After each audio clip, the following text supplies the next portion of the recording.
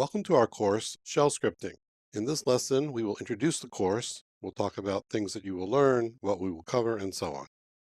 Our topics are as follows: the subject matter of the course, the audience, who the course is intended for, things you should know already before starting to learn, the course goals, in other words, what you should know by the time you're done with the course topics in a little bit more detail, our presentation method, and then we will summarize. The subject matter of the course: portable and robust scripting with the POSIX shell. We will cover the Unix toolbox, utilities, and approach to scripting. We'll look at the shell language. In particular, we'll look at syntax, which means the control structures, and the various facilities, such as variables, substitutions, and so on. There's quite a lot. Not just the techniques of shell scripting, but how to write robustly. One of my favorite quotes: experience is something you don't get until just after you need it. So the point of the course is knowledge transfer from me to you. Our audience: well, anybody that wants to learn about shell scripting. This applies to people working on legacy Unix systems such as Solaris, AIX, and HPUX. If you're using a Mac OS X system and you open up a terminal, you're going to get a shell, so it applies there. And of course, on GNU Linux systems and or any of the various BSD-based systems. And in addition, you may be working on Windows, in which case you may be working in a SIG-Win environment, or you may be using the Linux emulation that's available in Windows 10. Typically, our audience is software developers and system administrators, but you may just be a power user of a Linux system. Things you should know already: well, how to open a terminal window on your system. You're going to be working at a shell prompt besides writing scripts. How to use an editor to create scripts. We're not going to get into that. We assume that you can use a text editor. How to use the chmod command to make a script executable. You should understand the way file trees work in Unix and Linux, which means files and directories and how to move around directories. You should also understand how file permissions work. There are two aspects to file permissions. There's ownership, which is the user of the file, the group owner of the file, and anybody else, which is typically called other. And then there's permissions. Unix permissions are threefold. You have read, write, and execute permissions, and that's repeated 3 times for each of user, group, and other. So we're not really going to get into that. You should understand how that works. When you're done with the course, then you will understand the shell's syntax and behavior. You'll understand how the shell works. You'll be familiar with the basic set of Unix tools. So we say Unix, but that applies to all those other systems that we just mentioned earlier, Linux and BSD, etc. You'll understand and be able to use regular expressions, which is a very important part of shell scripting.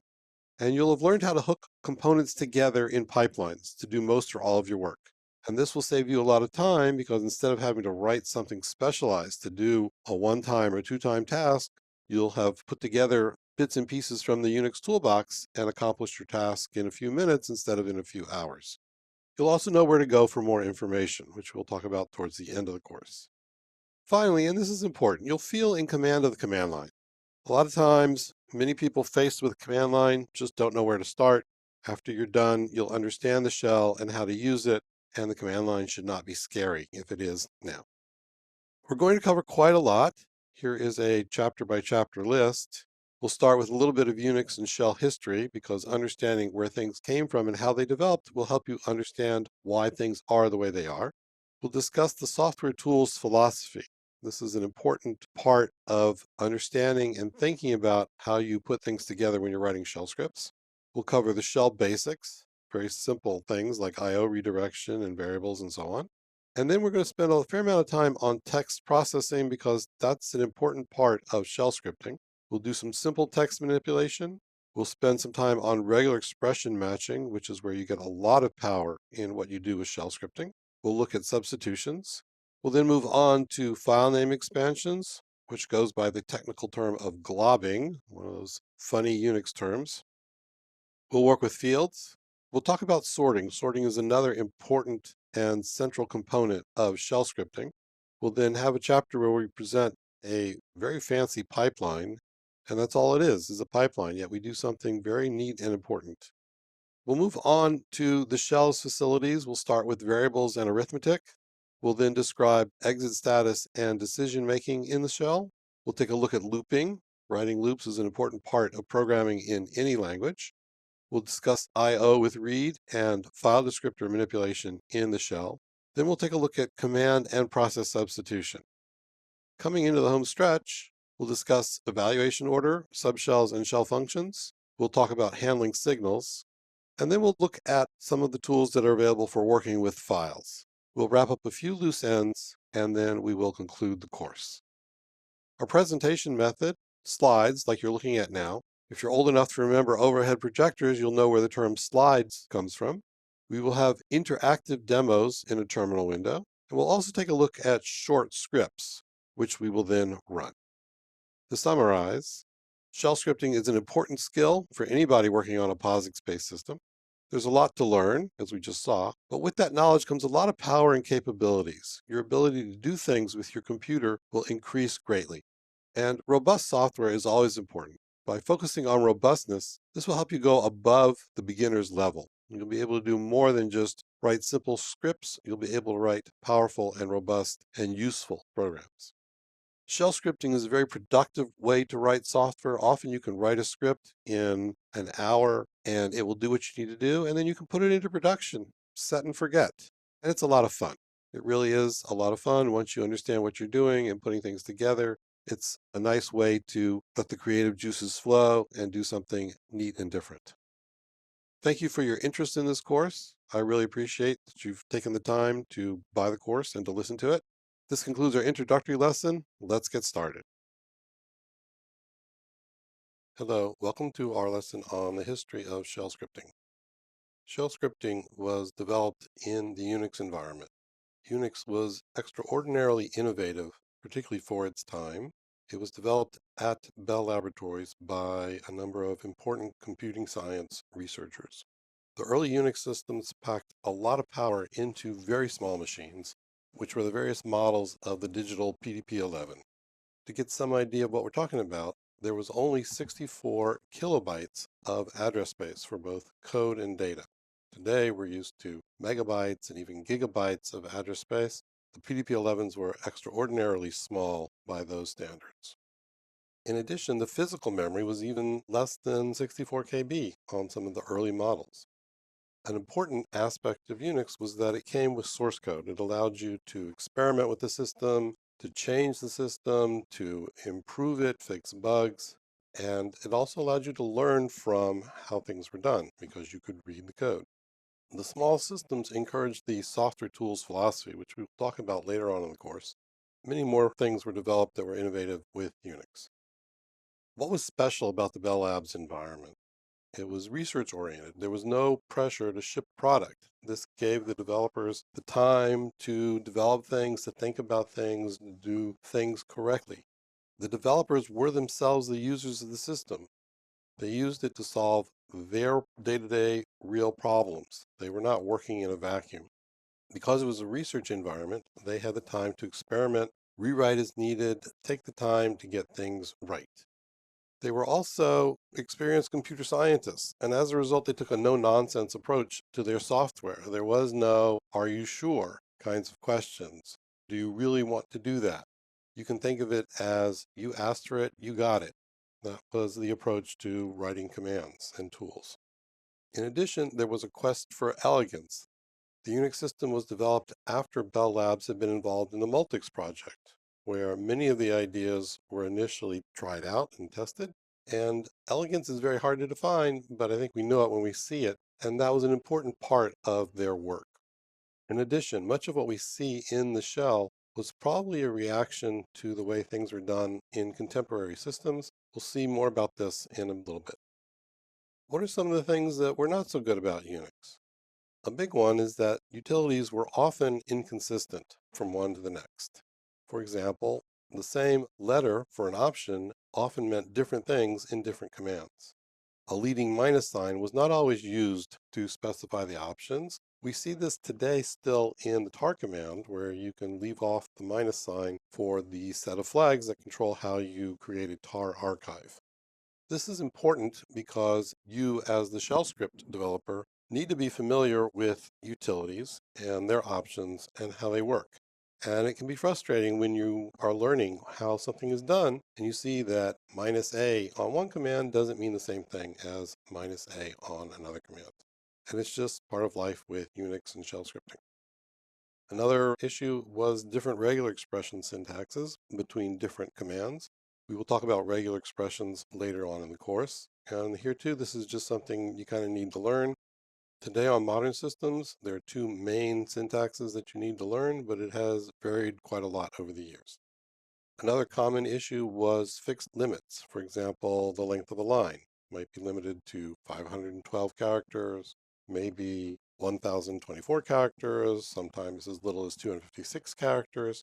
Again, the small limits made sense on the PDP-11, where you only had 64K data total. You couldn't just allocate an arbitrary amount of memory.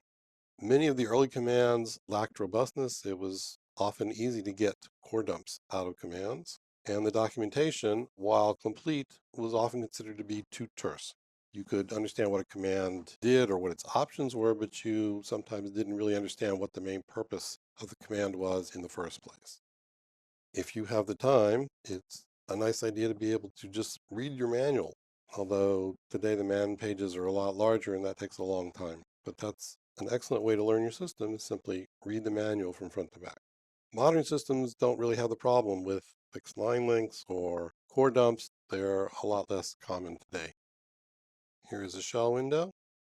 We have a simple file. Let's copy it. Copy hello.sh to hi.sh. Let's just compare the files to see that we have indeed made an exact copy. This command will print same if they're the same, or different if they are not. You see that they are the same. Let's look at another system. VMS is a more recent system, but it too had a fairly verbose command language. How did the Unix shell differ? A major point was that the shell was not built into the operating system. This means that you as a user could change to a different shell. If you didn't like the main shell that your administrator assigned to you, you could write your own shell. This is still the case on any non-Unix system. If you look at Microsoft Windows, when you open a command window, you get the command interpreter that is supplied with the system, and you can't change it. Whitespace, by which we mean space and tab, separated options and arguments from the command name. Compare that to all the parentheses and commas that we saw a few minutes ago.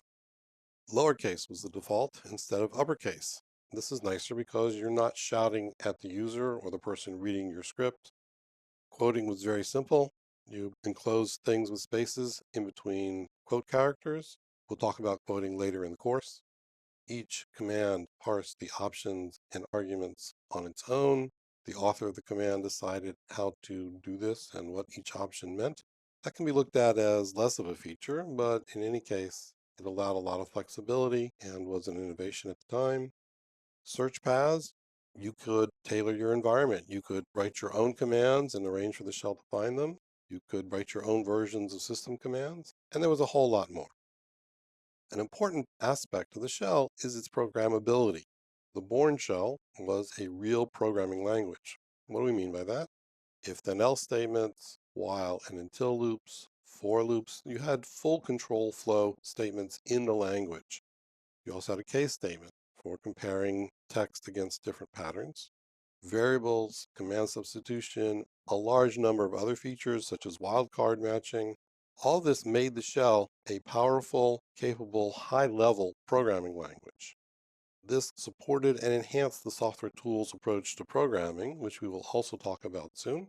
These two complementary aspects of the Unix environment, the high-level programmability of the shell and the software tools philosophy, enhanced each other, supported each other. There was something of a symbiotic relationship between the shell and the utilities.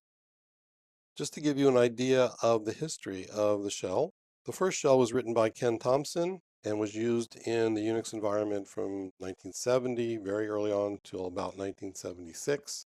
In 1975, maybe a bit earlier, John Massey wrote a shell for the Programmer's Workbench version of Unix. This was a different version of Unix that was used inside the Bell system for software development for large telephone switching systems. The Bourne shell for V7 Unix in 1977. The Bourne shell is the father of all our modern shells.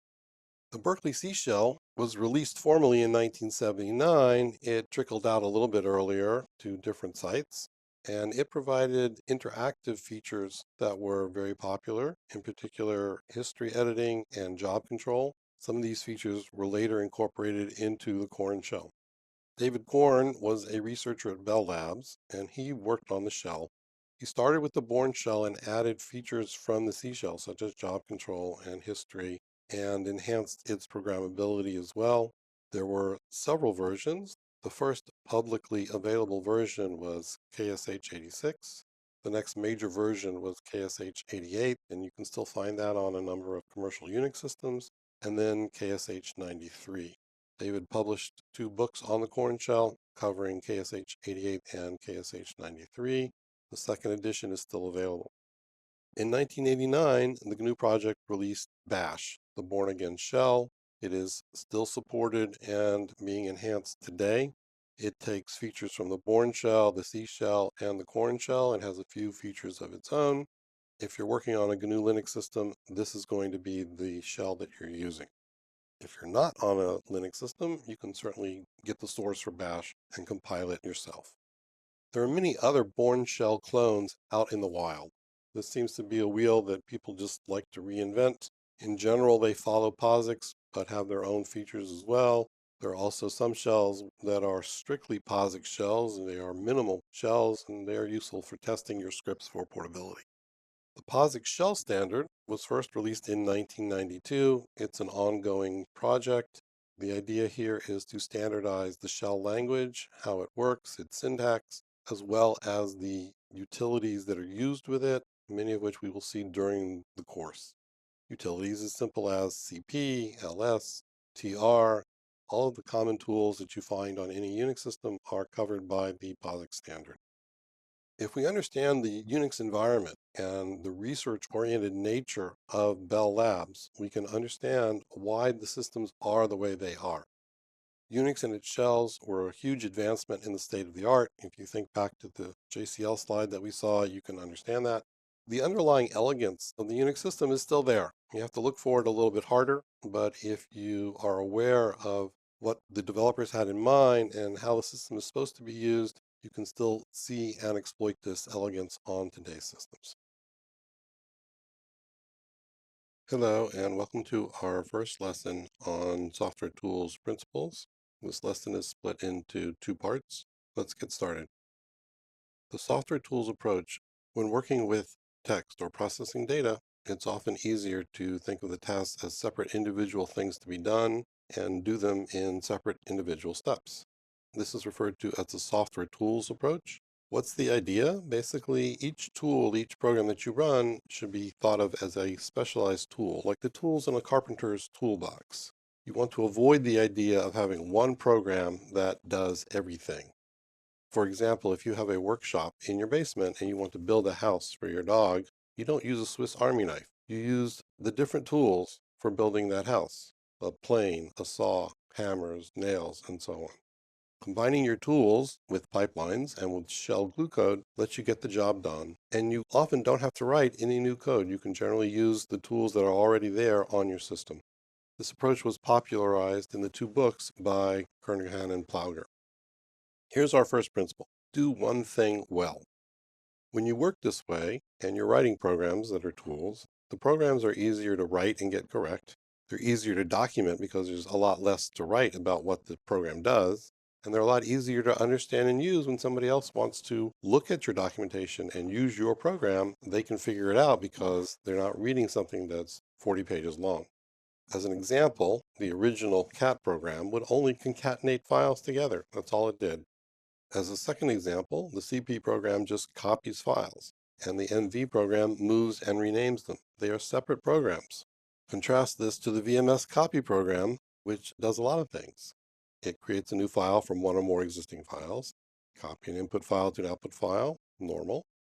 Concatenate 2 or more input files into a single output file.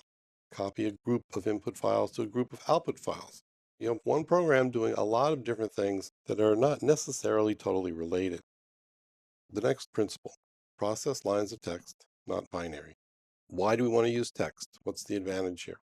First of all, it's easy to process because we have lots of existing tools that already know how to work with text. You can edit your data with any text editor, whether you like Vim or Emacs or Notepad or gedit. Whatever text editor you have handy, you can use it to edit your data. Text is portable across networks and across machine architectures. Little endian, big endian, doesn't matter. And here's an example. We want to generate a list of unique login names. So we use a pipeline, which we will discuss in detail. We want to generate a list of unique login names. Let's see who is logged into the system. We see that we have a total of about 4 users logged in multiple times. This Linux system is like Unix. It's a multi-user system. We can have multiple people logged in at the same time. The who command gives us a list of users and where they're logged in, as well as the date and time they logged in and from where. How do we get just the list of usernames? For that, we want the first field, the first column in the data, and we often use awk to pull out that data. So here's our first combination of tools. Who pipe to awk print $1. This simply prints the first field in each record. Let's see what that looks like. Well, there's our list of users, but we still have them in the order they're logged in, and we still have multiple instances of each user. Let's put them in order. We're going to take the output and run it through the sort command. So now our list of users is in sorted order. And pay attention to what we're doing here. We are testing things one step at a time. This is the advantage of having the shell as a command interpreter and as a programming language. You can try things out interactively at the shell prompt and see how it works and build up your pipeline one step at a time. Let's take care of that final task, which is making the list unique. In other words, we just want one entry for each individual that's logged in. So now we add the unique command, which removes duplicate lines. It expects the input to be in sorted order, which it will be.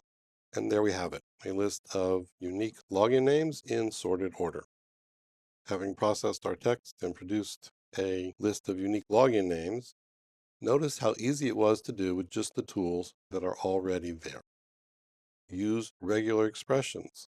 Regular expressions give you powerful text matching and substitution. We will talk about them more later on in the course. There are 2 flavors standardized by POSIX and available on today's Linux and BSD and Unix systems.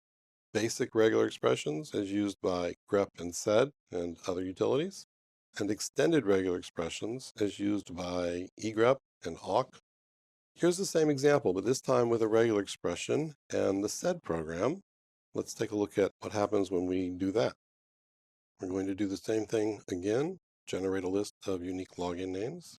This time we're going to use a regular expression. We see who is logged in. Now we want to extract the first field. We're going to do that by using a regular expression and the stream editor sed to remove everything after the first field. Here what we've done is a substitution where we're looking for anything that isn't alphanumeric, which would be the space after the first field, followed by anything, the dot star, and we're turning it into nothing, the null character between the final 2 slashes. And there's our list of users. Let's go ahead and finish up. We want to sort the list, and we want to make it unique. And there's our list of sorted login users. Another thing to note is that there's often more than one way to do things. We did exactly the same task, but we used different tools in order to extract the first field from our output data. Hello, and welcome to our second lesson on software tools principles. As we saw in the first lesson, the idea is that programs should be like specialized tools in a carpenter's toolbox. We want to avoid one program that does everything. For example, you don't use a Swiss Army knife if you want to build a house. And when you combine your tools, you can often get the job done without having to write any new code. This approach was popularized in 2 books by Kernahan and Plowner. In the earlier lesson, we saw the following. Do one thing well. Process lines of text and not binary, and use regular expressions. Let's pick up and keep going. The next idea is to default to standard input and output. When you have no explicit files on the command line, use standard input and output as where you read data from and where you write data to. Why? Well, first of all, this makes writing your programs a lot easier. Second of all, it makes it real easy to hook your programs together with other tools in pipelines. And it once again encourages the idea of doing one thing well. These programs are called filters by analogy to water pipelines. And when you start thinking in this way, you find that it becomes very easy to get your job done. The next idea is don't be chatty. If you mix status messages with output, the program in the next stage of the pipeline will just get confused. It won't be able to distinguish what's real data from what is status. This encourages a you asked for it, you got it approach. There's no are you sure kinds of messages. This is very refreshing in a lot of ways. You do need to know what you're doing. You want to be careful what you type. If you type rm star and you accidentally hit the space bar before the .o, you're going to get a .o not found and all your files will be gone. So you got to pay attention. As an aside, you probably want to use a source code control system, even for your non-source files like documentation, makefiles, notes. There are many good source code control systems such as Git, Bazaar, Mercurial, and Bitkeeper. Those are all free software. Use the input format for output. Let's say you're working on a structured text format, not just arbitrary lines of text, but there's some structure, headers, data. After you've done processing, you want to write that same format that you read. This lets you build specialized tools that work together. This is something of a later principle. You won't see it mentioned in the earlier books, but nonetheless, it's been adopted by the Unix and Linux and shell scripting worlds. A really excellent example is the Portable Network Graphics suite of programs. These work on PNG files, which you've probably seen. In this pipeline, we're taking a PNG file, we're converting it to PNM format, Portable Network Map format.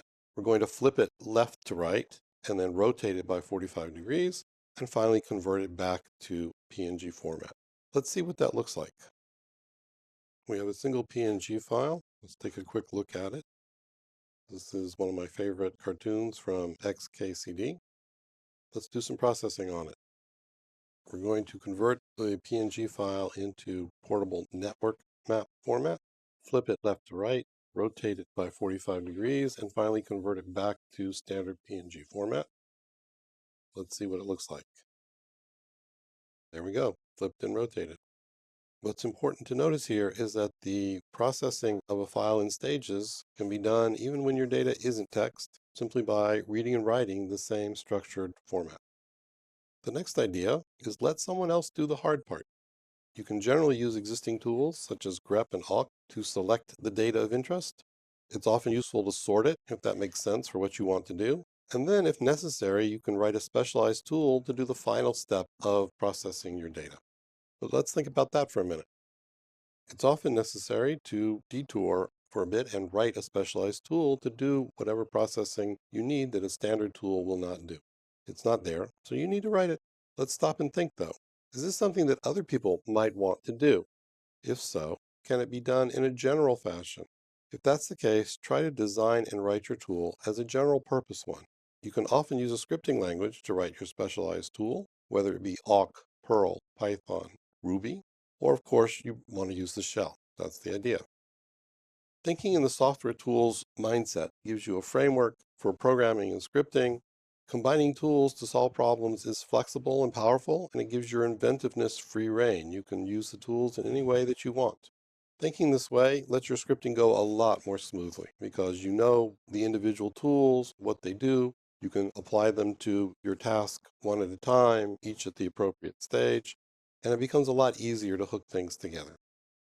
There are several books of interest. The original Software Tools book, a later book, Software Tools in Pascal. This one is probably more accessible for today's reader.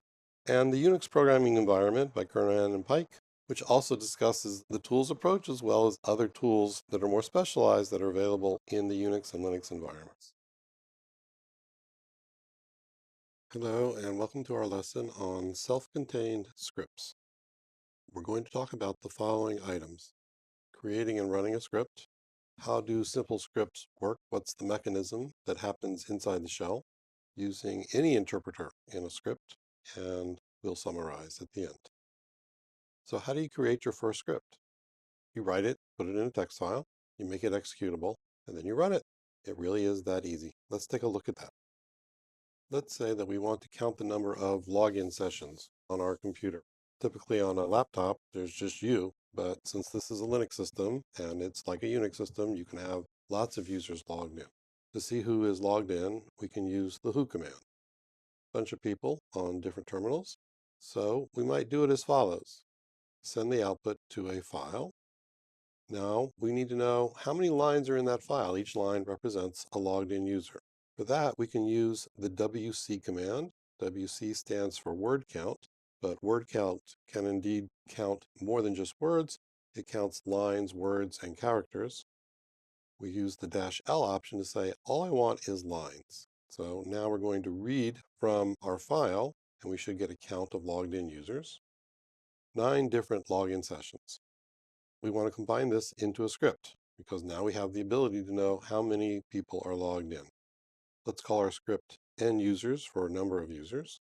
We have created our script simply by using cat because it's very simple. We don't really need a text editor for something this small. Now all we have to do is make the script executable in order to be able to run it. To make it executable, we use the change mode command, or chmod, to add the executable permissions to the file. And we can see that the file is indeed executable. Now all we have to do is run it, and we have 9 login sessions.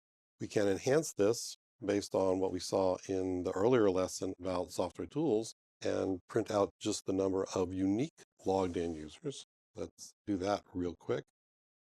Here, what we need to do is select out just the usernames and then sort them and make them unique before we count them. So let's do that. Now what we've done is run who, which prints out full information. Select the first field with awk, sort the information, remove duplicates, and then count. Let's save this and run it. And we see that there are only 4 individuals logged into our system, even though each individual is using several terminals. So now let's see, how does this work? We have our arrow indicating time going from left to right. We start out with the parent shell. That is the interactive shell into which we type our commands. When you have typed a command, the shell first creates a new process using the fork system call. This is the child shell, and it tries to run the program that you have named. In the previous example, the program was called n users, and it was indeed executable. The shell tries to exec the program. In other words, it thinks it's a binary object file, and it tries to run it using the exec system call. However, it's a text file. The exec fails because it's a text file. It's not a binary object file like ls or pwd or some such. So what does the shell do? It says, okay, the exec failed. It must be a script. And then it just goes ahead and runs the script. When it's done, it exits. And that returns to the parent shell, at which point the parent shell notices that the child has died, and it continues by giving you another prompt. So that's fine and good for the shell that you're running. But what if you want to use some other program? So as we mentioned, binary executables are normal. They start with what's called a magic number indicating the type of the object file. That's how the operating system knows how to run the program. Modern operating systems support multiple object file formats. It's the magic number that indicates this is a particular type of executable. In order to be able to use any kind of interpreter for a script, we use a special magic number that is text. This is the # followed by an exclamation point. What does this look like? You say #bang. You give a full path to the interpreter that will run your program. Optionally, you may include a single argument on the command line. It is the kernel, the operating system, that parses or understands this line. It's very simple. There's not a lot of fancy capabilities here. There's no path searching, no quoting, as dead simple as you can get. So you have to remember that when you use this feature. As we mentioned, 1 optional argument, 1 and 1 only. And be aware that some systems have a very small limit on the length of the path name, sometimes as small as 32 characters. Let's see this in action. We're going to create a very simple executable file that does the traditional hello world kind of thing. We're going to use awk in order to do that, since that happens to be one of my favorite programming languages. There's our #bang line. Now this is also syntactically valid in awk because the # starts a comment. And there's our program. If we don't make it executable, we have to run it by running awk manually. Let's make it executable. And let's run it. So we see that it works. You can use this for any scripting language, Python, Perl, Ruby, awk, and for the shell. And so let's see, what does that look like for the shell? We've created our file. We have made it executable. Shell scripts can be as simple as executable text files containing shell commands, but that only works if the script is in the same language as your interactive shell. This is a particular problem if you happen to use the C shell as your interactive shell and the Bourne shell or bash as your scripting shell. If you use #bang, you can write your script in any language. The kernel will then always run it correctly, but you can only use one optional argument to the interpreter. Welcome to today's lesson on variables and simple output. The things we want to cover today are variables and quoting. We'll look at the bare minimum, the echo command, some portability issues with echo, the alternative, which is the printf command, and then we will conclude. Variables are the workhorse of any programming language. They store data. Variable names in the shell start with a letter. The names may contain letters, underscores, and digits. Case in variable names matters. Let's take a short look at that. We've assigned a variable named long name. We have used quotes because the value includes spaces in it. The variable long name in all uppercase is a different variable. Let's look at that. We use a $sign in front of the variable name in order to get the variable's value. And it's clear that the two variables are in fact different. Let's take a short look at quoting issues. We've assigned a variable named A. It has 2 letters and a bunch of spaces in it. Let's see what happens when we simply use the variable's value. The shell takes the value of A, puts it into the command line it's building. The white space in the value becomes regular white space. It's no different than if we had simply typed the following, like that. In order to preserve white space, we need to use double quotes. It's important to use double quotes and not single quotes. Single quotes do not do any interpretation of the value in between them. Let's move on to discussing output. We just saw the echo command, which is very simple. It takes its arguments and prints them back out to the command line. But it's not quite so simple. Various versions of echo developed and changed over the years. In particular, it's common nowadays for the -n argument to be used. The point of the -n argument is prompting. The -n argument says, don't print the final new line in the output. So if you had something like this inside your script, you would use it in order to read a value. Here you see it printed the prompt string, and then the $sign is our shell prompt. There's no terminating new line on the output. Other versions of echo did things a little bit differently, using escape sequences based on those in the C language. In the bash shell, in order to use escape sequences, you have to use echo -e. The \t is an escape sequence for tab. It prints the number 1, a tab character, and the number 2, and then the final new line. Different versions did different things. POSIX ends up standardizing only plain output, although it does allow as an extension the use of escape sequences. In practice, -n is almost always available, and in practice, you simply want to use regular strings. Let's look at a script that uses echo for prompting and reading input. Pattern here is to echo a prompt and then read input with the read command. In most cases, we throw away the input by using a variable named junk. On lines 10 and 16, we have extra read commands in order to provide a break between each instance of prompting and reading input.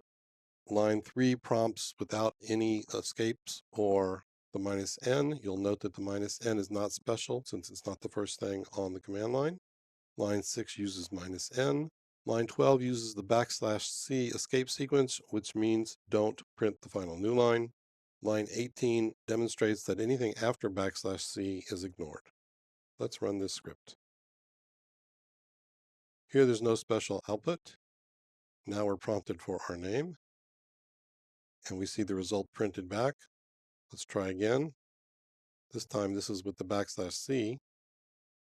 We can enter our name one more time. You see that there is nothing after the \c in the original script. And there you go. The printf command is an alternative. It works like the printf function in C, where you give it a formatting string and arguments. Here, escape sequences are much more important. Without the \n at the end, which means a new line, we would not get a new line in the output. The main escape sequences are %d for numbers and %g for floating point. So 2 is not quite 2.3, but you see what we're talking about. %s is used for strings. Here you see the typical use where you have the formatting string, %s, and literal characters that are printed, the comma and the space, and escape sequences, the \n. They're all used together. There is an additional formatting sequence, which is like %s, which is unique to the printf command. Let's show the difference. The arguments are the same, 1, \t, and 2. The \t is the escape sequence for a tab. %s will print the first one exactly as we've typed it. %b interprets the escape sequence within the argument, as you see here. An important point about printf is that it reuses the formatting strings for each argument. Here we've given only one formatting specifier, but we've given 6 arguments. It prints each one, simply cycling through the formatting string until it's done. In general, you want to use \n except when you want to prompt, like so. Let's take a look at a script that uses printf. This script is essentially the same as the previous one, where we do some simple output. You'll note that there's a difference between \c. You're allowed to use \c, which we saw from echo, in arguments to %b. You're not allowed to use it in the format string. Let's run this script. There's our simple output. The \n is printed literally because we use 2 backslashes in the script. We'll take a quick look back at that in a second. You cannot use \c in format strings. It doesn't do anything special. But in argument strings, you can. Here we're prompting, which is the normal use, and we're done. Just to point out, on line 3, we use 2 backslashes in the argument string in order to get a real backslash in the output, which you can see on the left in the window. It's worth noting that both echo and printf are built into modern shells, like bash and the corn shell. They're also available as external commands living in the file system, and you'll want to look at your man pages to understand how those work and to get the full details for the escape sequences and for the formatting strings. Variables store data. $variable gets you your value. You want to always use double quotes when you get variable values. You never know when a value may have white space in it. Echo and printf exist both externally and built into the shell, so be careful, there may be incompatibilities between them. Use echo only for a super simple output. Don't mess with -n or -e or escape sequences. Use printf when you want to prompt and to have more control, and take advantage of your man pages and the built-in help in bash and in other shells to see how things work. Hello, and welcome to today's lesson on command line arguments and how to process them from within a script. The things we will look at are as follows: referring to arguments within a script, processing arguments, and then we will talk about robustness tips and conclude. The number of arguments that were passed to your script is available in a special variable called $pound. In an interactive shell, we don't really have arguments, so $pound is 0. The command line arguments are referred to as $1 through $9. We'll take a look at a script that shows this in a few minutes. In addition, there are other special variables which let you access all your command line arguments at once in 2 different ways. Let's take a look at some scripts. This script is very simple. It simply prints the number of command line arguments. We're using the printf command that we saw in an earlier lesson. Let's run it. Here we actually have 7 arguments. The fifth argument is a quoted string with embedded whitespace, and we see that we do indeed have 7 arguments. Let's take a look at how we refer to those command line arguments from within a script. The first 9 arguments are available as $1 through $9. And then we have 4 different variants which let us refer to all the command line arguments at once, $@ and $* and quote $@ quote and quote $* quote. On line 5, we print the number of arguments as we did just now. We show the first argument on line 7, and then we demonstrate the differences between $* and $@ both without and with double quotes. Without double quotes, $* and $@ are essentially the same. They bring you all the command line arguments, but without preserving any white space. Quote $* quote gives you all the command line arguments as a single argument. Quote $@ quote gives you all the command line arguments as separate individual double quoted strings. This is the one you want to use. It preserves white space. Let's demonstrate this. For each variant, we show the number of arguments, and then we echo an extra line simply to provide separation. Let's run this script. Once again, we have 7 arguments. We see that the number of arguments is indeed 7. The first argument is A. For plain $, we see simply the values. There's no quoting going on, so it's hard to see that the 5th argument was originally a single string. And in fact, that is lost. The number of arguments printed out is 9. Same thing for plain $@. Identical output, and the number of arguments is 9. It gets more interesting for quote $* quote. All our arguments are treated as a single string. There's only one argument. Quote $@ quote, again, the output looks the same, but here we see that the number of arguments is 7. So we have preserved our white space. We have preserved each argument exactly as we got it from the command line. Let's take a look at how we process arguments within a script. There are 2 common ways to process arguments within a script. The first is to use a while loop. Lines 10 through 15 are the body of our loop.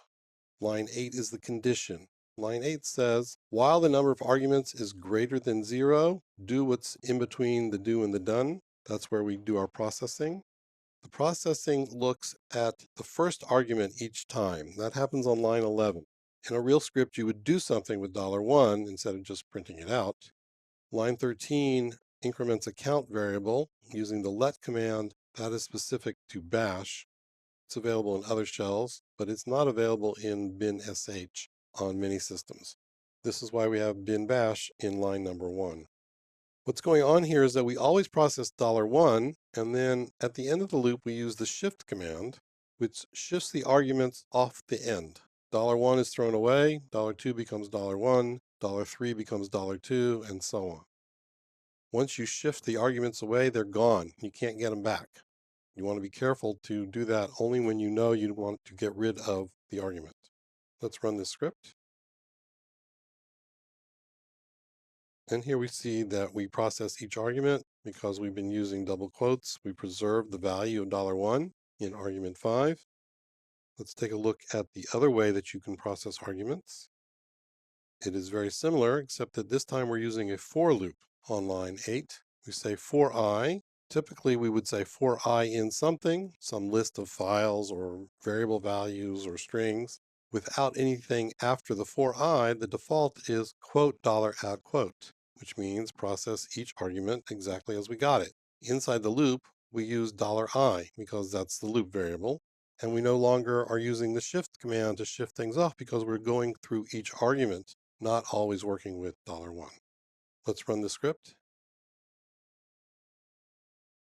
And we get the same output as before. So what have we seen for robust scripting? First of all, you want to always use double quotes to refer to variable values. You never know when a value may contain white space. We've mentioned this before, but it's worth emphasizing over and over again. You want to always use quote $@ quote to refer to all the command line arguments. You want to do this when you process them in a loop or passing them on to another command. The for loop is better than while and shift because shifting cannot be undone. It's good to keep your arguments around.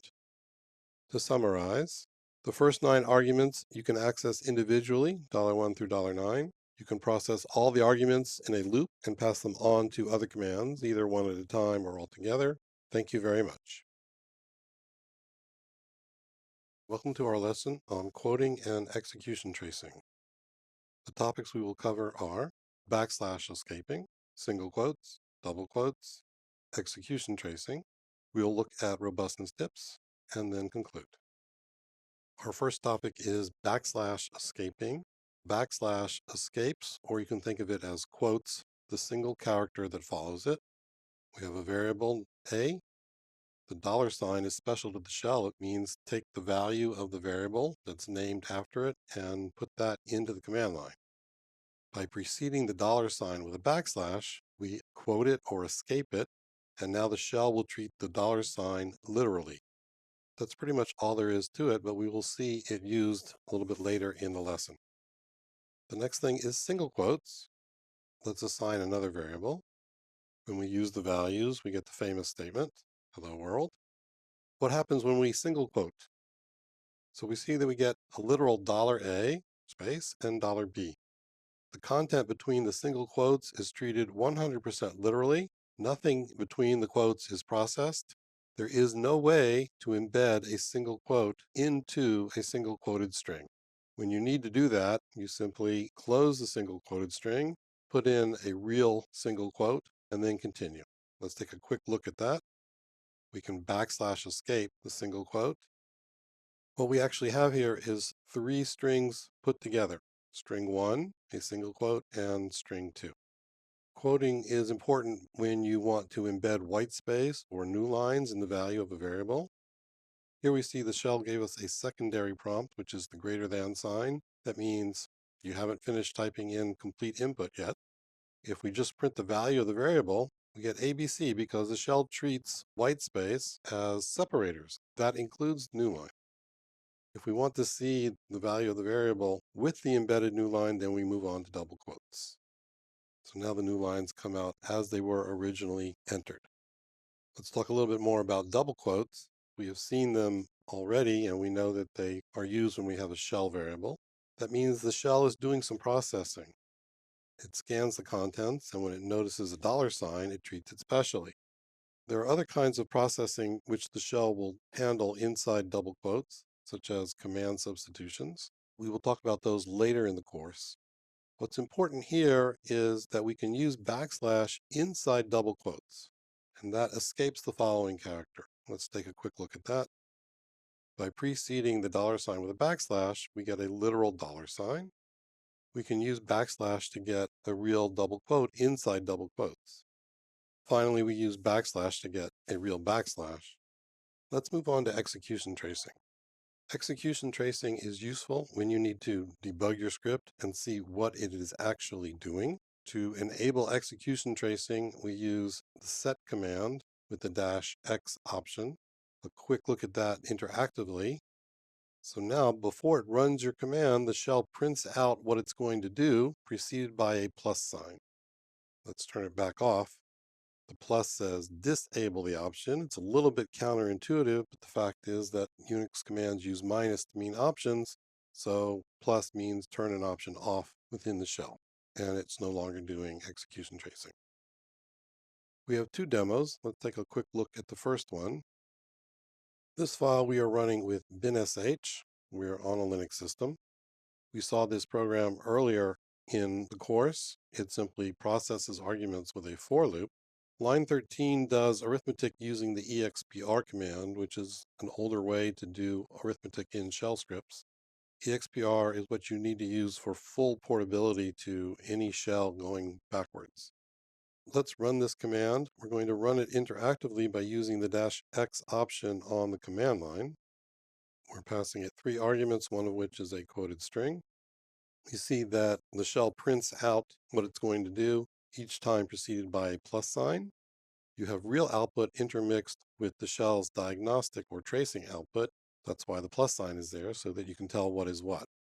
You'll notice that when we run it as sh, you can't really tell what is a single quoted argument in the trace. This can be a little bit annoying. Let's take a look at what happens when we use bash instead. This is the version written for bash. It uses the let command. Let's run it with bash and give it the same arguments.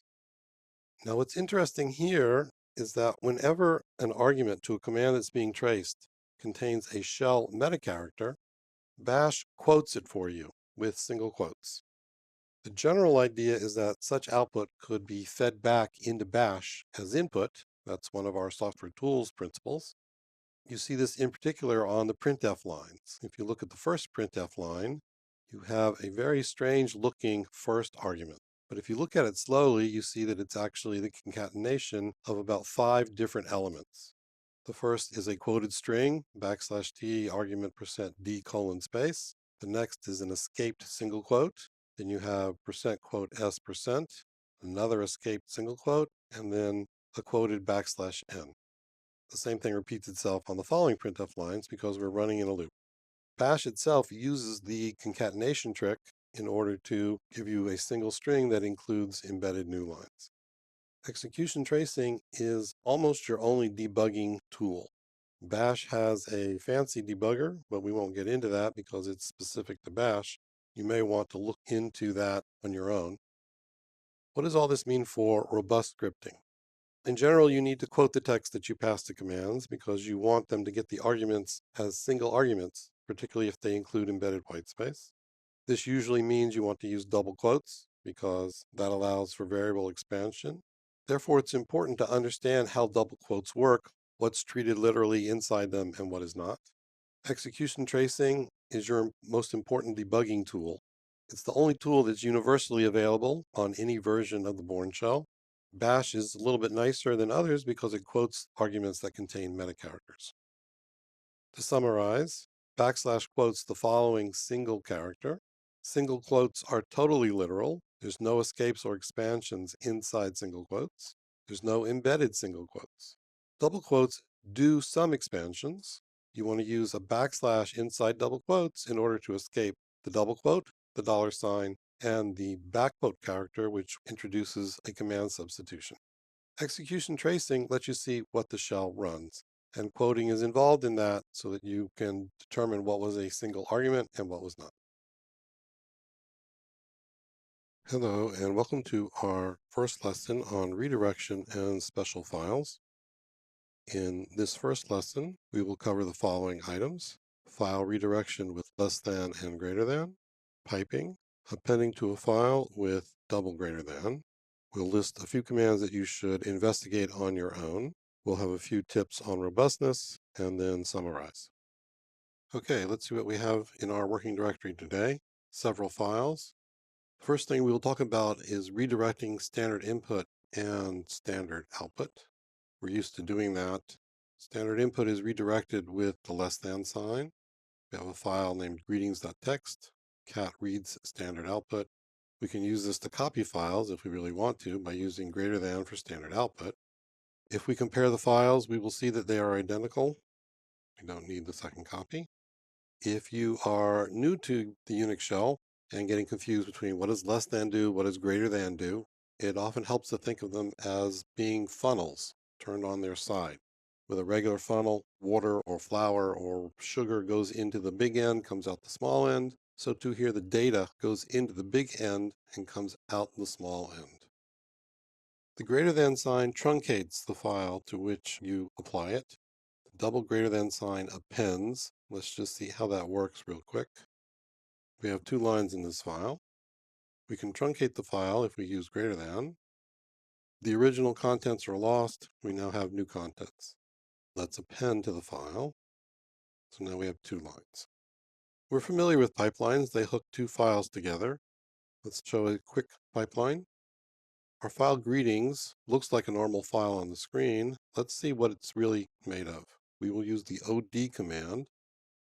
The -c option says show characters as opposed to octal values. We see that there is a \r that represents a carriage return.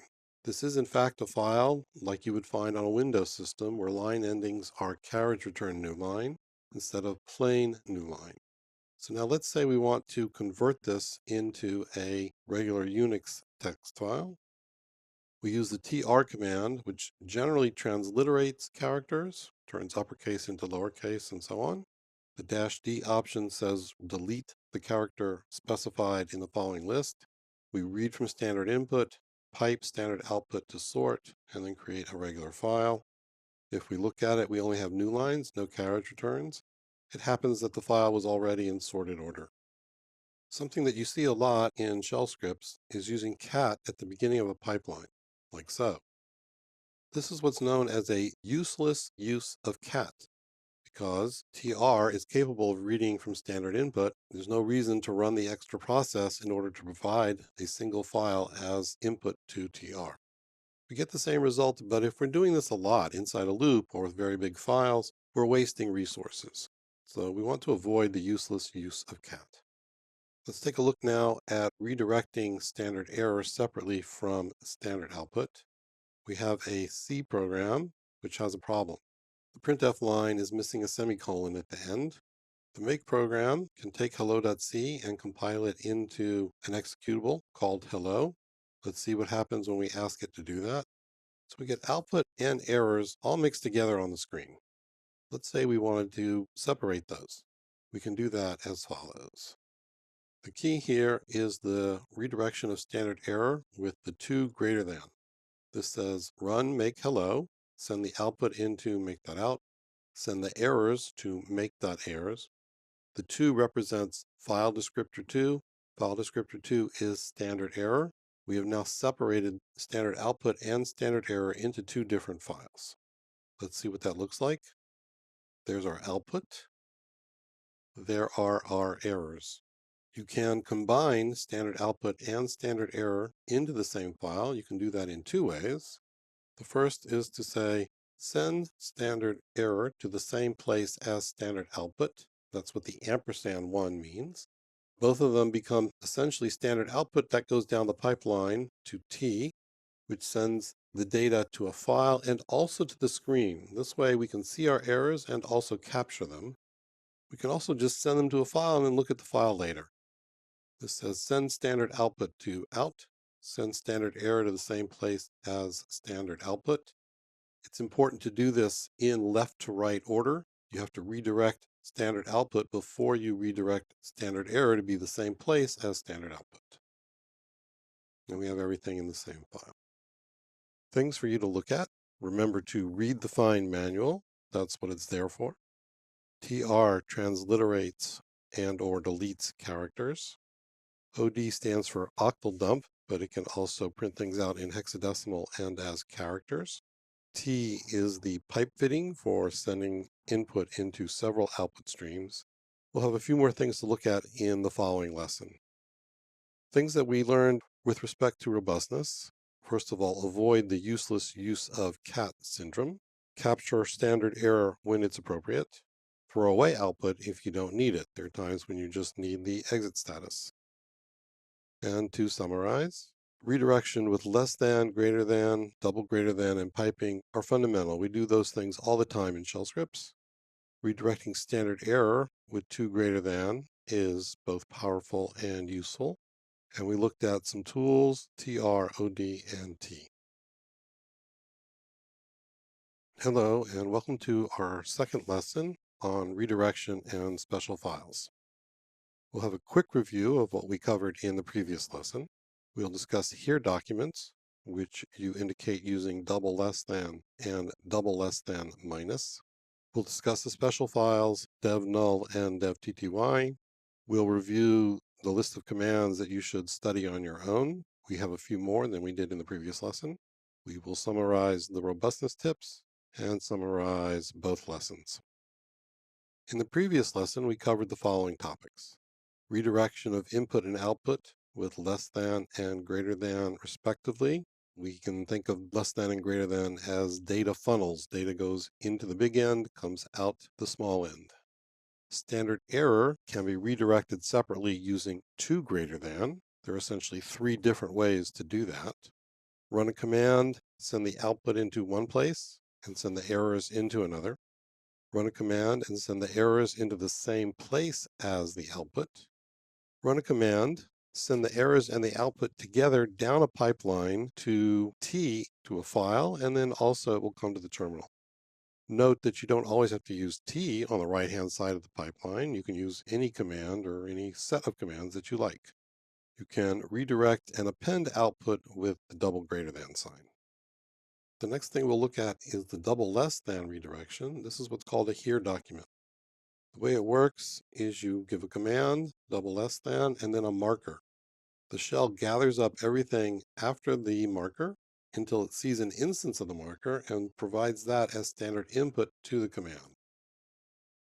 You'll note that I've used a variable substitution in the text. This entire text is what's called a here document, quote unquote.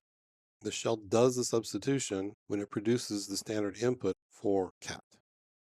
By quoting the marker, the shell will not process the text. It comes out literally. Let's take a look at a script that uses this.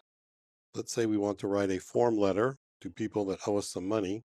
We have a list of people, their email addresses, and what they owe us. So we have two people, the sum of money, their email. These are separated by colons. Each piece of data is called a field. Each field is separated by a colon. Let's take a look at the script. We begin with a shell function that's used for demonstration. We don't really want to send any email. This will simply print the output to the screen. The real work is done on lines 11 through 25. Line 11 sets the input field separated to a colon. This way, when we read separate variables, the data is what's between colons instead of what's between white spaces and tabs. The loop reads data until done. The input redirection is at the end of the loop, down on line 25. This is a little bit unusual, but putting the redirection on line 12 would cause the shell to open the input file again each time around the loop. This would give us an infinite loop. The body on lines 14 through 23 is what's interesting. We say mail with a subject line of late payment due to the email address, double less than, minus, end of file. The minus says, allow the text of the here document to be indented with tabs. It needs to be real tab characters and not spaces. Line 17 uses a command substitution between $paren and $paren. It runs the date command. The date command takes a formatting string that prints the current date. At the end of line 17, you'll notice that we used a backslash in front of a $sign in order to get a real $sign, immediately followed by the value of the variable amount. Let's run this script and see it in action. The first line of output is simply mail echoing its arguments. Then we see the form letter with all the values substituted in. We see the date, we see the $sign, we see the name in the Dear Sir line, we see the email address in the value of the mail command, and we see it for both letters. Finally, let's talk about some special files. There are two of interest. Dev null, which is what's called the bit bucket. Output to dev null is simply thrown away. It goes nowhere. This is useful when you want to check the exit status of a command, but you don't want its output. This is particularly useful in scripting with the grep command to know if something exists. For example, to look for a user, you might say something like, here we look for user Arnold in the password file. We don't really want the output of grep, we just want the exit status. So we throw the output away into dev null. Reading from dev null immediately returns end of file. You don't get any data. The other special file of interest is dev.tty. Dev.tty is your terminal. TTY stands for teletype, which was the original kind of terminal the Unix developers had. Dev.tty is important if you wish to communicate directly with your user, because standard output and standard error and standard input can all be redirected. But if you work with dev.tty, you're working with the user's terminal, which is effectively the window and the keyboard. Let's take a look at a script that does that. This shows how you might prompt for a password. Just to be different, we're using an until loop, which compares the two passwords that we've read, pass and pass2. We start them out different so that the loop will run. The body of the loop starts on line 6. We turn off echoing of input. In other words, you're used to seeing every character that you type printed on the screen as you type it. The stty command says turn off echo. Stty controls terminals. It's a very complicated command, but the use that we're putting it to here is fairly simple. We prompt for a password, we read the password. On line 12, we prompt again. This is always a good idea to make sure that the user has not mistyped their password, especially since they can't see it. We read the password. On line 16, we turn echoing back on. Lines 19 through 24 then compare the two passwords and tell us if they match or not. Let's run the script. My password doesn't echo. You can't see it. Here are the things that you should look at on your own. Once again, a reminder to read the manual. TR transliterates or deletes characters. OD dumps bytes as octal, hexadecimal, or as characters. T is the pipe fitting. In this lesson, we saw the date command, which lets you print the date, but with formatting control. That's very useful in scripting. We also saw the stty command, which sets terminal modes or status, and that's useful for disabling echo when prompting for a password. Robustness tips: avoid the useless use of cat syndrome, capture standard error when appropriate, throw away output if you don't need it, use dev null. Use here documents instead of separate data files. In our form letter script, we carried the text of the form letter around with us in a here document as part of the script. We did not need a separate data file that had just the text of the form letter. Use devtty and the stty command for communication with the user. Since standard error and standard output can be redirected, devtty should give you a human being to talk to. To sum up, redirection with less than, greater than, double greater than, and piping are fundamental. Here documents are useful, but they're not as well known. We don't use them very much at the command line. Redirecting standard error with 2 greater than is powerful and useful. The tools we covered: TR, OD, date, T, and stty. This concludes our lessons on redirection and special files. Hello, welcome to our lesson on command types. We will also discuss command and directory searching. Topics we will cover are the types of commands, command search order and the command, command searching with $path, and the type command for understanding what it is we're going to run, directory searching with cd path. We will conclude with robustness tips, and we will summarize. There are 3 different kinds of commands. There are commands that are built into the shell. There are shell functions, and then there are commands that are external. Those live in the file system. Let's look at a script that describes different kinds of commands. On lines 5 through 7, we define a shell function. The contents are the pipeline that we have used before, which gives a sorted list of users and then counts them. The list is unique. That's what sort minus u means. In other words, each entry appears only once. We define a function in order to have one, in order to see what it looks like when we want to know what is a shell function. Lines 9 through 15 run a for loop over different kinds of commands: cd, read, pwd, so on and so forth. And line 14 runs the type command.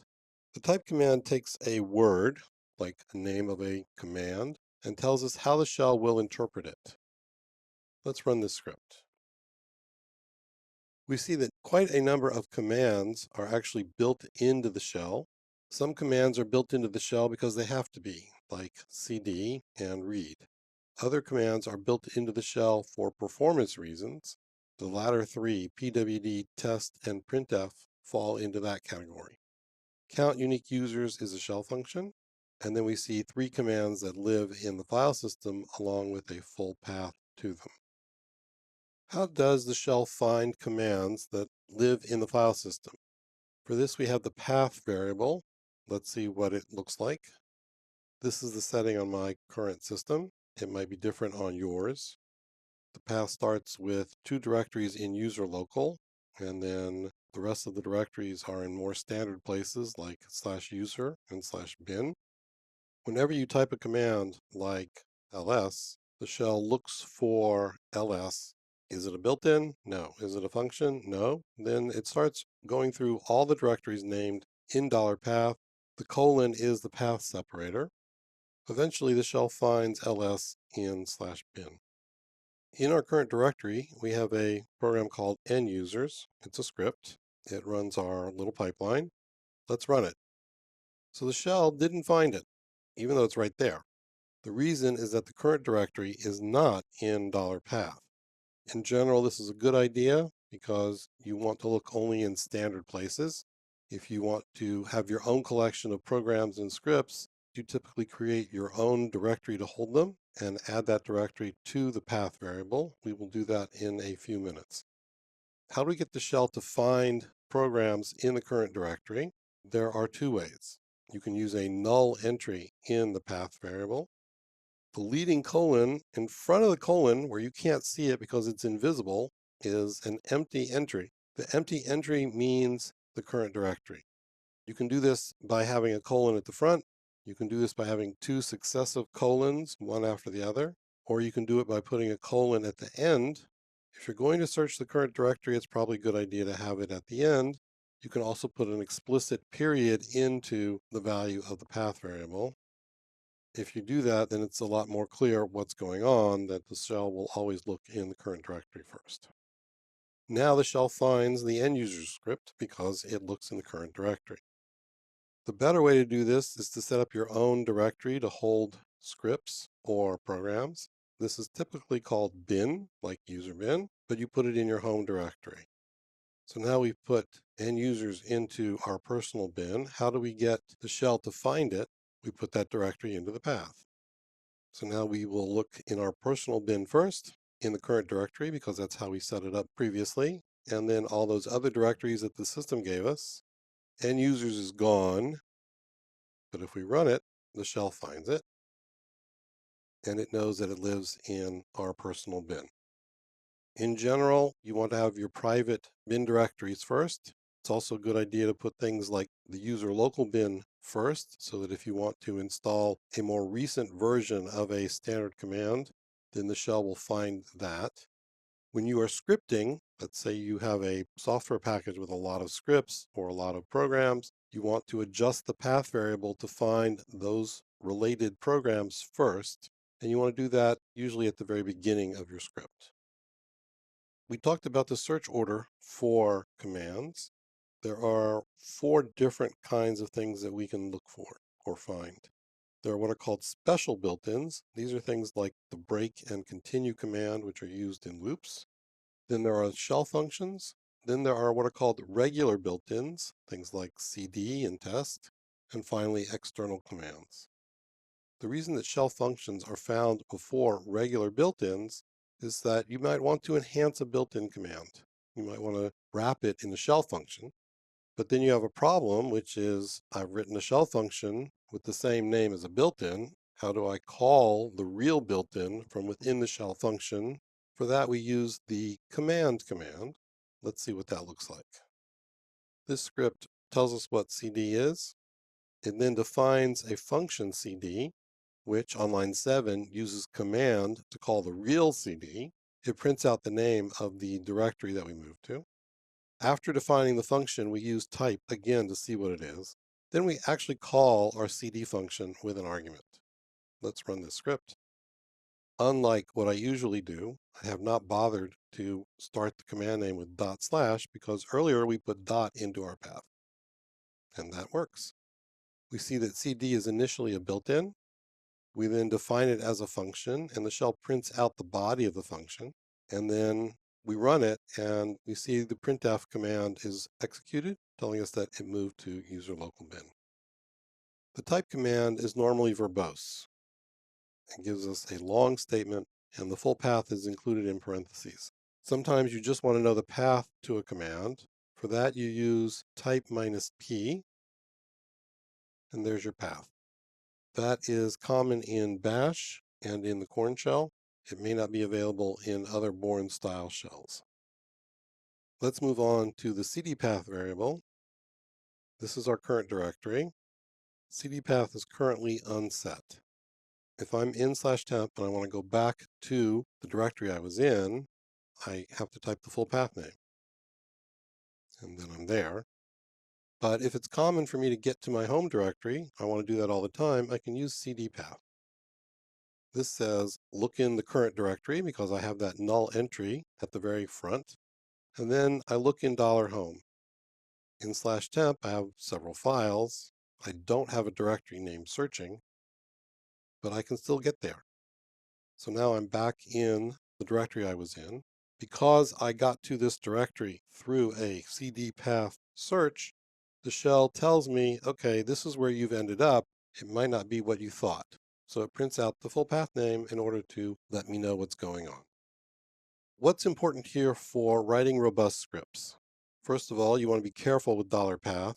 You want to use full path names only in $path. You always want to start each component with a slash. You don't really want to have empty elements or dot in $path. This is generally considered a security hole because somebody might put a Trojan script into whatever directory you happen to be running in, and then you will execute what they put there instead of what you think you're executing. You generally want to put your private directories first, either your personal directories or directories associated with your software package, and also the local directories. The command will skip shell functions, or in another way of thinking of it, goes directly to the built-in commands and the external commands. Type -P is good for knowing the full path to a program. Clear CD path in production scripts. This makes sense. You don't want a CD command in your script to be using a CD path that you inherited from whoever ran your script. You want to go to the directories that you want to go to and not what somebody else may have set up. In conclusion, there are three command types: built-ins, functions, and external commands.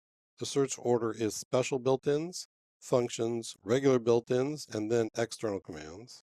Once we're looking for an external command, the shell uses $path. CD path gives you a search order for the CD command. Hello, and welcome to our lesson on simple text processing utilities. The tasks that we will look at today are as follows: counting lines, words, and characters, transforming text, converting tabs to spaces and back to tabs, extracting some number of either the first few lines of a file or the last few lines, and comparing sorted files. We'll have a few robustness tips and then conclude. A task that comes up very often is counting lines, words, or characters. This is done with the WC command, which is short for word count. The output order is a count of lines, words, characters, and bytes. The default is lines, words, and bytes. This goes back to the traditional version of the program where a byte and a character were the same thing. In the modern world, characters can be multi-byte encoded, in which case there is actually a distinction between characters and bytes. You can use options to control the printing to select only those things that actually get printed. -L prints only lines, and -W prints only words. Only is a little bit misleading. You can combine them to get just lines and words, but not characters. Similarly, -M is characters. The -M is undoubtedly for multi-byte.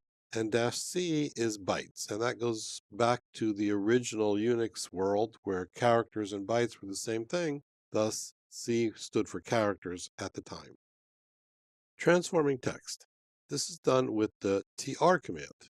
The usual way you use TR is to convert one set of characters to another. For example, you want to convert all uppercase letters to lowercase. You can use a range notation. This is the old style or V7 style or BSD style of command, where you just list the set of characters on the command line and you can use a range. POSIX introduced a different notation. Here you can convert lowercase characters to uppercase characters.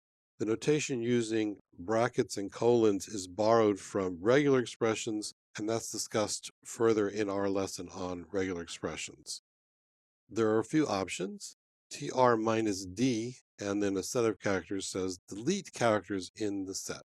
Let's say you want to extract only alphabetic or alphanumeric characters. You can delete things that are not alphabetic and numeric, such as punctuation. -C says complement set 1 and map it to set 2. In other words, anything that's not in set 1 gets converted to the corresponding character in set 2. This is a little bit tricky because it's based on character set ordering. And dash S says squeeze out repeated characters. For instance, if you have a run of blank lines and you ask it to squeeze out new lines, you'll end up with just one new line in the output file. And this is also useful. We'll see some examples of this in the demo lesson, which follows this lesson. Tabs versus spaces. There are two programs that we can use to convert tabs to spaces and back again. Expand converts tabs to spaces. Unexpand converts spaces to tabs. They both take the following options. -T list sets the tab stops. Tab stops is an obsolete notion. It goes back to typewriters where you could use the tab key and then the platen would move over to certain positions. You could set the tab stops. They didn't have to be uniform in terms of how many positions on the typewriter were skipped. Usually we just use a single number where we convert a tab to 4 spaces or 8 spaces or 2 spaces depending on what we're doing. There's also the traditional form where you give it a minus sign and a number, and that tells you how many spaces to convert tabs into. For example, you might say expand -4 to turn all my tabs into 4 spaces. For unexpand, there is an additional option. The -A option converts spaces before all tab stops. Typically, unexpand just converts leading spaces into tabs. With -A, it will go across the entire line and convert runs of spaces into tabs also, as appropriate. Expand and unexpand are particularly useful if you're a programmer and some people on your team only use spaces and other people on your team use tabs, and you want to make the source code uniform, either all spaces or all tabs. These programs are lifesavers in such a case. Extracting the first and last few lines from a file. We'll start with the tail command, which prints the last n for some number lines of a file. The default is 10.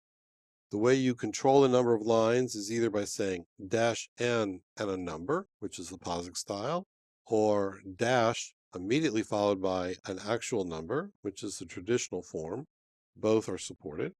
It's also very useful with the -f option, which follows a file. In other words, as a file grows, tail continues to read it and print out the new content. This is particularly useful for watching log files. The head command prints the first n lines, also 10 by default, and takes the same options.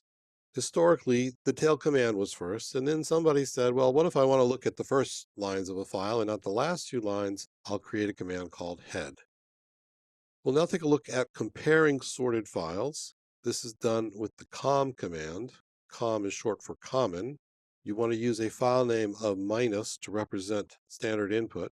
The output is in 3 columns. The first column is lines only in the first file. The second column is lines only in the second file. The third column is lines in both files. The options are -1, -2, and -3. These options suppress printing of the particular column. It says don't print that column. This can be a little bit confusing and hard to remember. You just take your time and think about it in order to use it. It's particularly useful in spell checking context. We'll see a real world example in the demo lesson. Robustness. Well, you want to use the POSIX options instead of minus and a number for portability. Utilities that work with character sets like tr or with sorted files like com are sensitive to the current locale, and this can really bite you. Character cases can vary between locales. A character that is lowercase in one locale may not exist in another. Also, files sort differently in different locales, and this you really have to pay attention to or it will hurt you. You can use export lc_all equals c in order to give yourself a traditional quote unquote environment where things are based just on ASCII byte ordering.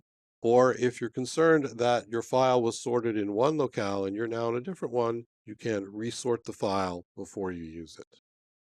The small utilities that we talked about are useful over and over again. When you know they're there, you start to use them. They generally exemplify the do one thing well principle of the software tools philosophy. They're also useful interactively and in scripting. TR is probably the most useful of the utilities that we've covered for converting uppercase into lowercase or vice versa. This is often useful when you need to count words or compare text, and you don't want case differences to get in the way. Hello, and welcome to our demonstration of the simple text processing utilities that we discussed in the previous lesson. The things we'll look at are tabs versus spaces, printing the first and last lines, transforming text, and comparing sorted files. We're going to develop an example interactively. I think it will be interesting. We'll conclude with robustness and summarize. Let's move to a shell window. We'll start by looking at tabs and spaces. To make tabs visible, we will use the OD command and type interactively. We've entered an A, a tab, a B, a tab, a C, and a new line. And we're done. And OD prints out the characters. It represents a tab with \T. So now let's look at expand and unexpand. So you see that we have tabs here. Now we're going to expand them. We're going to replace each tab with 4 spaces. You can see that there are spaces instead of tabs in the output. Let's convert those back into tabs. Here we say every 4 spaces we're going to convert back to a tab. Let's see what we actually got. So here only the leading spaces were converted into tabs. If we use the -A option, all spaces should be turned into tabs. And OD shows us that that indeed did happen. As we mentioned in the previous lesson, expand and unexpand are very useful when you want to clean up your source code where you have a mixture of spaces and tabs. Let's move on to a spell checking example. Our example is derived from the original prototype Unix spelling checker. We're going to develop it one step at a time. We're going to write the script interactively. We start by concatenating all our arguments into a single input stream for the following program. The first thing we're going to do is convert space and punctuation in our file into new lines. This says convert space characters and punctuation characters into new lines. The new line is used for every character in the set. Let's see what that actually looks like. We have a file with some spelling errors in it. There's our file. So we end up with 1 word per line. Next thing we're going to do is convert uppercase into lowercase. We'll use head just to catch the first 10 lines of the output for demonstration on the screen. And we can see that indeed uppercase characters were converted into lowercase. The next step is to sort the files. We need this because we want to compare against a sorted dictionary. We use sort with the -U option, which says only print 1 copy of each unique line. And again, we'll use head just to get the first few lines for the screen. We see that things are sorted. Finally, we will use the com command to print the words that are in the file but are not in user shared dict words. This is a simple dictionary of words. It's in all lowercase, which is why we had to convert the contents of our input file to lowercase. On your system, the dictionary may be in a different place. It may also have different words than my dictionary does. That can happen. Let's see what happens when we finally run this. And there are our spelling errors. Once we have that list, we can edit the file and correct them. So along the way, we've used tr to convert text in several ways. We've also used com to produce the words that are in our file that are not in the dictionary. Why is spell checking such a big deal? Don't we have the spell command already on our system? Let's take a look at where this actually makes a difference. The source code for GNU-awk comes with a very large manual. It's a document that I maintain. There are quite a number of words in it that are not in the dictionary, but that are also not spelling mistakes. As a result, I created a word list that is private to this file, and I can use the same techniques in order to find spelling errors in the file as the document evolves over time. In the make file, I have a target that runs the spell checker. It looks like that. It exports lc all equals C to make sure that ASCII ordering is used, as we discussed in the earlier lesson. It runs spell, It then runs sort and it runs com on a word list that I developed previously. That's the first few lines of the document.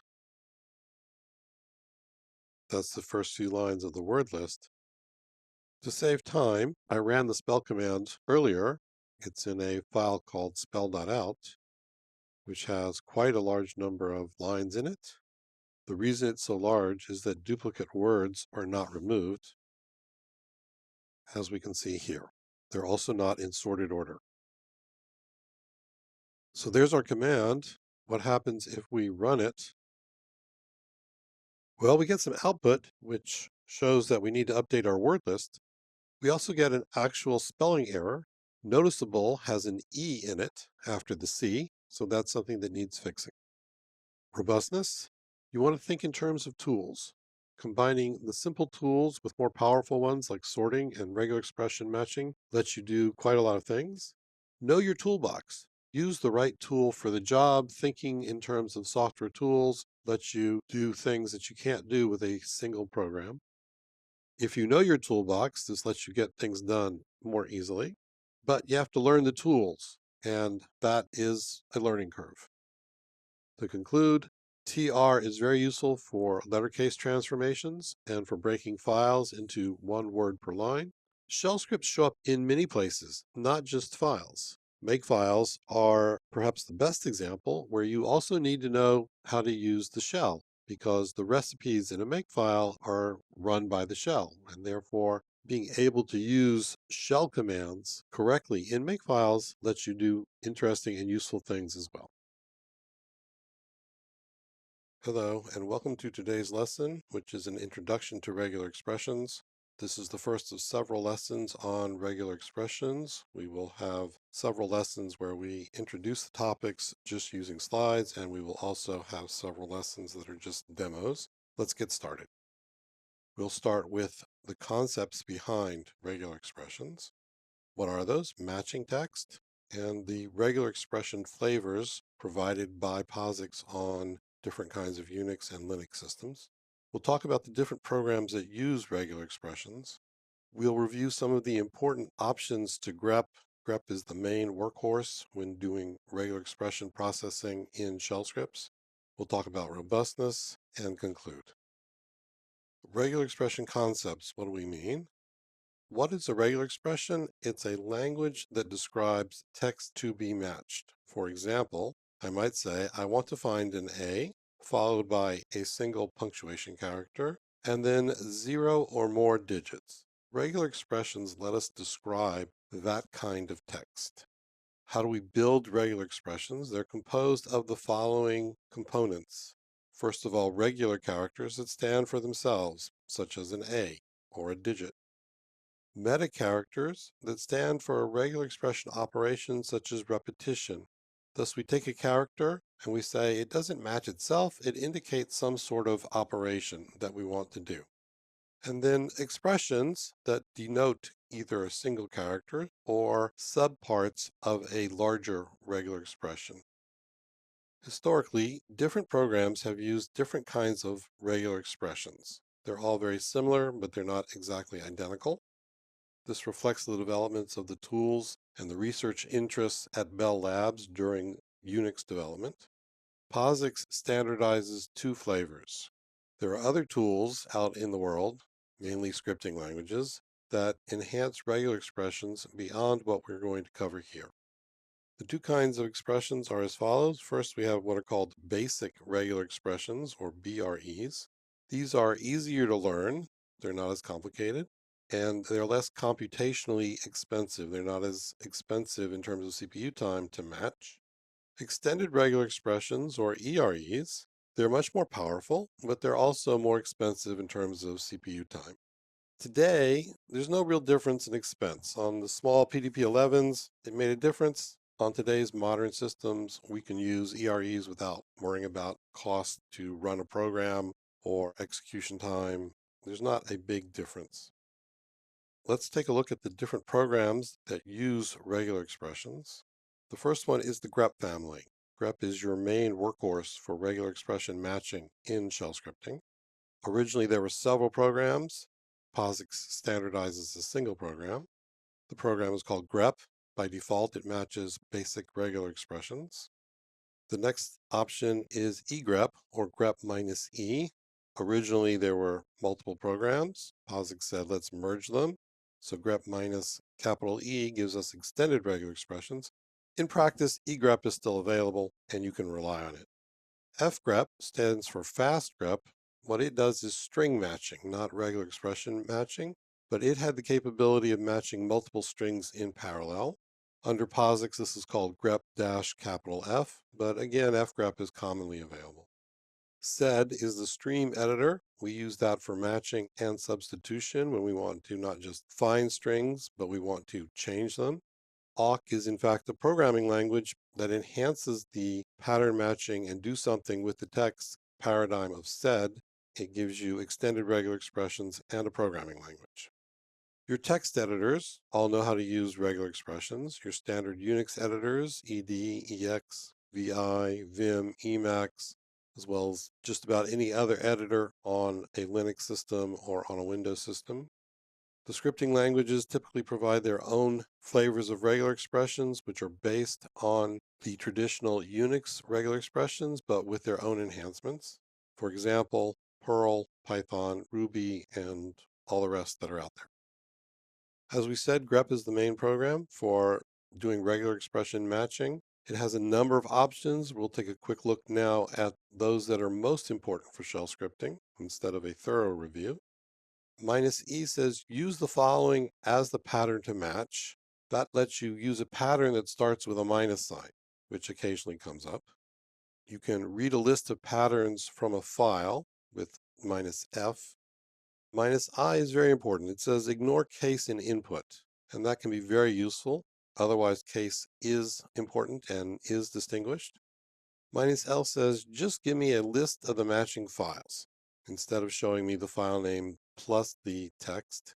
-V says print lines that don't match or invert the sense of the match. In other words, sometimes we want to look for something that isn't a particular pattern. We want everything else but a particular pattern. That's where we use -V. Sometimes we just want to know, does the text match? Is there a match within this file? We don't need to see any output. So for that, we use -Q. -Q says don't print anything. Just tell me by way of the exit status if there was a match. You can often use greater than dev null instead of -Q. That's more obvious when you're reading a shell script that you're throwing away the output. And finally, -S says be silent, which means don't print errors. grep distinguishes between output and errors, and thus you have two different options for that. You can also use a redirection of standard error to dev null to achieve the same effect. Let's talk about robustness. First of all, you really want to invest time in learning regular expressions. The return on investment is huge. Regular expression matching and cutting, slicing, dicing with regular expressions is an integral and important part of shell scripting, and that's where you get a huge amount of your power. Invest in it. You really want to do this. EREs give you more power on modern systems, and they're not expensive. You should use extended regular expressions wherever possible. Always, always, always quote your regular expressions on the shell command line. There are many characters in common with shell wildcards. You must quote your patterns. Regular expressions give you a powerful notation for working with text. They are a major pillar of good shell scripting, perhaps the most important pillar. POSIX gives us two flavors, basic regular expressions and extended regular expressions. This reflects historical practice. It would have been nice if there had been just one flavor, but there isn't, and this is just part of life with shell scripting. grep and sed are two of the main programs to use for shell scripting. We'll be focusing on them in following lessons. There's a lot more coming. We'll get into the details of both basic regular expressions and extended regular expressions with demonstrations of the patterns and the kinds of text that they match. Welcome to our first lesson on the components of basic regular expressions. In this lesson, we will cover the following: single character expressions and bracket expressions. We will also discuss repetitions with star or asterisk. We'll take a short look at what's coming up in the following lessons and conclude. Basic regular expressions are composed of single characters. We have regular characters like a or pound. They match themselves. Case matters. Capital A and lowercase a are different. The period is our first meta character, sometimes referred to as dot. A period or a dot means any single character. It doesn't matter what it is. The dot may or may not match a new line in our text. This depends on the program. Some programs are line-oriented. Other programs are string-oriented, where a string may contain a new line. In such a case, a dot can, in fact, match a new line. And we have escaped meta characters because occasionally we want to look at a real dot or some other character that is a meta character, and we want to match it literally. To do that, we proceed with a backslash. Backslash dot matches a real period. Backslash backslash matches a real backslash. Bracket expressions are an additional way to match single characters. They provide quite a lot of power. Bracket expressions have two purposes. First of all, you can just list the set of characters that you want to match. For example, A, E, I, O, U, and Y in between square brackets matches a single English vowel, any of those characters, but only one of any of those characters. We can also say any character that's not in the following set. This is referred to as a complemented set. We do that by preceding the set of characters with the up arrow or caret character. Note that in both these expressions, we've used lowercase letters. The first expression would not match an uppercase vowel. The second expression would match an uppercase vowel because an uppercase letter is not one of lowercase a, e, I, o, u, or y. In addition to listing the sets, we have a shorthand. We can use a range notation, which indicates the characters in the range between the first and the second character that are separated by a minus sign. So for example, bracket 0-9 bracket gives us a digit, bracket A-Z bracket gives us a lowercase letter. You want to be careful. Ranges are in fact locale dependent. The same range expression can match different sets of characters depending upon your natural language and the settings on your system. To get around this problem, POSIX introduced what are called character classes, where we describe different kinds of characters. Those depend upon the locale, but I can use the same expression and know that I will always get the same kind of character when I try to match them. I write that by saying bracket, which is my opening of my bracket expression, and then the class name is enclosed inside square brackets with colons. So we end up with this funny kind of double bracket expression most of the time. What are the classes? There are 12 different ones. The most important ones are alnum for alphanumeric, alpha for characters that are letters, digits, lower and uppercase for lower and uppercase characters. Occasionally, X digit is useful for matching hexadecimal digits. Let's move on to the main operation that you can do with basic regular expressions. This is repetition. We start with the 0 or more operator, which is the asterisk or star. That indicates 0 or more of the preceding character. As an example, we have here A, B star, C. That's our regular expression. That will match any of the following: AC, ABC, ABBC, ABBB, BC, and so on. What we've said is a single A, 0 or more Bs, because the star goes only on the preceding character, and then a C. So in our first instance, we have 0 Bs in between the A and the C. It's very, very important to understand that when you say 0 of something, that does not mean 1 or more of something else. So for example, we have A, B star, C. That does not match A capital Q, C, even though there are 0 Bs there, because the Q is something. The B star says no Bs or 1 or more Bs, but only the letter B. Combining dot and star gives you the most power. That says match 0 or more of anything, but you want to be careful with that because sometimes that ends up matching more than you expected. The star can match the null string. We saw that above where there were no B's between the first A and C. This can affect how substitutions work. We will see that when we get to the lesson on sed. Let's take a look at what's coming up in the following lessons. The next lesson will be a demonstration of what we've covered in this lesson. We'll then move on to discuss repetitions with interval expressions. We'll talk about anchoring matches. We'll talk about parenthesized sub-expressions. We'll also look at operator precedence and discuss longest leftmost matching. We'll then finish off with robustness tips. In this lesson, we covered the following: notations for matching single characters. That includes regular characters, dot, and bracket expressions. And the first kind of repetition, which is 0 or more with star. The next thing we'll do is demonstrate what we've covered, and then we'll move on to the following capabilities in basic regular expressions. Hello, and welcome to our demonstration of regular expression matching with the first set of components that we covered in the previous lesson. In this lesson, we'll look at single character expressions and bracket expressions. We'll discuss repetitions with star, and then conclude. Let's move over to a terminal window. For all of our demonstrations, we will use GNU grep with the ---- color option. This option prints the text that matches in a different color. It also prints all the matches, which we need to bear in mind. In particular, if we're going to do substitutions with sed, sed generally matches only the first occurrence of the matching text. Let's get started. Regular characters match themselves. Here we're searching for the three letters HOW, the word how. We see there it is in the middle of the text.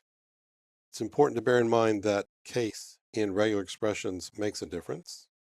So here we're looking for HOW all lowercase, but we don't actually have that in our text, and nothing is printed because nothing matches. As we discussed, the dot or period matches any single character. Here the pattern has a dot in the middle. We see that it matches both Tolstoy and told toy because the dot matches an S and it matches a D. If you want to match a literal occurrence of a meta character, you have to escape it by preceding it with a backslash. Let's look at that. So here the pattern is TOL \dot TOY that says we're looking for a real period.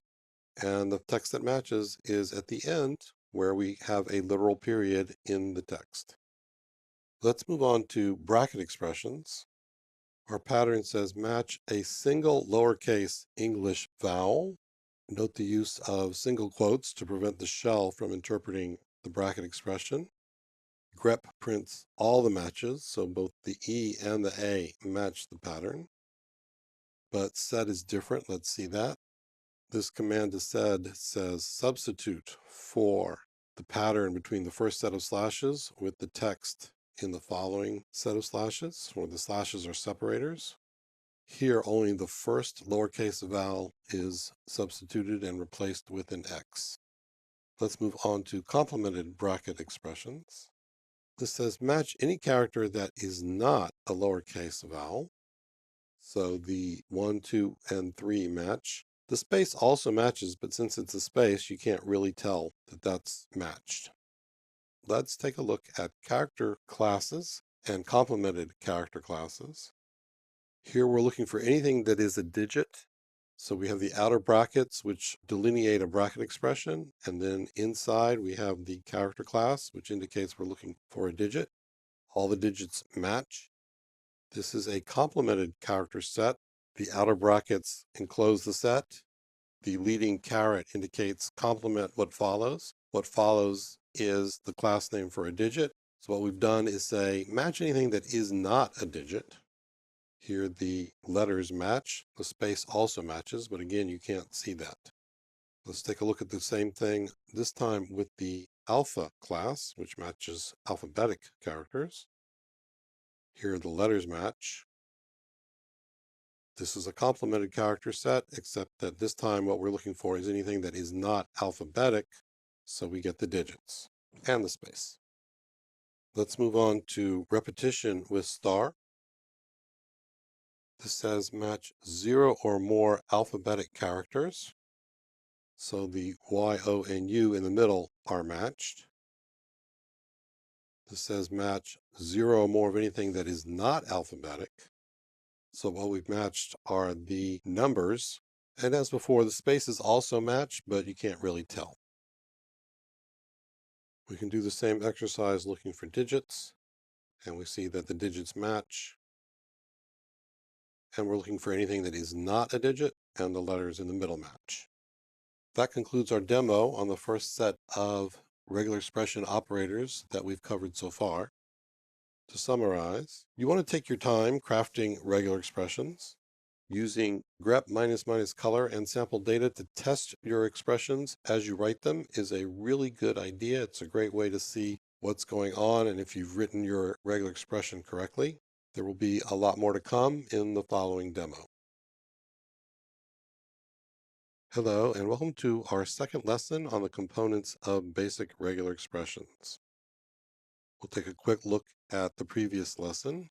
We'll move on to discuss repetitions with interval expressions, anchoring matches, parenthesized subexpressions, operator precedence, and longest leftmost matching. We'll then discuss robustness tips and conclude. In the previous lesson on regular expression components, we looked at the following: notations for matching single characters. Those are regular characters, which stand for themselves, matching any character with dot or period, and bracket expressions in the various forms, ranges, classes, and complemented bracket expressions. We also discussed the first kind of repetition, which is 0 or more with star or asterisk. The other kind of repetition that's available with basic regular expressions are called interval expressions. This lets you give a count. There are 3 different notations. They're all very similar. The first is where you have a character C, backslash brace, a number n, and then a backslash close brace that says match n occurrences of C. The next one is very similar. We put a comma after the first number that says at least n occurrences of C. So we'll match n or more, or we can say C followed by n to m, which means we want to match n to m occurrences. So C is a single character that we've talked about earlier, such as dot or a regular character or a bracket expression. Here's an example, and this is fairly long. We have first a digit, bracket, bracket, colon, digit, colon, bracket, bracket. That indicates a single digit. Whatever character is a digit in your local character set. Backslash brace 3, backslash close brace that says 3 digits, followed by a minus, then followed by digit and 4. So what we've said is 3 digits, a minus sign, and 4 digits. That matches an American local phone number. N and M are integers up to the system constant RE dupe max. On GNU Linux systems, this is slightly over 32,000. The next thing we can do with basic regular expressions is anchor our matches. The caret, which is also referred to as up arrow or hat, says the match must start at the beginning of the line or of the string. The $sign says the match must occur at the end of the line or the string. We'll see examples in the next lesson. If you put a caret or a $sign in the middle of a basic regular expression, then it becomes literal and is treated as such. Another capability of basic regular expressions are parenthesized subexpressions. This is a little bit hairy. Let's take a look at it. First of all, plain parentheses are plain characters. In order to use parentheses as meta characters, we precede them with a backslash. What we have here is multiple uses of the backslash. We have a grouping, an A followed by a B or C, then another grouping, 1, 2, and 3, then the 2 characters XX, and then we have what are called back references, \2 and \1. What does that mean? It's the same as saying an A followed by a B or C, followed by 1, 2, 3, followed by XX, and then followed by M2 and M1. Well, what are those? M1 and M2 are the actual text that match the expressions in the parentheses. The contents can be any regular expression. We can have up to 9 of these subexpressions because we're allowed a single digit when we refer to the text that actually matched. As mentioned, these are referred to as back references. This is undoubtedly a bit opaque. We will see examples in the next lesson. Do note that this works only in basic regular expressions and not in extended regular expressions. Let's take a look at the operator precedence of basic regular expressions. We're going to go from highest to lowest. In other words, what binds first. We have various bracket symbols within square brackets. We talked about character classes, which are enclosed in colons. There are two others that we did not discuss because they're usually not available: equivalence classes and collating symbols. Backslash meta character. If we want a literal bracket or a literal star, we precede it by a backslash. Then bracket expressions with all the stuff in between them, such as ranges and sets of characters. Back references, the grouping with backslash paren, and then referring to the match text with backslash digit. Repetition with star and interval expressions. Concatenation. By that we mean simply something like ABC is the concatenation of A followed by a B followed by a C. And then the anchors, up arrow and $sign. Finally, we want to discuss how much text matches. Regular expressions match the longest possible leftmost text that can match. The match ends at the first character that cannot be matched. In other words, if some text matched, that's what's used, even if later on a line, a longer match may happen because we're interested in the leftmost match. This matters mostly when you're doing substitutions because you want to replace the text that was matched. The programs that do substitutions are things like sed, awk, Perl, and so on. Robustness tips: always quote your regular expressions. We cannot emphasize this enough. Regular expressions share meta characters with shell wildcards, so you got to quote them. Crafting regular expressions is an art. We've gone through the meta characters fairly quickly. It's going to take a little time to learn. You want to focus on the following things: what matches and what doesn't match, how much text matches. This is very important for substitutions. Where the match starts and ends, also important for substitutions. And we can't emphasize enough, the return on investment is huge. This looks complicated, it looks fancy, it looks difficult, it's worth the investment.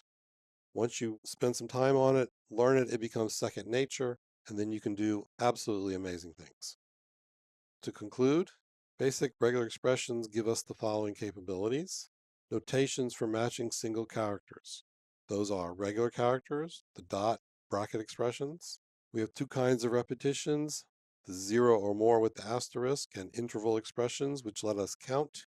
We have back references, anchors, and the longest leftmost substring is what's matched. And this concludes our lesson on basic regular expression components. Welcome to our second demo on the components of basic regular expressions.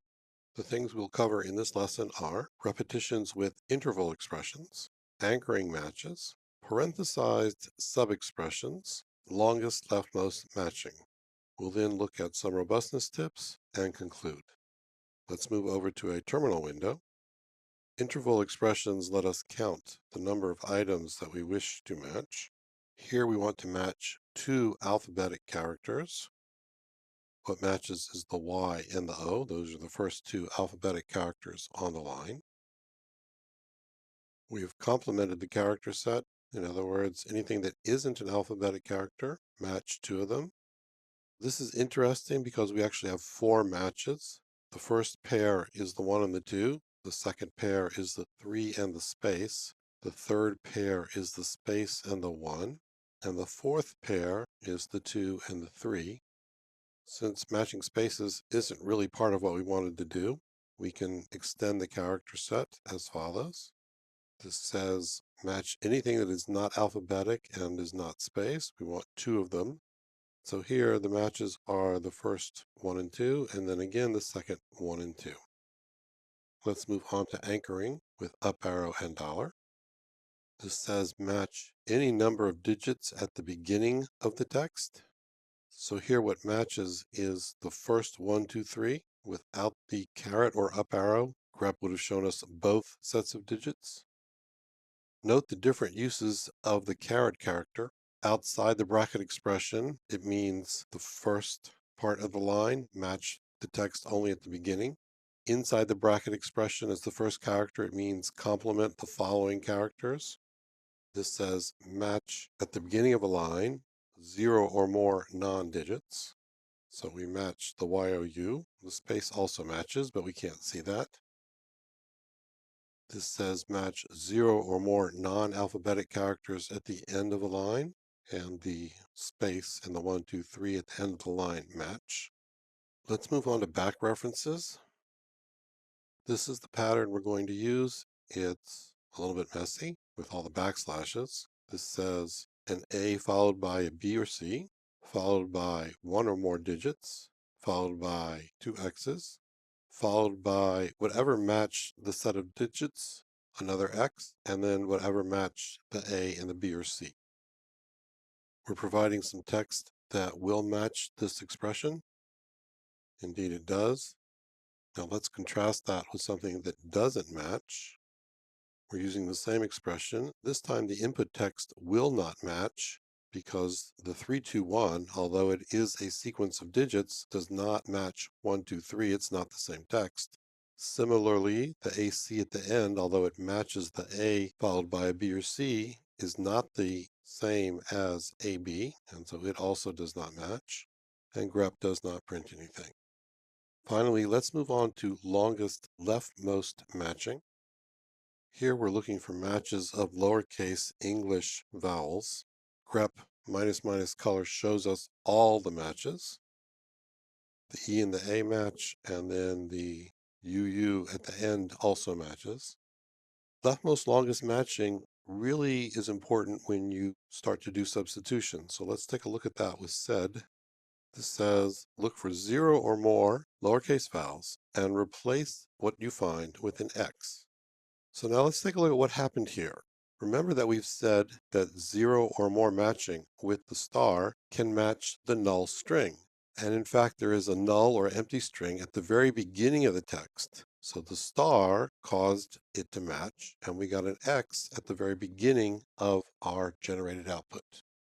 In order to make this work, we have to match at least one of something. This says match at least one vowel, followed by 0 or more vowels. With basic regular expressions, you have to do it this way. Let's see what we get. So now the E and the A were indeed replaced with an X. Here's where leftmost matching comes into play. Even though the YOU at the end is a longer match, it's not the first match on the line. And therefore, as soon as a non-vowel character was found, the E and the A made the longest match that was possible at that point. It was the first match, and so it was substituted. With sed, if we want to match all the occurrences of our pattern, we have to use the G flag. The G says global, do the match everywhere on the line. Now here, all the matches were replaced with the X. Let's talk about robustness tips with basic regular expressions. As we've said before, always quote your regular expressions on the command line. Shell wildcards share meta characters with regular expressions. If you don't quote, you're going to be really surprised. Things to watch out for, particularly when you're doing substitutions, are matching the null string where you don't expect to. This can catch you really easily. And longest leftmost matching, you think you're going to match somewhere else on the line than what actually matches. Regular expressions become cryptic. We've said this before. Take your time to read, write, and test them. The two main tools we use when scripting are grep and sed.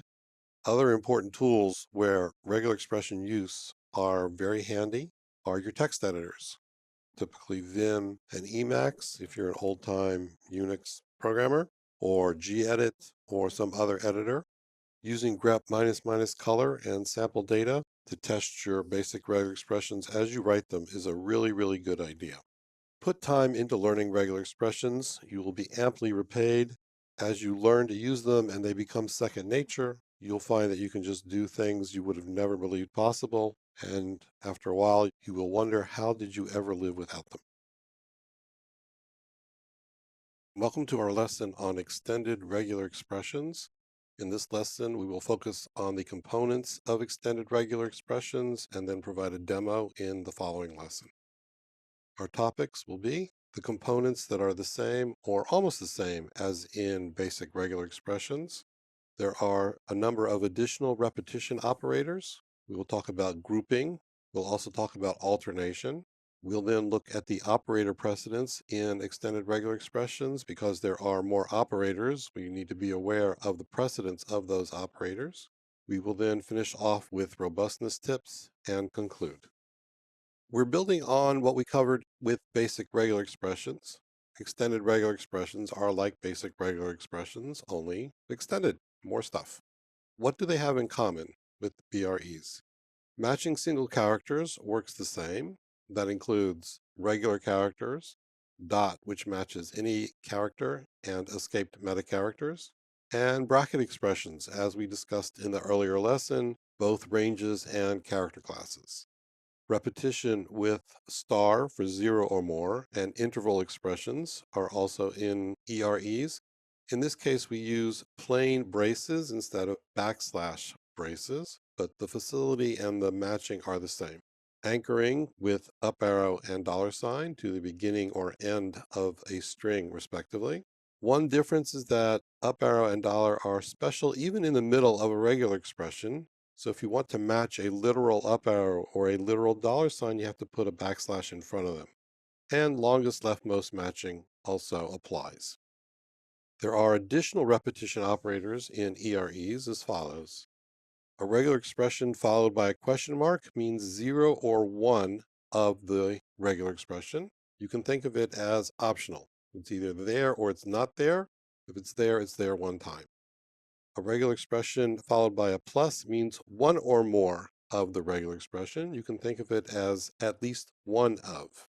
You'll note that we've said RE, a regular expression, because in the case here, regular expressions can be more than one character. We'll see that on the next slide. This also applies to star and to interval expressions with braces. So how do we get the operators to apply to more than one character? We group things with parentheses. Parentheses let you group smaller regular expressions into larger ones. The smaller ones become a single item with respect to the following repetition operator. Here's a fancy one. What it does is give us one or more US phone numbers. We've used an underscore to represent a space, which you would type if you were really doing matching, say, in an application.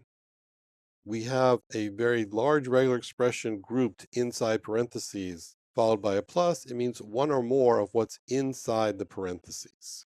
You'll note that repetition operators can be included inside the parentheses. We have interval expressions 2 times. Extended regular expressions do not have back references. This is a significant difference from basic regular expressions. Here, parentheses are used for grouping and not for back references. Things get cryptic quickly, as you can see. You want to read from the outside in. Taking this example, we have one or more of something. That's the plus on the far right. Inside the parentheses, we have 3 of something, a minus sign, and 4 of something. Those are the 2 interval expressions. The 3 of something and the 4 of something apply to the preceding regular expression, which happens to be a single character, a bracket expression indicating a digit. So we have, as a group, 3 or more digits, a minus sign, and 4 or more digits. That's a US phone number, followed by a space, 1 or more of all of that. The next facility in extended regular expressions is alternation. This lets you separate alternatives with a vertical bar. The vertical bar can be read as or. You can think of it as this or that. So for example, we have hello or hi, followed by a space, followed by world.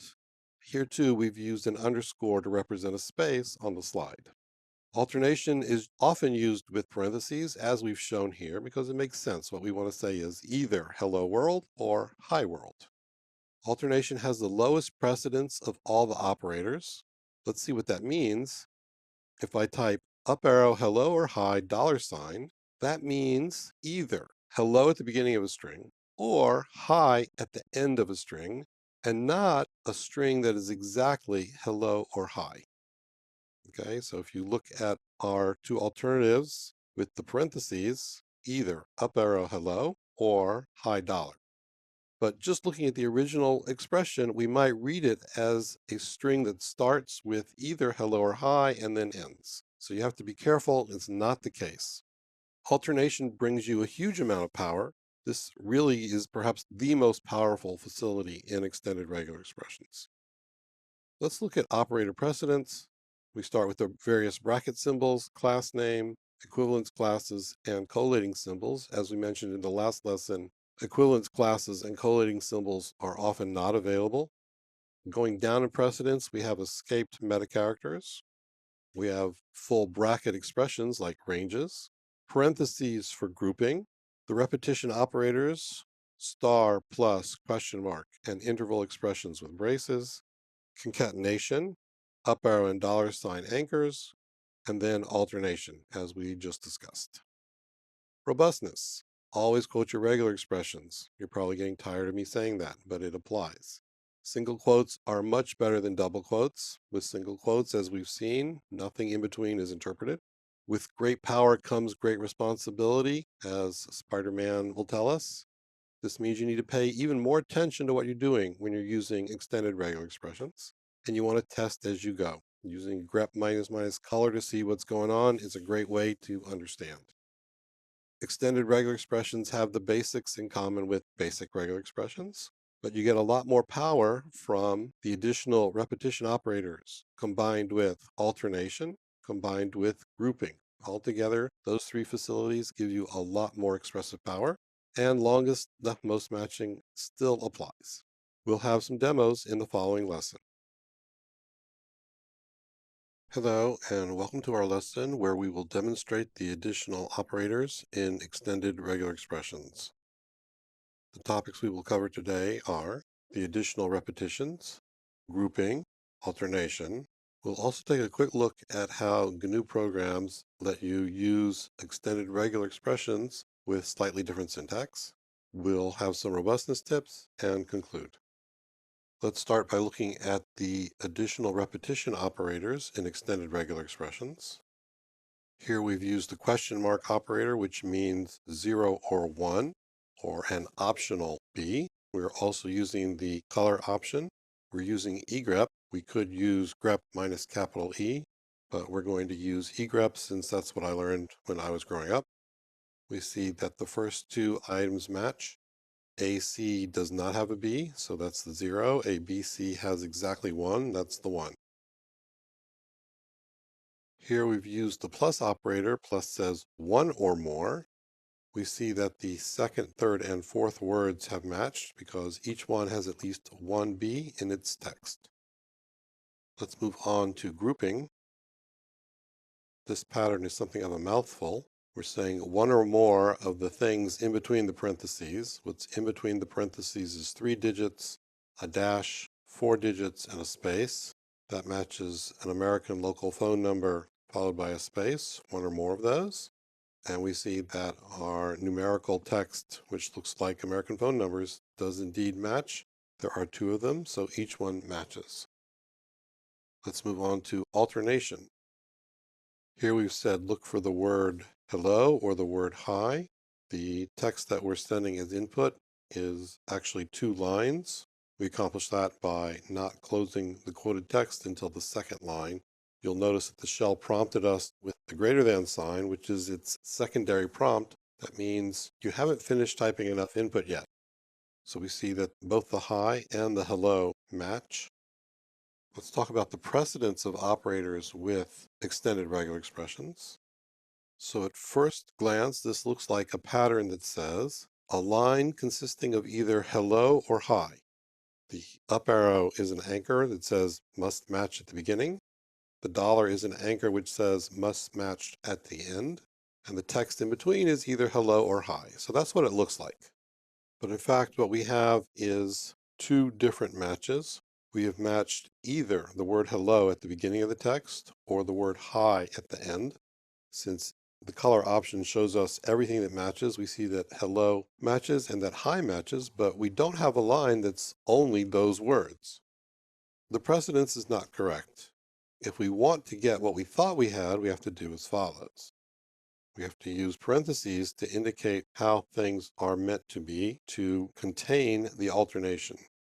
So that doesn't match because we have more on our line than just hello or hi. With the GNU programs, grep and sed, you can use backslash in front of the extended regular expression operators in order to get the extended regular expression power. Let's take a quick look at that. That's the same input text as we used previously. This is even more of a mouthful. We're using grep, not egrep. We're using interval expressions with backslash brace, as we saw with grep in earlier lessons. We're using backslash parentheses for the grouping, which is more or less what they did in grep for use with back references, but we can now use them with backslash plus, which says one or more, and it matches. Here we're providing 3 lines of input. The pattern uses backslash paren for grouping and backslash vertical bar to mean alternation. And again, we're using plain grep, not egrep. The first 2 lines match the pattern. The third one does not. Here we're using sed. The pattern is either hello at the beginning of a line or hi at the end of a line with backslash vertical bar for alternation. We're saying replace the match with 3 X's. The G at the end is a flag which says global. It means replace all matches. So both the hello and the hi become XXX. Let's look at robustness tips. Always quote your regular expressions. You're probably tired of me saying that. Fortunately, this is the last lesson on regular expressions. Be sure to match your parentheses. This is particularly necessary when you're doing grouping. You want to pay attention to precedence with extended regular expressions. As we've seen, they're very cryptic. You have to take your time reading and writing them, and you really want to test them. Extended regular expressions give you a lot more power than basic regular expressions, but you need to pay attention to what you're doing as you write them. The main programs in scripting that you'll use for extended regular expressions are egrep, or grep-E, and awk. And the GNU versions that you use backslash question mark, backslash plus, and backslash vertical bar to get the same power as extended regular expressions, but they are even less readable. Welcome to our lesson on the basic operation of sed. In today's lesson, we will cover the following topics. We'll introduce sed, what it is, what it does. We'll describe the data flow within sed. We'll review some of the important command line options. We'll look at the structure of commands in sed. We'll then focus on the S command, which is the substitute command. We'll have some robustness tips and conclude. Sed is short for stream editor. It's a batch mode text editor. Input comes in, editing commands are applied, but it's not interactive. It's done in batch mode. Input comes from command line files or from standard input or both. The editing commands come from either the command line or from a script. Output goes to standard output. It's important to understand that the original input files are unchanged. All sed does is read them, processes the data, and writes the output to standard output. Your original files are not modified. Sed has a very large command set. It's possible to write very complicated scripts in sed. Because commands in sed are single letters, these scripts can be hard to read. So it's worth learning sed and understanding the commands, but you want to be careful and think hard before you go and write a very large script using sed. For general scripting, the command that's most used with sed is S, which stands for substitute, where we're doing text replacements. We're looking for a pattern and changing it into something else. Let's take a look at the data flow. What happens to each input line when we're working with sed? Sed reads its input into what it calls the pattern space. This is essentially a buffer where it performs editing operations. In our example, the input line is the Uniq system, and we have a script which has 2 commands. Sed reads the input into the pattern space. In the pattern space, you see the original input is the first thing in the pattern space. It then applies each command in the script in turn. The first command says change Unix in mixed case into Unix in uppercase. When that's applied, you get the middle line in the pattern space. That's the results of the first command. The second command in the script changes Unix system into Unix operating system, and you see the result as the third line in the pattern space. Since those are the only commands in the script, sed is done. It writes the output to standard output, and what comes out is the Unix operating system. This happens over and over again for each input line. The default is to print each line that comes in after all the operations have been applied. Let's take a look at the command line options. In order to read commands from a script, we use -f. The file is the following script. We can read commands from a script on the command line with -e. You can mix -e and -f together. When you don't give any command line options, in other words, nothing starts with a minus sign, then the first command line argument is taken to be the script. And we'll see examples of that when we do demos in the next lesson. That, in fact, is the normal way that you see sed used. You will occasionally see multiple commands given on the command line.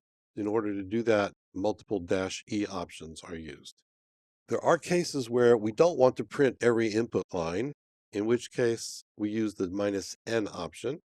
GNU sed has an additional option -i, which says edit files in place. In that case, sed reads each input file, applies the operations, writes the results to a temporary file, and then overwrites the original input file when done. Another option is -r, which allows you to use extended regular expressions. And GNU sed has many more options. You should just take a look at the man page for the full list. Structure of sed commands. Commands are based on the original ed editor. In that editor, you give the address of the lines to work on, the command, any operands, and any flags that apply to the command. What's an address? Well, 0, 1, or 2 line numbers. You want to use $sign to mean the last line. When you use 2 line numbers, it's a range from 5 to 10, for example. You can also use a pattern to match. In other words, any line that matches this pattern, we then apply the following command. Commands are single letters. There are quite a number of them. For shell scripting, S and P are most useful. P means print. Operands differ from command to command. For the substitute command, the operands are pattern to match and the replacement text. We'll talk about the substitute in more detail in just a minute. Other commands take other operands as specified in the documentation. Flags are modifiers for the substitute command. We'll also see those in detail in just a minute. What's the substitute command look like? You have an S, a delimiter, the pattern, another delimiter, the replacement, a final delimiter, and any flags. On the slide, we have spaces between each item in the command, but when you use sed, in reality, you don't have those extra spaces. The delimiter can be any punctuation character. Slash is most commonly used. If you need a real slash, you precede it with a backslash, as in regular expressions and as in many other things in Unix and shell. The pattern is a basic regular expression. The replacement is any text that you want to use. We'll talk about the replacement also. And the flags are optional modifiers. What can be in the replacement text? Any one of the following things. It can be empty, in which case the matched text is deleted. It can be just plain text, in which case the matched text is replaced by the contents of the replacement. An ampersand in the replacement text means put here the original text that matched the pattern. Backslash ampersand is how you get a real ampersand. \1 through \9 are the sub-expressions, the text that corresponds to grouping in the basic regular expression. And \\/ means a real backslash. We'll have some demos in the following lesson. Let's talk about the flags for the substitute command. They're optional. You don't have to have a flag. We need them because by default, substitution replaces the first occurrence only. So how does the flags help us? We have several. The ones that apply to every version of sed are as follows. The G flag says replace every match on the input line. G stands for global. Instead of just replacing the first match, we replace all matches. We can use a digit as a flag that says replace the nth match. For example, We're saying change John into John Smith, but do that for the second match of John. GNU Sed lets you ignore case in the match with the I flag. Longest leftmost matching of expressions is critical when you're using sed. Here's where this whole idea of matching the leftmost longest match really is important, because that's what's going to be replaced. You want to stick to basic regular expressions and simple use of sed commands for both portability and readability. It's possible to write complicated scripts, but they become hard to read, and many people are not sed experts. Keeping your editing commands on the command line keeps your shell script more self-contained and also more readable. If somebody's reading a script and then they have to go see a separate file with editing commands, it's disruptive to the flow of understanding the script. To conclude, sed is mostly used for text substitutions, but it's a very powerful program. You do want to learn some more about it because occasionally you need to use more than just the substitute command. Most of the time you'll use substitute and print, and we'll have some demos in the following lesson. Welcome to our lesson where we will demonstrate use of sed with the S command for substitution. We will have a live demo. We will then review a few resources, some things to look at for additional information and learning, and summarize. Let's move to a shell window. We have a few scripts to review, all of which use sed. They're open in the editor. Our first script is intended to produce a sorted list of real users. We define real users as those users who have a home directory in the /home top level directory. So our script is pretty simple. On line 3, we first do a grep for /home/ from the password file. The next thing we do is pass it through sed, where we change a colon followed by anything into nothing. We remove everything after the username. We then sort the list. Let's run this command. So there's our list of users who have home directories under /home. Let's look at our next script. You may have noticed that some of the users were system accounts. So here we're going to look for people just in my family who have the same last name as I do. Here we're using sed-n, where the default is not to print every input line. We then look for the pattern /robin/ and we use the p command to print lines that match. So let's run that. So now we have the lines that are just people in my family. We could have used an additional sed command to remove everything after the first colon. That would have given us just a list of usernames. Our next script is pretty simple. It uses sed to implement the head command. The head command is sort of the opposite of tail. Tail prints the last few lines of a file. You give it a number and say print the last n lines. Head prints the first n lines of a file. So here what we're doing is we're passing the first argument to the script is the number of lines. We assign that to the variable count on line 7. On line 9, we then use variable substitution in the first argument to put that numeric value in as a line number, followed by the Q command. Q means quit. So at line n, whatever it is, we will print the line and then exit. $2 is the file name which we want to see the first few lines of. Let's run it. Let's say we want to see the first 5 lines of etc password. And there we are. We could also use a different sed command to print the first few lines or any group of lines from a file. This says print lines 1 through 5 and don't use default printing. So only lines 1 through 5 will be printed. This is somewhat less efficient than using Q because the other lines are red, they're simply not printed. Without -n, let's see what happens. Here we've used sed's default printing as well as printing lines 1 through 5. We're going to cap this at 15 lines just to keep it on the screen.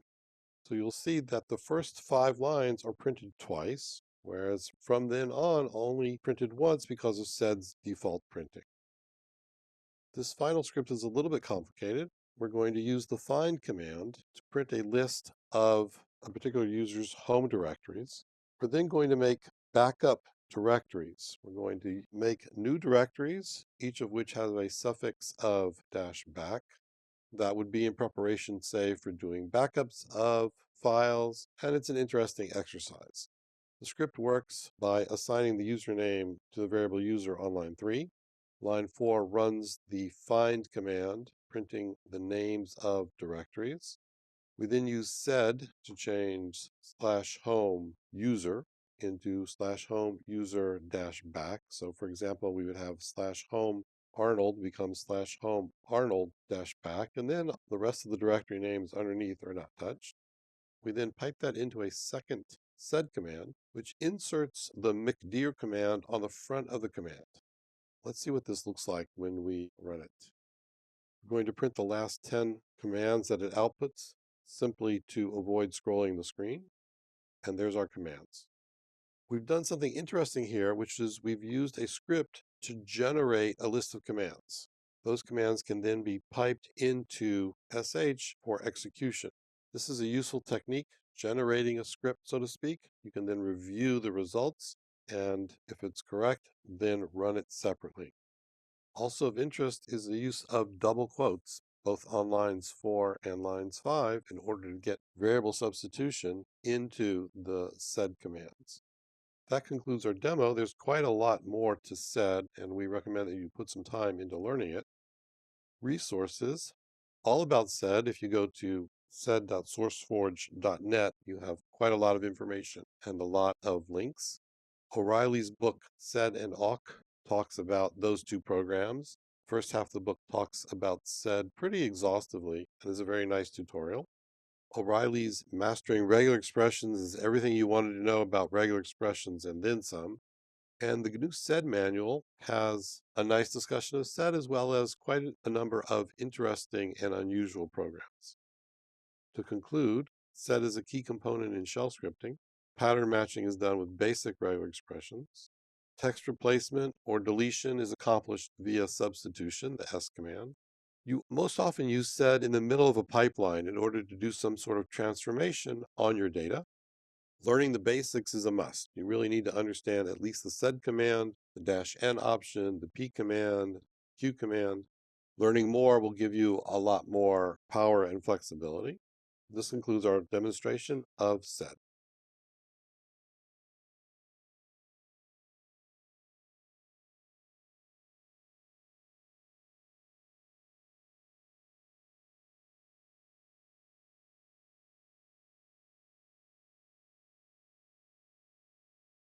Welcome to our lesson on Tilde expansion, wildcarding, and hidden files.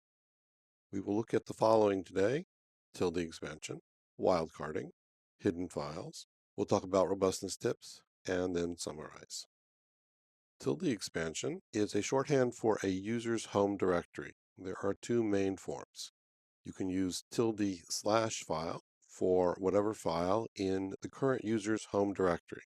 You can use tilde/user/file for file in a specific user's home directory. Here, the user would be a username. There are two common extensions. Tilde+ stands for the current directory, and tilde- stands for the previous directory. You can use this together with variable expansion. If you have a username that is assigned to a variable, you can then say tilde$user. The shell will expand the variable first to get the username and then apply the tilde expansion to the username.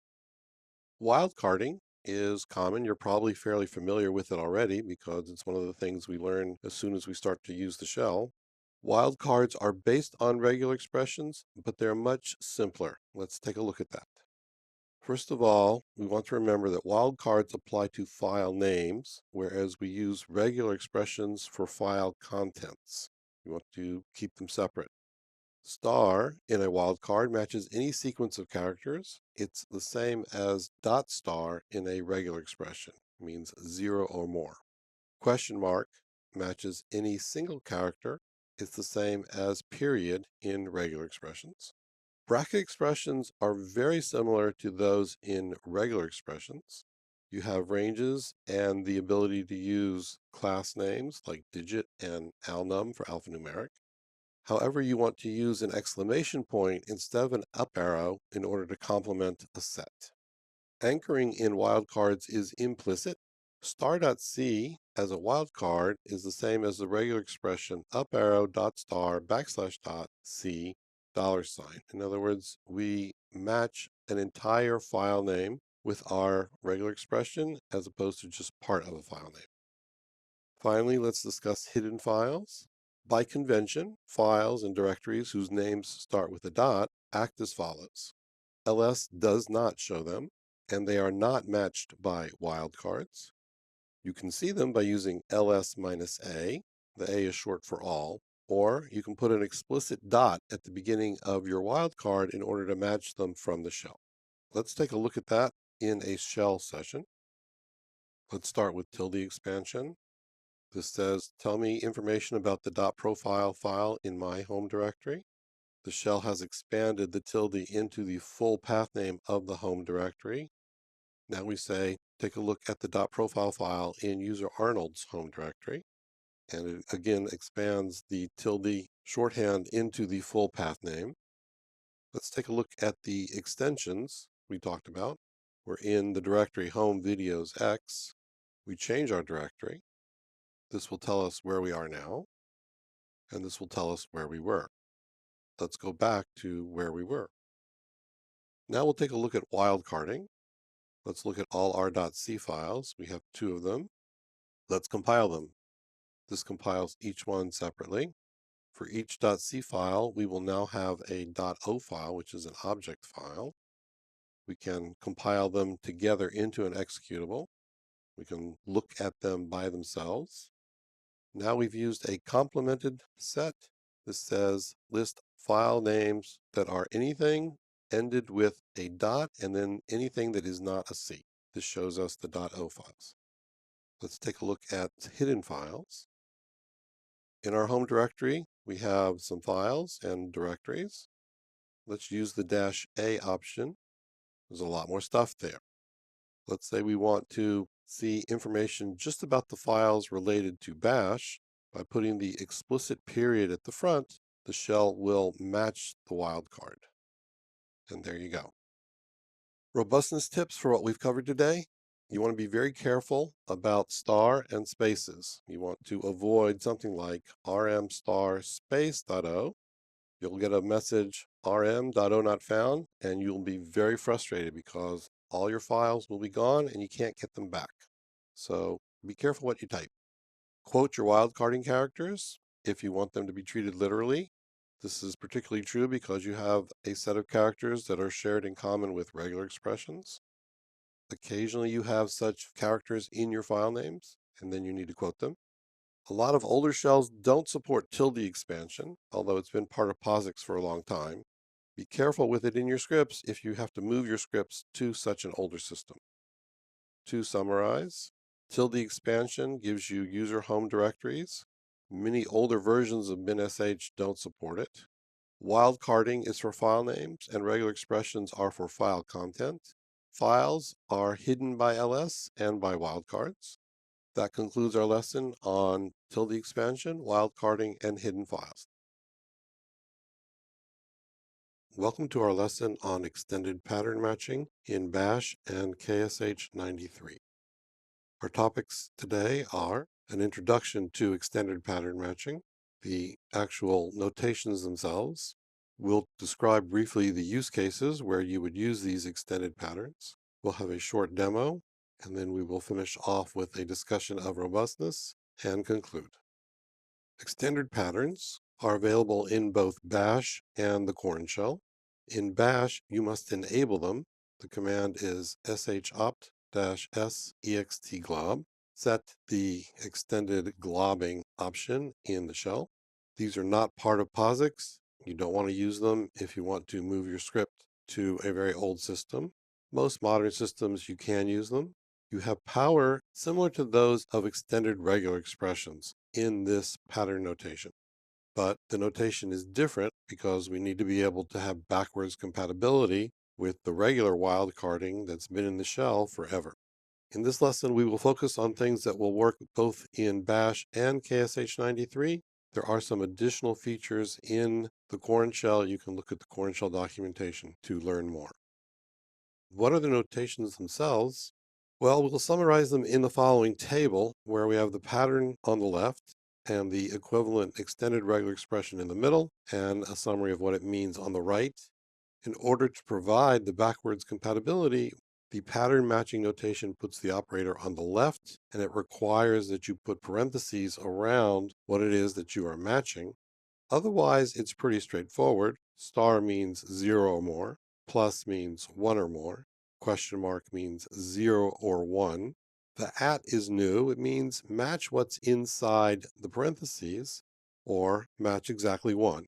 For this item, we have things separated with the vertical bar. You have alternation. You can, in fact, use alternation with anything included in parentheses with any of these patterns. The final pattern is an exclamation point. There is no extended regular expression equivalent. It means the complement of what's inside. In other words, anything that does not match the expression inside the parentheses. Where would you use the extended patterns? First of all, you can do much more powerful file name matching. You can also use them within case statements. We will cover case statements later in the course. You can also use them with the extended test command, which is written with pairs of brackets. We will also cover that later in the course. Let's take a quick look at how we use them in a shell. We have several files, if, Bob, Frederick, and shish kebab. For bash, we need to turn the facility on. Let's use one of the contained patterns extension. It says match any of Dave or Fred or Bob. All we see here is Bob. You'll notice that shish kebab also has Bob in it, but we're running up against the implicit anchoring of shell wildcards. The way to get around that is to put stars around the pattern. This will match Dave or Fred or Bob anywhere in a file name, as we see here. So we have Bob, Frederick, and shish kebab. Let's look at another use when we're wearing our programming hat. Here we have some C files. We also have a shell script, which we'll get to in a moment. This compiles our C files. This links them together into an executable. Let's say we want a list of everything that is not an object file. Well, so we have 2 object files and 4 files that are not. This says, give me a list of everything that does not match star.o, and we get the files that are not object files. As mentioned, in bash, you have to enable extended pattern matching. In KSH93, it's always on. Let's say you need to write a script that will work in either shell. How would you enable the facility in a portable manner? Let's take a look at this script, which does it.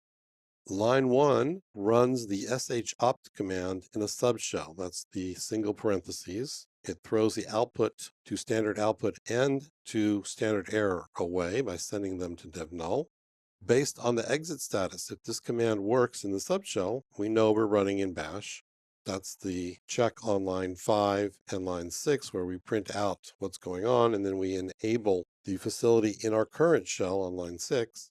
If the command in the subshell on line 3 fails, then we go to the else part on line 7, and we print the statement on line 8. Finally, line 11 runs ls bang star.c. This says, show me everything that is not a C file. Let's see what happens when we run this. So we are in fact inside bash, and we get a list of everything that is not a C file. How do we use this in a robust fashion? First of all, you can use these patterns if you're using bash or KSH. You want to enable it in a portable fashion, as we just showed. Amongst the patterns that are available, I personally find that exclamation point and at with alternation are the most useful. As we showed, you can put wildcards inside the parentheses. Those are regular old shell wildcards, star.o. You want to think about what you're doing. You want to use patterns when it makes sense, but you want to use extended regular expressions when that makes sense. Egrep on a file will be faster than writing a shell function that reads text line by line and matches it with the extended patterns. To conclude, the extended notation is powerful, but it is not standard. It is common to both bash and the Corn shell. Some notations are more useful than others. The increased power is worthwhile if you don't have to worry about portability to an older system. This concludes our lesson on extended pattern matching. Hello, and welcome to our lesson on cut and join. In this lesson, we will cover the following: printing selected fields with cut, merging files based on a common key with join. We will show a demo, we'll discuss robustness, and conclude. Choosing fields with cut. The idea behind cut is that you want to cut out fields from data files.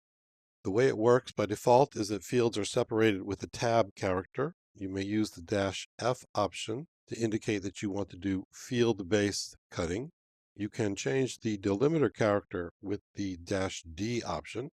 You have an additional option, which is to choose fields based on character ranges. You want the 5th character through the 10th character, and then you want the 20th character through the 30th character. Or you can select fields based on byte ranges. The difference between bytes and characters is again based on locale, and in the modern world we have multi-byte characters. The join program merges data in files based on a common key. When do you use join? Well, in the following situations. You have two files where each associates data with a corresponding key. You have different data in each file, and you need to combine the related data in the output record. Both files need to be sorted on the key, which is going to be a field that we're interested in. Join works on a line-by-line basis. This is the reason that you want it to be sorted so that it can find the key in each line. If a key is missing in one file, then the corresponding line in the other file is skipped. We'll see this when we get to the demo in just a minute. What are the command line options for join? -1 and a field number says use that field from the first file as the key.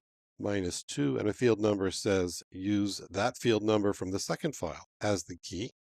-J with a field number says use the field number in both files as the key. In other words, we expect field 3 in both files, for example, to be the key field.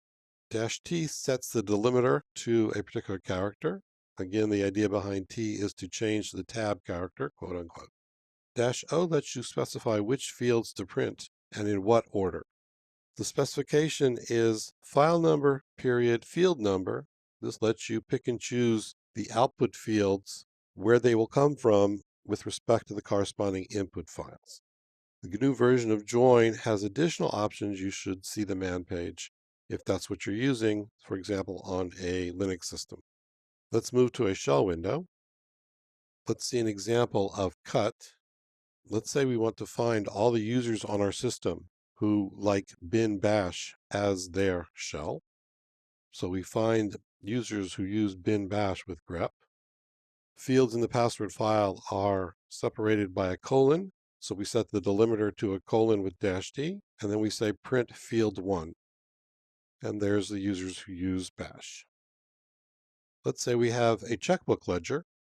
So we have a comment line that describes the data in the checkbook. Each field is separated by a colon. The fields are year, month, day, who we wrote the check to or who gave us the money, D for deposit or W for withdrawal, and then the amount. Let's say we want to get a list of recipients of our checks. First thing we do is get rid of the comment line. The next thing we do is say we want to cut out the 4th field, and the delimiter is a colon. Finally, we run it through sort in order to get a unique list. We don't want duplicates in our output. And there's our recipients. Let's move on to join. We have two data files. The first is a list of countries and capitals. The second is a list of populations of those same countries. You'll notice that the keys are in the same order. The key is the first field in each file. These files are not sorted, but because the ordering and the content of the keys are the same, join will work on them. And there's our joined results with the country, the capital, and the population on each line. Now let's use the -O option in order to print the population and then the capital first. This says use the first field from the first file as the first output field, then the second field from the second file, and then the second field from the first file. So now we have the results for each country, but with the output fields swapped around. It was necessary to include the key field in the output. The key field is not included by default. If we omit the key field, this is what we get, just the population and the capitals. Let's show what happens when we remove one of the lines. We use sed to delete the line for the UK from the capitals file, and we tell join read standard input and the populations file. Let's see what happens. So now join has noticed that the files are not sorted because it hit Canada and did not find the corresponding line in the other input file. So let's sort our files and do the same exercise. Now we've created two sorted files. We're going to remove the line for UK from the sorted capitals file and then run it into join with the sorted populations file. And we see that the line for UK from the populations file was simply omitted because there was no corresponding line in the capitals file. Let's talk about robustness tips. So as you can see, cut and join are very specialized, but if you need to do what they do, then it's vital to have them, and it's good to have them in your toolbox. Cut extracts individual fields. It's simpler to use than sed. You can usually use sed for the same purpose with a regular expression, but cut is a lot simpler. Keep in mind that if you're cutting by character, you have to deal with locale issues. And input to join really needs to be sorted on the key field. We saw what happens when it's not, join gets out of sync, and then your data gets messed up. To summarize, cut cuts out either delimiter separated fields or ranges of characters. Join gives you selective merging of related data based on the corresponding keys. It's actually a nice tool. It's a little bit hard to use the output specs, but it does the job, and it's a nice thing to have when you need it.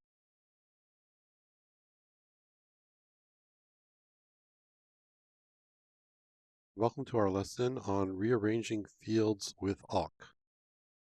The topics we will cover are the following: patterns and actions in awk, program flow, the definition of fields, how you set the field separator, how you produce output, startup and cleanup actions for your awk program, command line options, and then we'll talk about robustness and conclude.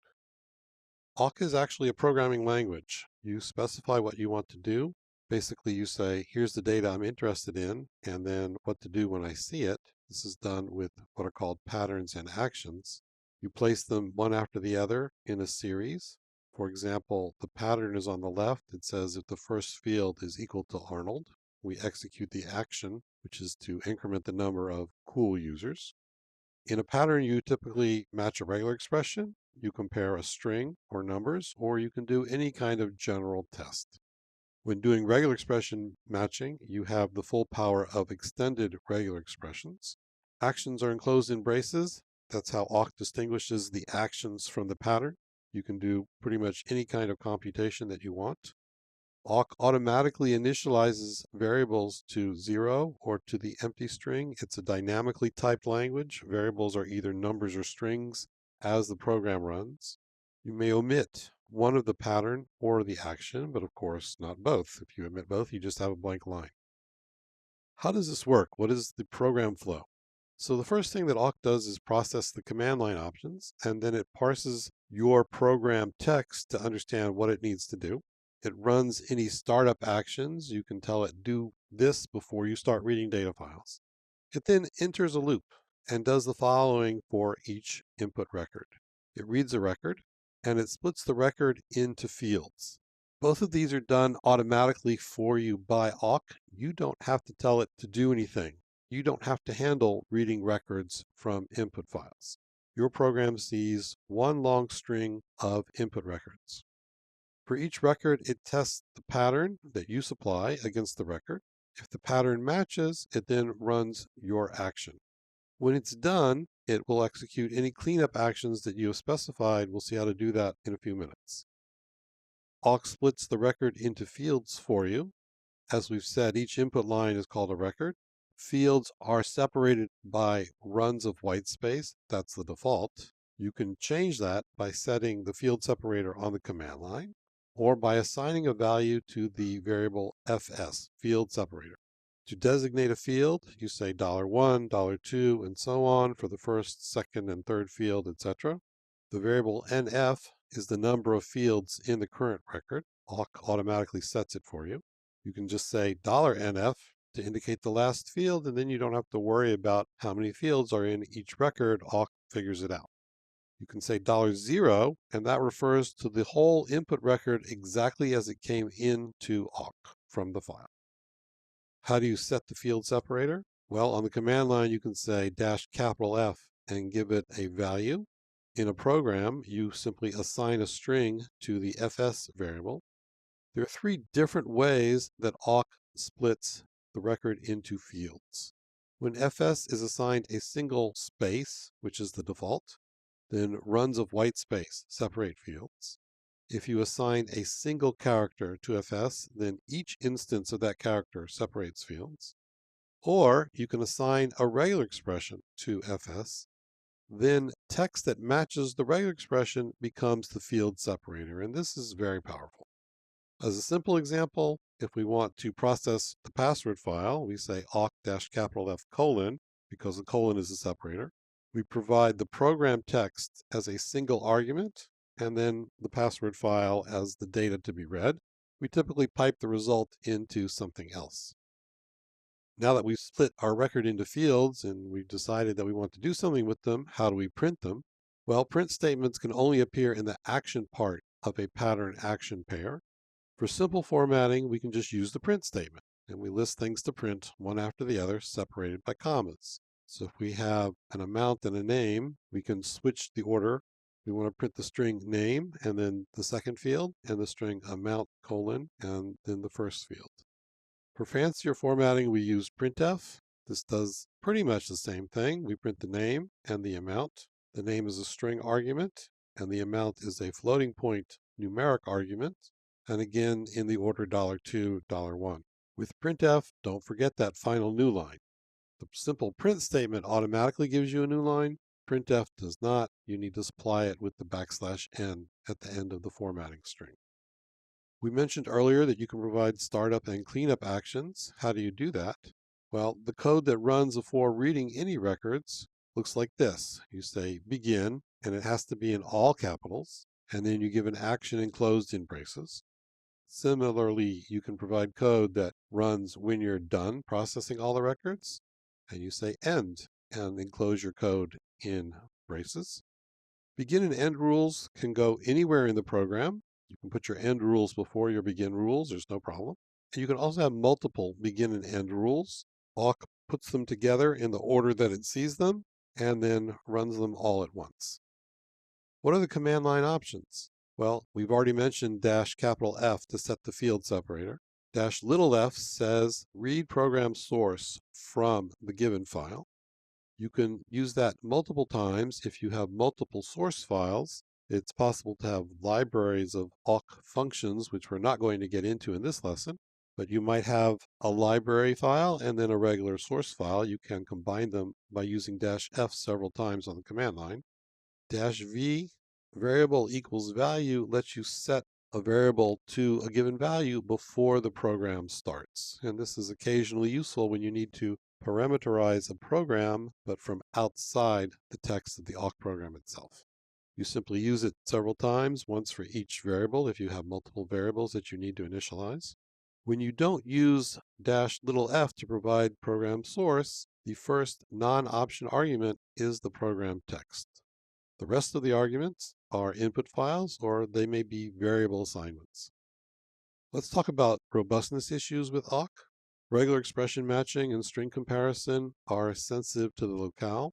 If you're using multiple source files, you want to make sure you put them in the correct order. This is particularly important if multiple files have begin and end actions in them, because awk performs the begin and end actions in the order that it reads them. There are some version differences among different systems, particularly on older systems. They're relatively minor, but occasionally they can bite you. The GNU version of awk, called Gawk, has the most features. You want to use it if you're not worried about portability to older systems where you can't install Gawk. To summarize, the pattern action notation is a very powerful way to describe the data you want to process and what to do when you've seen it. The fact that awk reads records and splits them into fields for you lets you focus on your data and what to do. You don't have to worry about all the mechanics of reading a line, splitting it apart, testing it, and so on. Extended regular expressions give you lots of flexibility in processing your data. It's an important point here. This lesson has not done justice to awk. It's a powerful language. You should learn more about it. It's worth the investment in your time. Welcome to our lesson on rearranging fields with awk, where we will demonstrate some of the things that we talked about in the previous lesson. Topics today, demo, that's the main point. We'll review some resources related to awk and conclude. Let's move to a terminal window. We're going to go back to the password file again. Let's say we want to print a list of users in the password file. So here we're saying the fields are separated by a colon. Our program text is the first argument, and the data file is the second. There is no pattern, in which case the action is performed for every line. What we want to do is print the first field, and there's our users. Let's say we want to print users that have bin bash as their shell. Here we have a pattern and an action. Pattern says where the last field matches /bin/bash, print the first field. We have to escape the slashes inside the regular expression because the slashes delimit the regular expression constant. These are the users that have bash as their shell. Let's say we want to print members of the Robbins family on this computer. The user information is the fifth field. Here we have only a pattern and no action. The default action is to simply print the entire record. There are the records for users in the Robbins family. If we want to just print the usernames, we would print just $5. The password file has commas indicating subfields in the username field. We can get rid of them very simply by using sed. It says change one or more commas into nothing, and there are our usernames. Here's our checkbook file, which we've used before. Let's say we want to know how much money we spent at Joe's Coffee. We have two rules here. The first compares the fourth field to Joe's Coffee. We've used a period instead of a single quote because the program is inside single quotes, and we can't get a single quote into single quoted text. The action says add the value in the last field to total. Because total is automatically initialized to 0, this will work. And at the end, we print the total. Total amount of money we spent at Joe's Coffee is $15.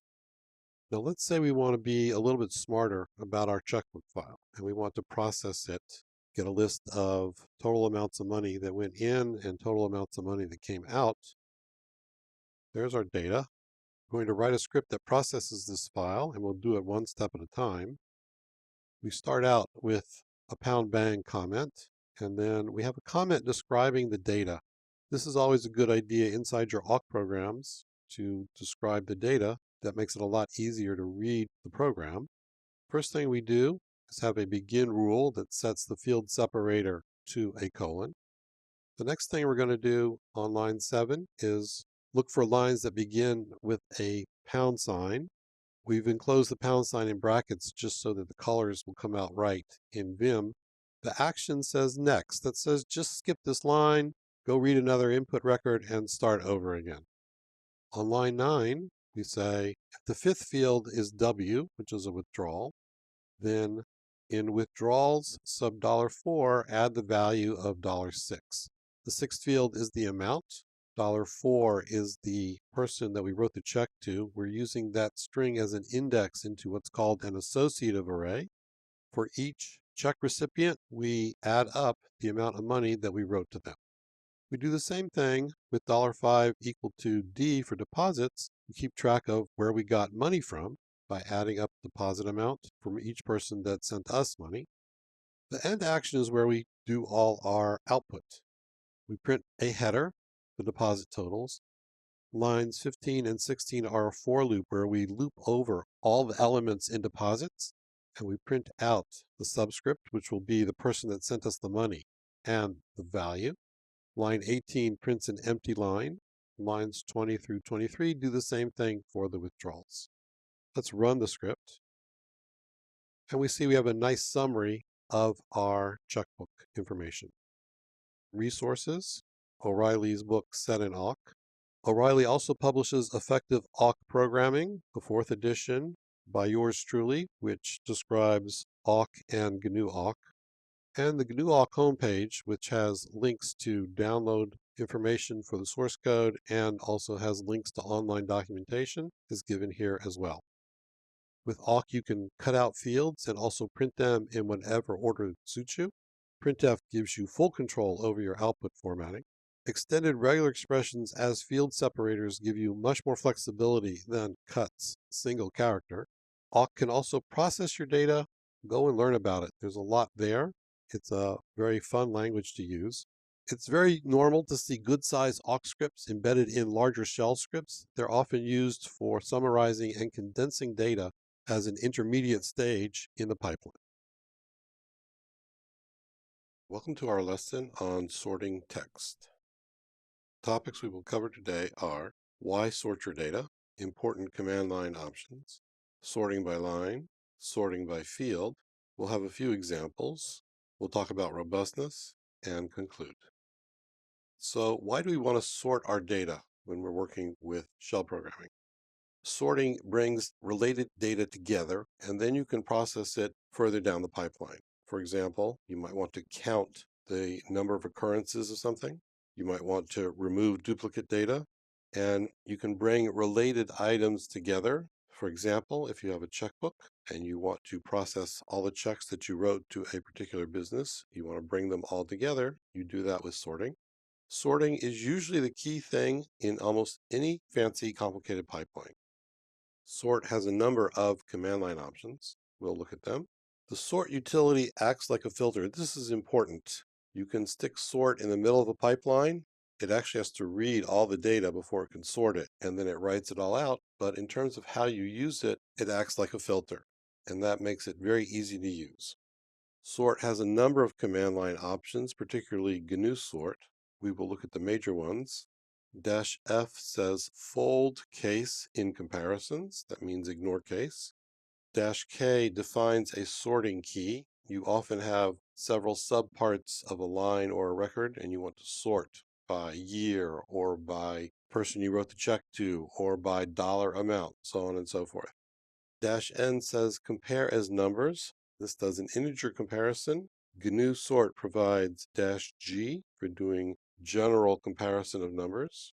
-O file, instead of writing the standard output, write the output to the named file.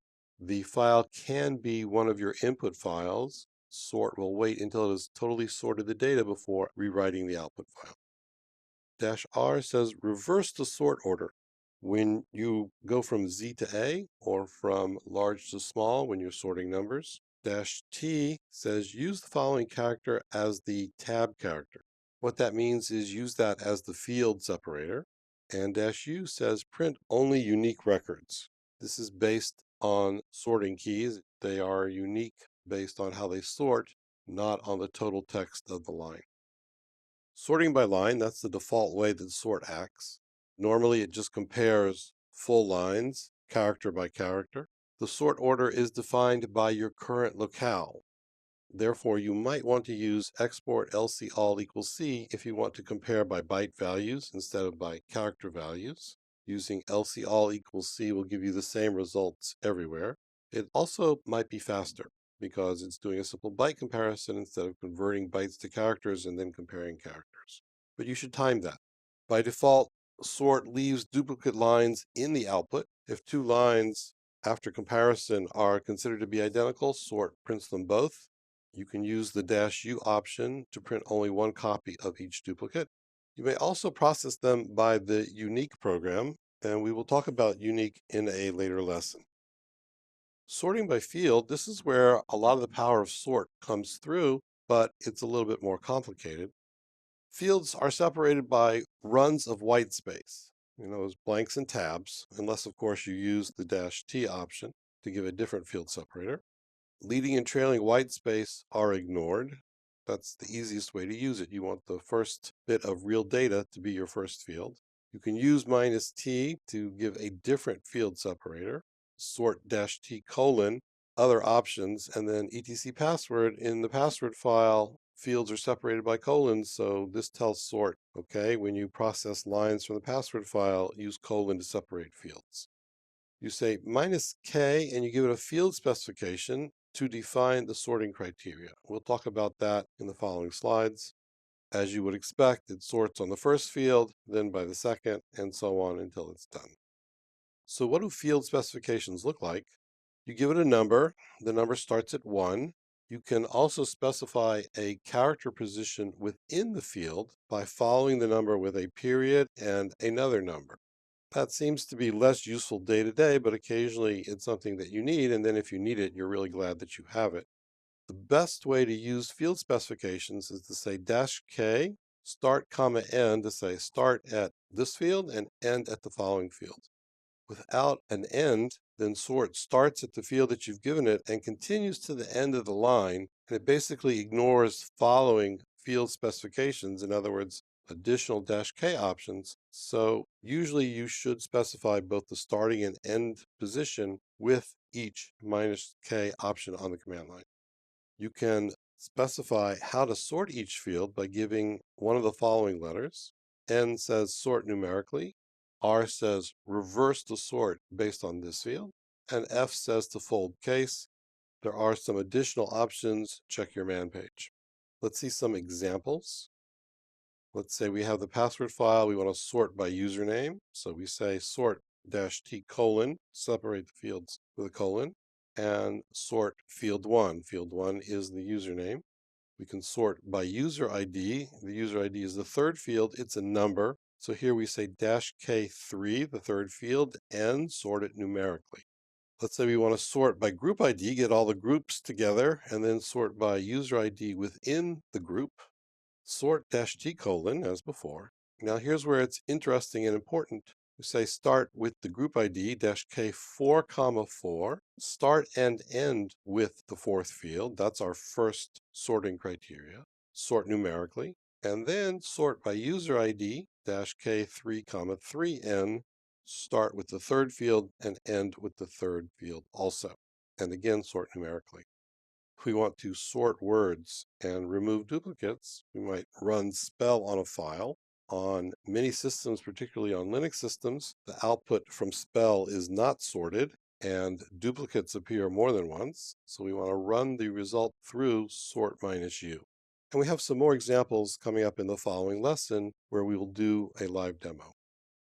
How do we use sort robustly? Well, we want to be aware of locale issues and maybe use export lc all equals C. Bear in mind that sorting starts at the field specification and keeps going to the end of the line. So you want to use the terminating field specification as well. Sort numeric data numerically with either the -n option or with the n modifier on a field specification, and use either -u or Uniq as the situation requires. And bear in mind that you might want to sort your data multiple times different ways. You might want to sort to bring your data together, do something with it, and then sort it differently before you're done. To summarize, sorting is usually the foundational operation in a complicated pipeline. The sort command is powerful and flexible, but when you use it very simply, it does what you mean. It's possibly the best example of a Unix tool in terms of how well it's designed. Once you start thinking in terms of collecting data by sorting, many possibilities open up. It becomes second nature to apply sorting to whatever data processing problem you want to tackle. And as funny as it sounds, building a fancy pipeline can bring a rush. Very satisfying to string a bunch of tools together and take a bunch of weird data, and all of a sudden it comes out nicely formatted and arranged and exactly with what you want. It can be a lot of fun. Welcome to our demonstration lesson on the sort command. Things we'll do in this lesson: we'll have a demo with several things to see. We'll talk about robustness, and conclude. Let's move to a shell window. One of the classic usages for the sort command is to look at disk space. Let's see how that works. In the home directory, we have a number of directories for users. I have several other directories that are used to store things because this is a large partition. The du command gives disk usage summaries for each directory. As you can see, the output is sorted by directories, not by the amount of space used. But in a multi-user system, we might want to know who's using the most disk space. So what we can do is sort the results numerically by the first column, which was the amount of disk used, and in reverse order. And here we see that the D directory takes up the most space. That doesn't really count on my system, but then we have users Arnold, Miriam, and so on in that order. And on a production system, you might use something like this to find the top 5 disk space users and then send them an email, something like that. Let's say we have a checkbook file where we record the checks that we've written, when we've written them to, as well as deposits in our account. The first line is a header line, tells us what each field is. Each field is separated by colons. We have the year, month, and day, who we wrote the check to, or who we got the money from, and whether it is a deposit or withdrawal, and then the amount. Let's say we want to find our largest check. The amount is the last field, the 6th field. We are using a colon as the separator character, and we're saying do a numeric sort, but in reverse order, so that we will get the largest check first. So in fact, our largest amount was a deposit, and then the checks go down in decreasing order. Let's say we want to sort by recipient. We use the -F option to ignore case because we may not have entered the case exactly the same every time. And we sort on the 4th field, which is the recipient. And there we go. We see that the checks to Joe's Coffee are grouped together and the checks to Mary's Donuts are grouped together. Let's say that we want to have all our withdrawals printed before all our deposits. The 5th field was either a W for a withdrawal or a D for deposit, so we want to sort in reverse order. And there we have all our withdrawals. Let's say we want to do the same thing, but now have our withdrawals be in numeric order from largest to smallest. So now what we've done is sort on the 5th field in reverse order. And then when we're done with that, we sort on the 6th field again in reverse numeric order. So now we have our withdrawals before our deposits, and the withdrawals are in numeric order going down. And we'll take a look at some conventional examples using the password file. This will sort by username. We're going to cut out the middle lines of the file just so that it will fit on the screen. We're also going to get rid of everything after the username so that we can see the usernames. And there we go. If we want to sort the password file by user ID, we can do it as follows. The 3rd field in the password file is the user ID. And again, we're just chopping out the middle lines so that it will all fit on the screen. And we've sorted numerically. Finally, we will sort by group ID and then by user ID. The group ID is the 4th field, it's numeric. The user ID is the 3rd field, it's also numeric. So here we have the last 8 lines. Of the final 7, they all have group ID 65534, and then within that group, the user ID numbers are sorted numerically. That's about it for the live demo. As you can see, there's quite a lot that you can do. Let's talk about robustness. You want to pay attention to locale issues. You want to end your field specifications correctly. In general, you want to use -K 4, in other words, sort each field by itself, then sort the next field within that sort order by itself. Note that the -N option or the N modifier with field specifications sorts integers. If you need to sort numbers with fractional parts, then use GNU sort and its -G option or G modifier. There's also a --debug option to GNU sort, which can be very useful for understanding how sort is sorting your data. To conclude, Sorting is a very powerful way to bring data together, and then you can process it further. It's easy to use in the simple case, but it's powerful and flexible when you need it. Like regular expressions, when you put effort into learning the sort command, you will have a very large return on investment. It's very much worth doing. Welcome to our lesson on processing duplicates with Uniq. In this lesson, we will discuss removing duplicate lines. We'll take a look at the important command line options. We'll have a demo. We will then discuss robustness and conclude. Removing duplicate lines. The Uniq command compares adjacent lines and it removes any lines that are duplicates. The comparison is based on the current locale. You want to bear that in mind.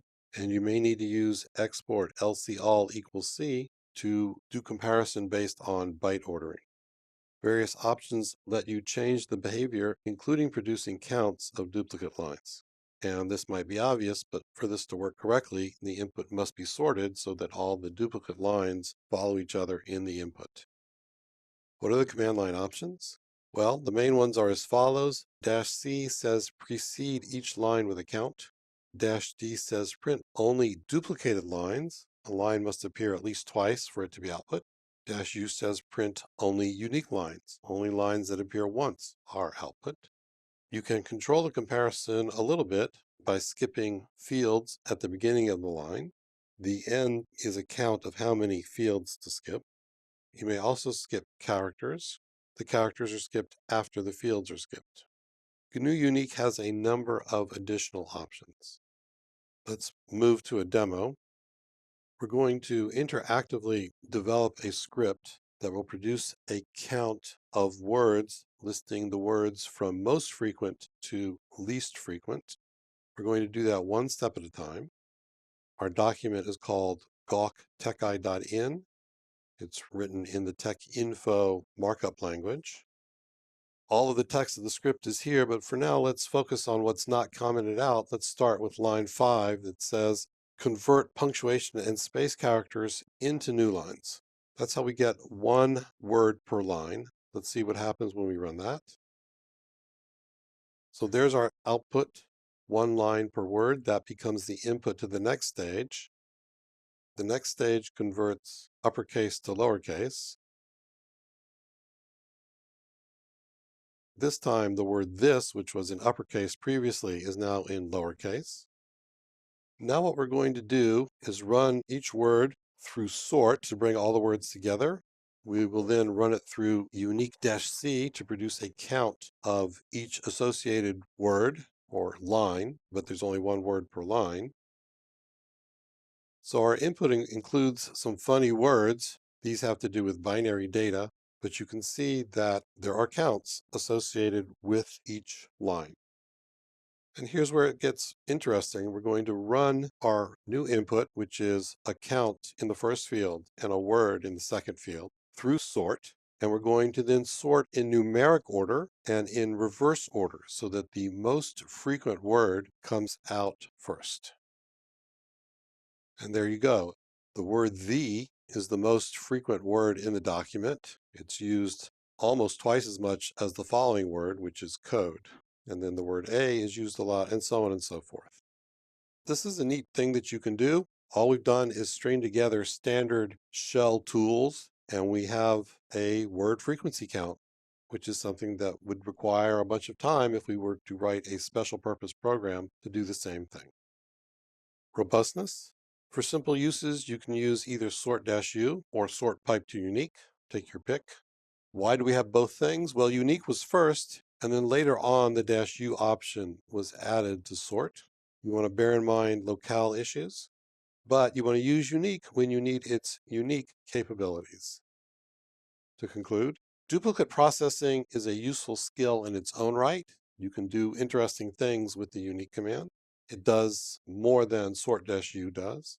And the two together let you do interesting things that you might not otherwise be able to do. Hello, and welcome to our lesson on pipelines can do amazing things, where we will develop an example using just a multi-stage pipe that does something interesting and useful.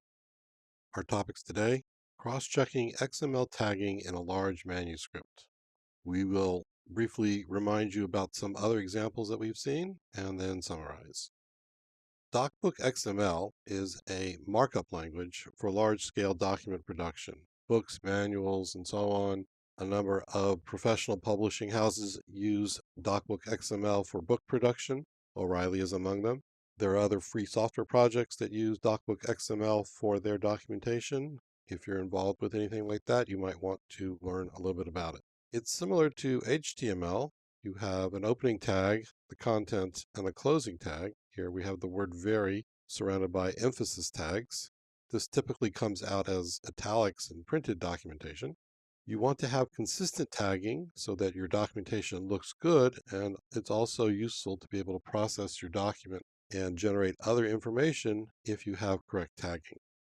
The different kinds of tags provide what's called semantic markup. You describe what's important about your text, that you want to emphasize it, and not the physical markup that you want it to be specifically in italics.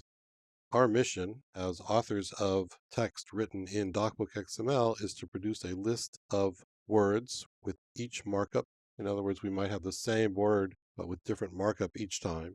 We want to know how many times each word with that particular markup appears, and we want to, of course, see the actual markup.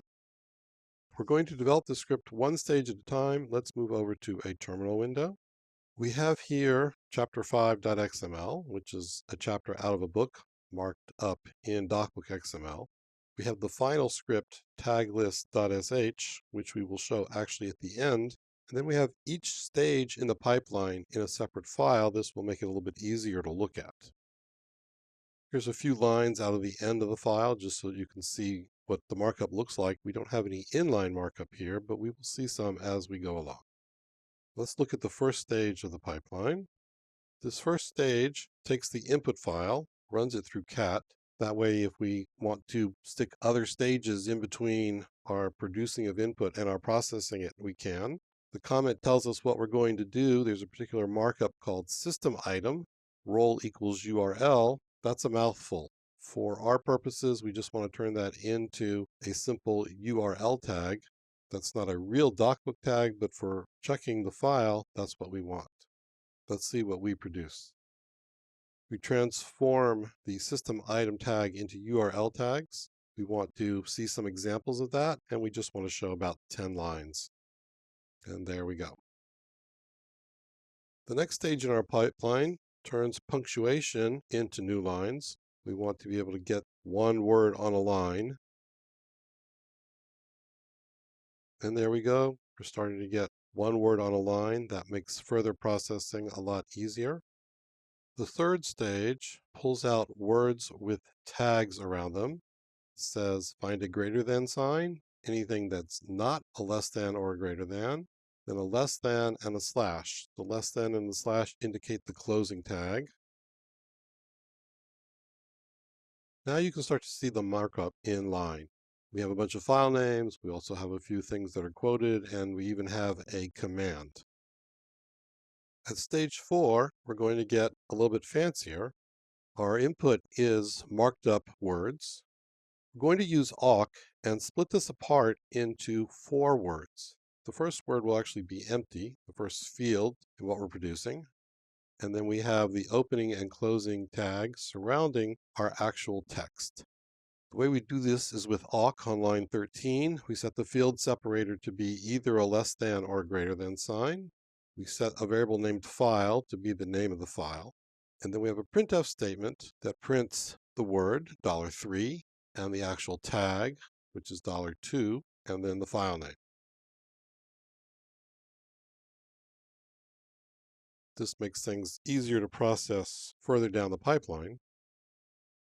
We're now going to sort by word. And sort has done its job. We can start to see that things are sorted based on ASCII character code.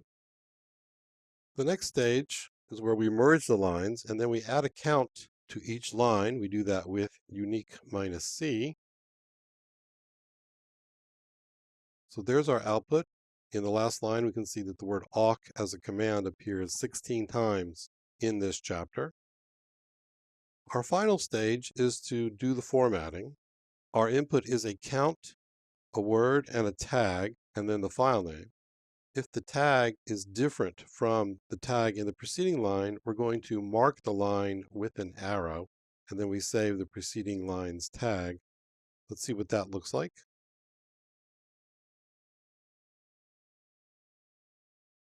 So here you can see an example. For instance, the first line shows that tr is marked up as a command 7 times, and that it's also marked up using literal tagging 1 time. And we have the little arrow on the end in order to tell us that, look, we used different tagging for this particular word in this file. And that's a key to go check. Did we actually use the correct tagging or did we not? Here's the final script. It's the same as what we produced step by step, but we've added some comments at the front explaining what it does. We've also provided a comment indicating the usage, how to use the file as a separate program. Some other examples that we've seen earlier in the course, similar to this, are the spelling checker, where we used tr to produce 1 word per line. We then used sort to pull them all into order, and then we compared the sorted word list with a dictionary. Another example was the word frequency generator, and it's sort of similar in nature, where again we used tr to produce 1 word per line, sort to pull everything together, Uniq minus C for counting, and then another sort to order by frequency, this time in reverse order, going down, most frequent word first. So let's summarize. An important point in shell scripting is that often a pipeline is enough. You don't necessarily need any flow control, such as if statements or for loops and so on and so forth. If you're going to build a fancy pipeline, you need to know your toolbox. And then you want to break things down into the familiar kinds of stages that we've been using, such as breaking things into 1 word per line, sorting them, counting them, summarizing things with awk, and or making use of other facilities in the toolbox that we've talked about. Combine the tools as you need until you get what you want. It's really important to think about things in terms of tools, because then you can break things down into individual steps that are easy to work with. It's also important to develop your pipeline 1 step at a time, as we did in this example. Welcome to our lesson on variable assignment and the environment. The topics we will cover are assignment syntax, how you assign a value to a variable, exporting variables with export, making variables read-only with the read-only command, temporarily adding variables to the environment, more explicit control over the environment with the env command, removing variables and functions with unset. We'll have some robustness tips and conclude. How do you assign a value to a variable? You use an assignment. You say variable equals value, and that assigns the value to the named variable. It's very important to note that no spaces are allowed around the equal sign. This is how the shell notices that you are doing a variable assignment. If the value contains white space, then you need to quote it, either with single quotes or double quotes, and the usual quoting rules are in effect depending upon which kind of quoting you use. If you are taking the value from another variable and assigning it, you don't need to quote. For example, x equals $y, even if the value of y contains white space, it will all be assigned to the variable x. You can have multiple assignments on a line, one after another. They happen left to right. Some shells support a syntax for concatenation with plus equals. Both bash and the corn shell allow this. Perhaps other shells as well, but this is not defined by POSIX. Be careful if you need to be portable among different shell versions and especially to older systems. Exporting variables with export. So we have this thing called the environment. It's a list of name and value pairs, and programs are able to access them. And you look at the documentation for any given program to see what environment variables it uses. And every program carries around a copy of the environment with it. Child programs inherit the environment from their parent. It is simply copied unless somebody makes an effort as a programmer to change the environment. To put something into the environment, you say export variable equals value, and that does the following. It gives the value to the variable. It puts the associated name and value pair into the environment. You can use export -p in order to print the current environment. It does so in a form that can later be reread, and this lets you save and restore the environment via files should you wish to do so. You can also make variables read-only. If you use the read-only command, it's similar to export. It assigns the given value to the variable. At that point, a variable cannot be changed. Any further assignments fail. It does not put the variable into the environment. What goes into the environment and whether a variable is read-only are two separate, unrelated aspects of the variable. You can also print the read-only variables with read-only -p. Again, it's in a format that can be reread. This lets you save and restore read-only variables as well. In Bash, read-only is something of a wrapper around the declare built-in. Declare is a more general purpose built-in command for creating and managing the state of your variables. We'll take a quick look at that when we do a demo lesson. Sometimes you want to change the environment just for the duration of one command. You can do that. You write the variable assignments, var1 equals value1, var2 equals value2, etc., preceding the regular command, which would be the command name and any arguments that you want to give it. In addition to whatever settings the environment may have, when command is run, the shell adds the variables that you have listed on the command line to the environment for command's duration.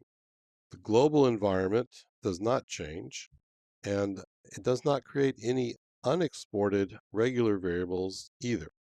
This can be particularly useful if you want to set the path environment variable to something special just for the duration of one command. The utility env gives you control over your environment, but through a separate external command. The syntax is env, an optional -i, a bunch of variable assignments, and then a command and arguments that should be run. The -i option initializes the environment. It essentially empties it out, putting into the environment for command only those assignments that you have listed on the command line. As we said, each variable's value is put into the command's environment. If you do not supply a command, then the env command just prints the environment. This is a very portable way to get your environment variables. Env is easier to use when you need to start over. You want a clean environment for whatever child program you're going to run. And as a shell script author, you don't know what variables you're going to inherit, so it's very difficult to remove them one by one. The env command lets you start from a clean slate and then go forward with just the variables in the environment that you want. The GNU version of env gives you more options. See the man page. Finally, we'll talk about the unset command, which is for getting rid of things. It takes two options, either -f or -v, and a list of names. The point of unset is to remove shell variables and shell functions. With no options or with the -v, it removes just variables. With -f, it removes functions. Essentially, unset was put into the shell at one point just for removing variables. Later on, -f was added to remove functions, and then -v was added for removing variables to have a parallel option for -f. With no options, the default is to remove variables. A shell may decide to look for a function if it doesn't find a variable by the given name. And in fact, that is what bash does. It looks for variables and then functions. The POSIX standard leaves it undefined whether that's what happens. In other words, it could happen, but it doesn't have to. When you unset a variable, it's also removed from the environment. So let's talk about robustness. Remember that you don't want any spaces around the equal sign when you assign to a variable. You want to quote values with white space in them. The assignment order is left to right. This is important if you want to use the value of a variable in an earlier assignment. Another important point is that exported variables and unexported variables share the same namespace. You don't have two variables with different values, one that's exported and one that is not. Bear in mind the different options for managing the environment. Use the correct one as appropriate in your script. In practice, it seems that read-only variables are not so useful. At least I personally have not found a whole lot of use for read-only variables. To summarize, Pay attention to variable assignment syntax and manage the environment with the right tool. Exporting variables with export or temporary assignments on the command line. Use env when you want to initialize and manage the environment as a whole. If you don't need a variable or a function, remove it with unset. Welcome to our lesson on variables and the environment, where we will demonstrate the use of the environment. Our topics: variable expansions and the environment. We will demonstrate and we will summarize. Let's move on to a shell window. First thing we'll do is take a look at variables. Here we have two variable assignments, a first name and a last name. And now we will use the values and assign to a full name variable. Because we have spaces in the value, we're using quotes for the whole thing. And we see that the whole string was assigned. Here we're doing an assignment. Full name had spaces in its value, but the shell understands to take the full value and assign that to this new variable n. And we see that the whole value came across, no quotes required in this case. Here we're using the plus equal form to concatenate a value onto the existing value of a variable. This is not standardized by POSIX, but it's available in both Bash and the Corn shell. As with a plain assignment, you'll note that there are no spaces around the plus equals. Let's take a look at the environment now. Export-p prints the environment, does not change anything because we have not given any additional variable assignments on the command line. We're using Bash. You'll note that in Bash, export really is a wrapper around the declare built-in command. Declare -x says export the particular variable. So Bash prints out a declare statement for each existing variable in the environment. We see that there are various variables with the name path. Of interest is the one in the middle, which is our search path, and it is exported. Simply assigning a value to a variable does not export it.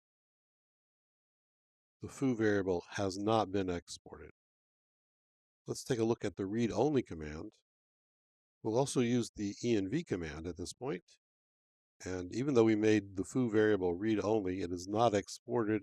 Exporting and read-only are two different attributes of a variable. They are independent of each other. If we try to assign another value to foo, we will get an error message. The read-only-p command prints out read-only variables. And we see, if you look at the last line of output, that foo is marked as read-only with its original value. Here we are performing a temporary assignment. We are adding the variable foo in all capitals to the environment for the execution of a single command. The command we're executing is a simple awk program. The awk language gives you access to the environment in an array named environ with all capital letters. So this puts foo into the environment just for the execution of this one command. If we look to see, does this variable exist in this shell session, it does not. And similarly, we want to check if it's exported. And since it doesn't exist, it shouldn't be there, and it's not. Continuing on with the env command some more. Env by itself simply prints the various environment variables and their values. They're not in any particular order. We can add a variable to the environment. In this case, nothing else is getting run, but at the bottom you'll see that there is our new variable. -I says initialize the environment, clear everything else out. So only those two variables are in the environment at this point. If we want to set only specific things in the environment, that's what we would use env-i for. Here we're going to use the env command. We will clear out the environment with -i, place a single variable into the new environment, foo in all capital letters with a value of junk. We will run awk and have it print out what it thinks it inherited in its environment. We see that foo is indeed in the environment, but path is not because env removed it. Here we're assigning a value to the variable x and exporting it at the same time. We're going to check that it's there. and indeed it is. Now we're going to remove x with the unset command, and x is now gone. Unset gets rid of it totally. To summarize, variables are a fundamental part of programming, and managing the environment is a standard part of shell programming. You will probably have to do this with any major script that you write. Hello, and welcome to our lesson on parameter expansions. The topics we will cover are: what exactly is a parameter? We'll look in more detail at command line arguments, other special shell parameters. We'll describe the simple expansion syntax. We'll look at several of the general expansions, which use fancier syntax. We'll look at the editing expansions. We'll have some robustness tips, and then conclude. So what is a parameter? Basically, this is a general term. It comes from the original documentation for the Bourne shell. And all the following are parameters. First of all, regular shell variables, where you have an assignment, such as foo equals bar. Those related to command line arguments like $1, $pound, $@ and $star. There are some other non-alphanumeric special shell variables, for example, $?. We'll see a list in a few minutes. Parameter expansion is how you get the values of all these different parameters. The command line arguments are a major subset of the parameters. We covered them in detail in earlier lessons, but to review real quickly, $1 through $10 and so on are the individual what are called positional parameters. That's just a fancy term for command line arguments. $@ and $star give you all the arguments, but how you get them depends upon what kind of quoting you use. $pound is the count of command line arguments. And the shift command lets you drop one or more arguments off the left side, and it decrements $pound at the same time. This is useful if you're processing command line arguments in a loop. There are a number of other special parameters in the shell. $0 is the name of the shell program. In some shells, it can also be the name of a shell function inside a shell function. $- are the options given to the shell at invocation. You can give it a number of command line arguments. For example, if you say sh minus xd something, then $- would be the letters x and t. This lets you check how the shell was invoked from within a shell script. $$ is the process ID of the current shell process. $? is the exit status of the last command. We'll talk about exit status separately. If you need it, you want to save it immediately because as soon as you run another command, it overwrites $? So you save it in a different shell variable. $! or $bang is the process ID of the last background command. $home is your home directory. That's the default to which the cd command goes to. IFS is the input field separator characters. This is used for word splitting. The default value is space, tab, and new line. And $env is the startup file for interactive shells. So how do we get the value out of a parameter? You precede the variable name with a $sign, like $home. This is familiar. We've been doing it since the beginning. If the text following the variable name could be part of a variable name, then you want to enclose the whole thing in braces. So for example, we say echo underscore $home underscore. We've enclosed it in braces because underscores are valid characters in variable names. If you had $home underscore, that would be a different variable from $home. You'd end up with no expansion unless you happen to have set that variable. This works inside double quotes, as we see here. The braces are required for all the following special expansions, as we're about to see. There are 4 what we would call general expansions. They're all enclosed in braces. The variable name comes immediately after the left brace. And then we have a colon and a different character, depending on what we want to do. And then some other text up to the closing right brace. $- checks if the variable exists and is not null. If so, it gives you the value. Otherwise, it gives you the word or text that you've supplied. The point there is to return a default if the variable is not defined. $= is similar, but if the variable is not defined, it assigns the value to the variable and then returns it. The third one, $?, checks the variable and if it's not null, you get it. Otherwise, it prints an error message. And the point here is to catch errors if a variable is not defined. This usually causes a shell script to exit, whereas in an interactive shell, the shell will keep going. The colon plus lets you test if a variable exists. If it does not, you simply get the null string. There are 4 what I have called editing expansions. They're similar in nature, where you have a variable on the left, you have a shell pattern on the right. The expansions work by removing text. They remove text either from the left side of the value or from the right side of the value. You can remove either the shortest matching text or the longest matching text. Those with a pound sign delete the left matching text or from the front of the value. Those with a percent sign delete from the end of the value or the right-hand side of the text. You can tell shortest and longest based on whether there are 1 or 2 of the character. When there's 1, it's the shortest matching text. When there are 2, it's the longest. As a mnemonic between the pound sign and the percent sign, the pound sign is usually on the left on the keyboards, and the percent sign is usually to its right.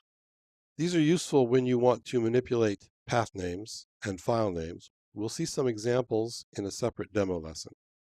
Robustness tips. You want to remember the quoting issues that are involved with $@ and $. $$ is often used for creating temporary file names, but there is a command called mctemp, which is better and more secure, and you want to use that.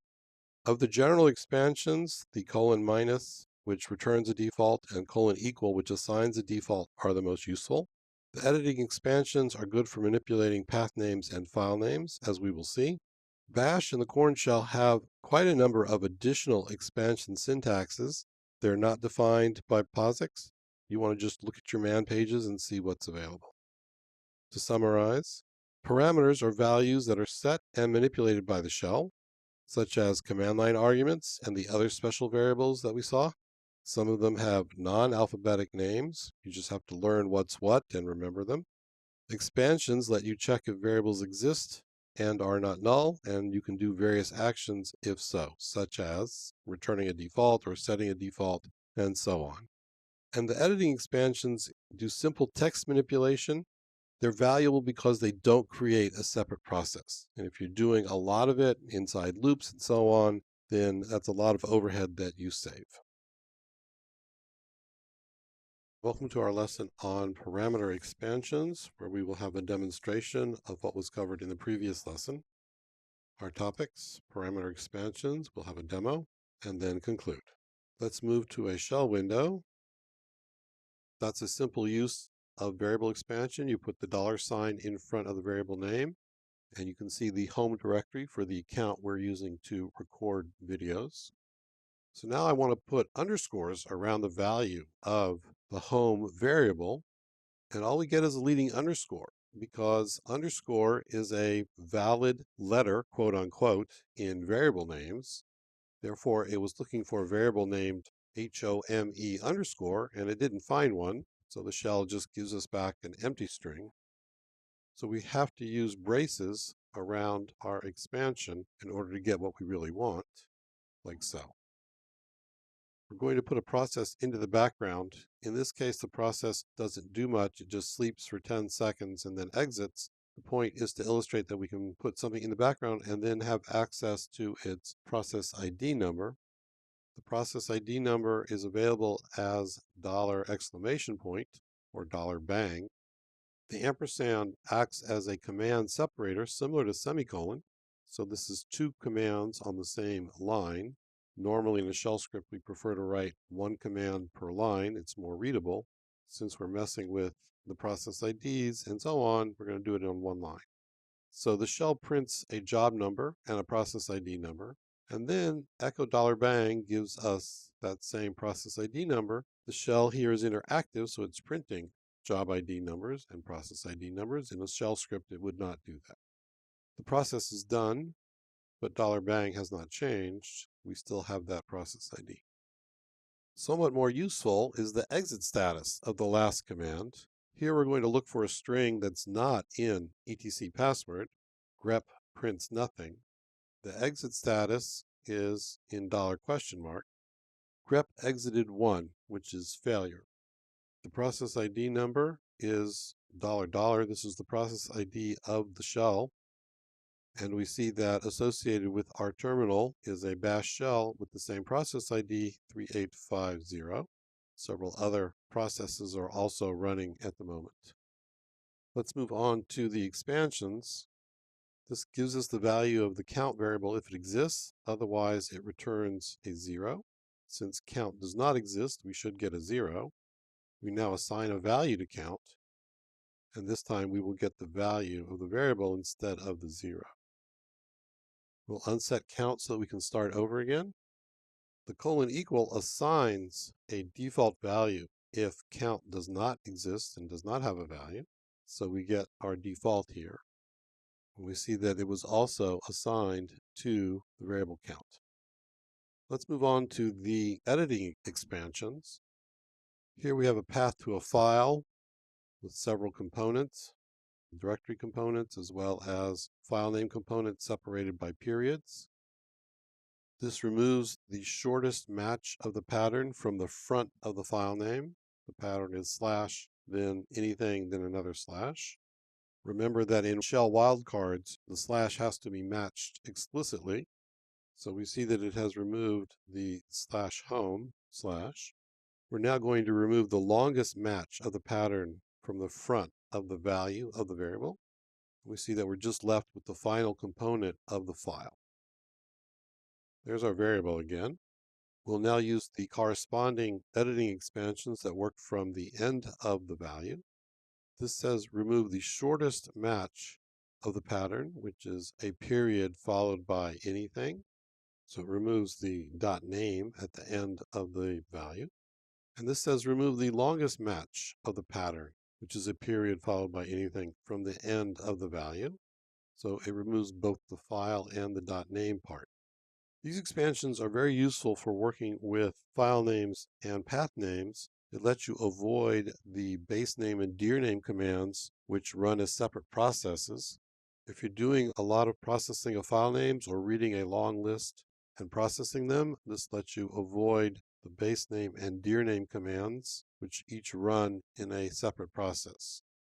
To summarize, the different expansions have some learning curve, but they're a regular and useful part of shell programming. They give you control, and they can be much more efficient than using external programs like base name and dir name.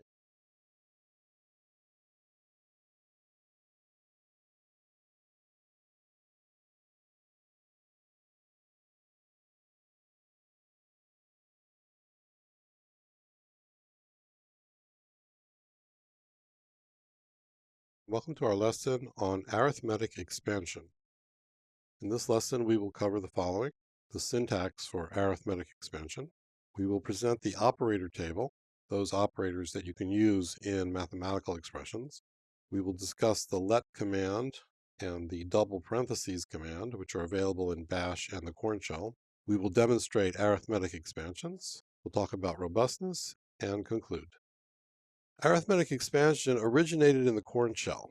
It was added because the expr command, which we'll talk about briefly in a later lesson, is very painful to use for heavy-duty arithmetic.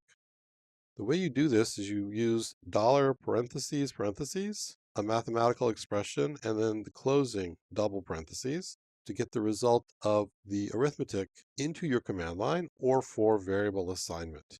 This syntax is standardized by POSIX. It should be available in any POSIX compliant shell. You can access variables with or without the preceding $sign. This is a nice feature because the $signs kind of get in the way when you want to write a fancy mathematical expression. The delimiters act like double quotes. This means that wildcards are not expanded and that meta characters are not treated specially. This is particularly important because there's a big overlap between the mathematical operators, such as less than and greater than, and the wildcard characters, such as star, with the arithmetic operators. So when you're doing something in between the double parentheses, characters that would otherwise be treated specially by the shell act like arithmetic operators.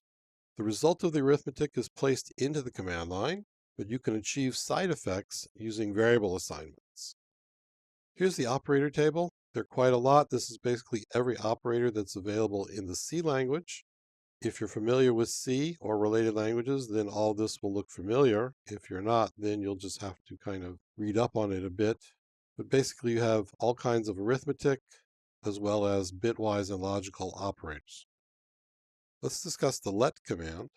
Having just an expansion can be a little bit awkward. Sometimes you want to use arithmetic as a command. The way to do that is you say let, and then you give it an expression, typically inside double quotes. Again, because of this issue of overlap between operators and shell metacharacters.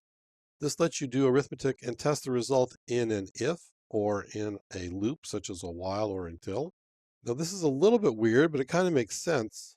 The exit status of let is 0 if the result of the expression is non-zero. In other words, if you got a non-zero result, that's considered to be good, and therefore the whole command succeeds. If the result is 0, then that's not so good, and the result of the let command is failure. The expression, all the operators are the same as we just talked about for the inline evaluation. Another syntax is to use double parentheses, but without the preceding $sign as a command. The point behind this syntax is to let shell scripts look more like regular programming languages. They're available in Bash and in the Corn shell, not in POSIX. Let's go see what all this looks like. We're going to move to a shell window. We'll do a simple calculation.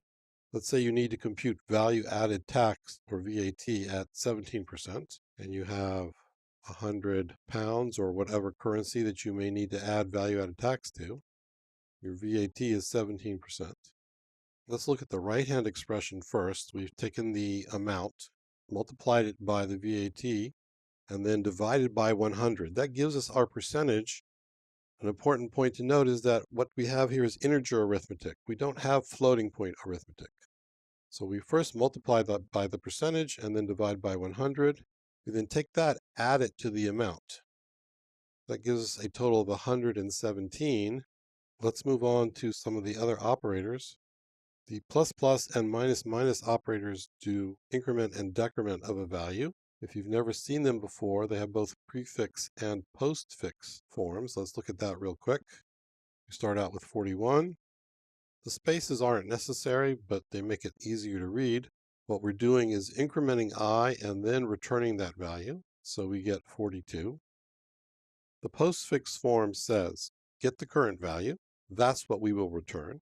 Then increment the variable. The return is still 42. But I itself was incremented and is now 43. Let's take a look at assignments.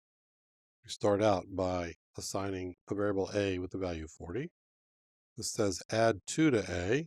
The value of a is then what's returned, 42, and a itself is at 42. Let's take a look at the command syntax. This is an if statement. We run the command, which is the double parentheses.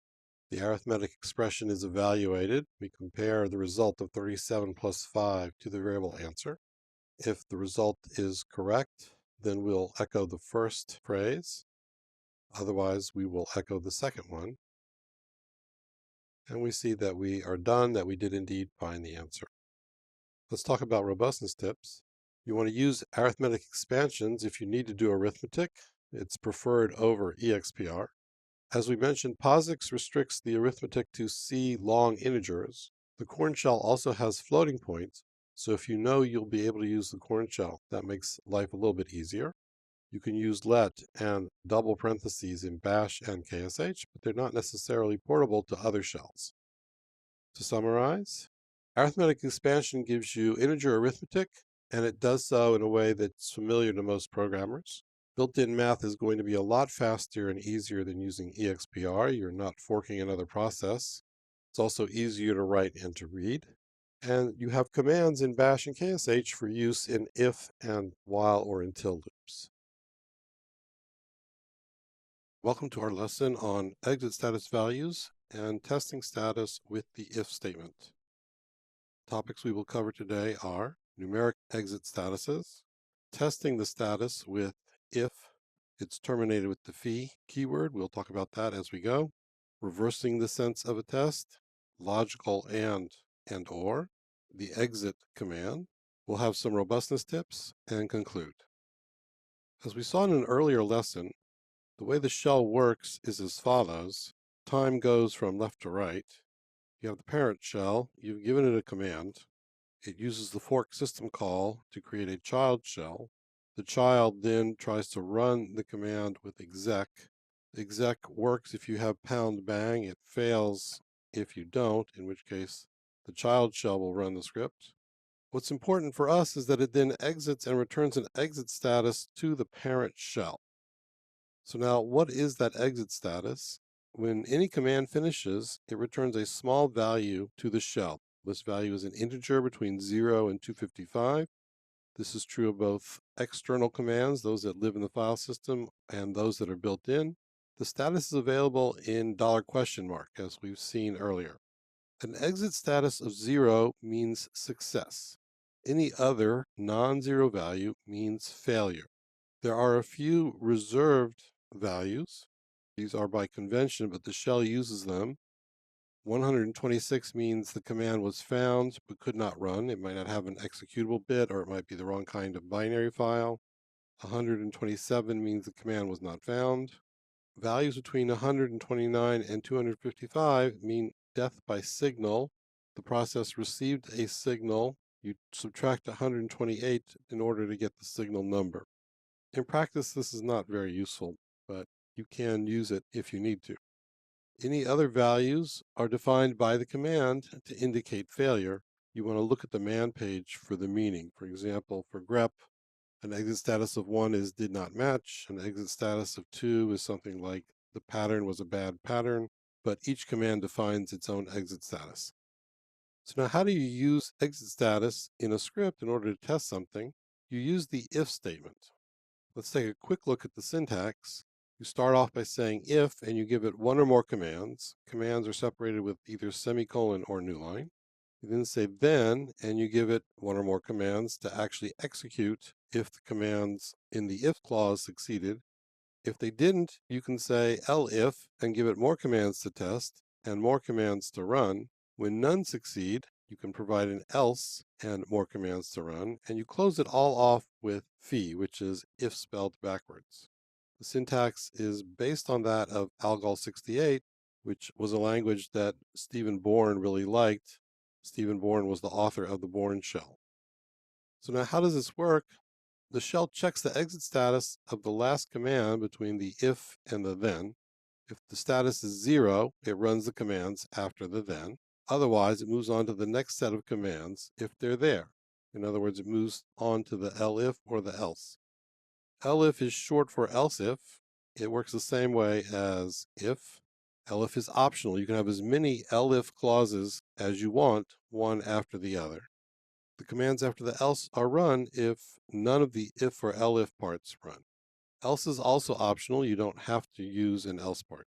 The exit status of the whole statement, the whole if, then, elif, else, phi, that whole bit, the exit status is that of the last command that was run. Occasionally you want to reverse the sense of a test, in which case you say if exclamation point and command to reverse the test. You need spaces around the exclamation point. It's a shell keyword. Thinking in terms of negative conditions is common. You can say something like, if Joe's not home, then leave a message.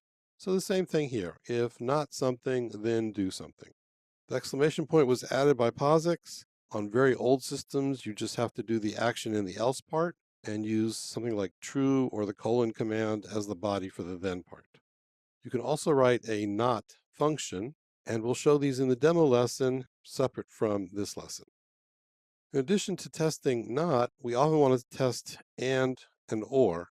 In other words, if this and that, or if this or that. So the shell syntax is a double ampersand. You say command 1 and command 2 for logical and. You use command 1, double pipe, command 2 for logical or.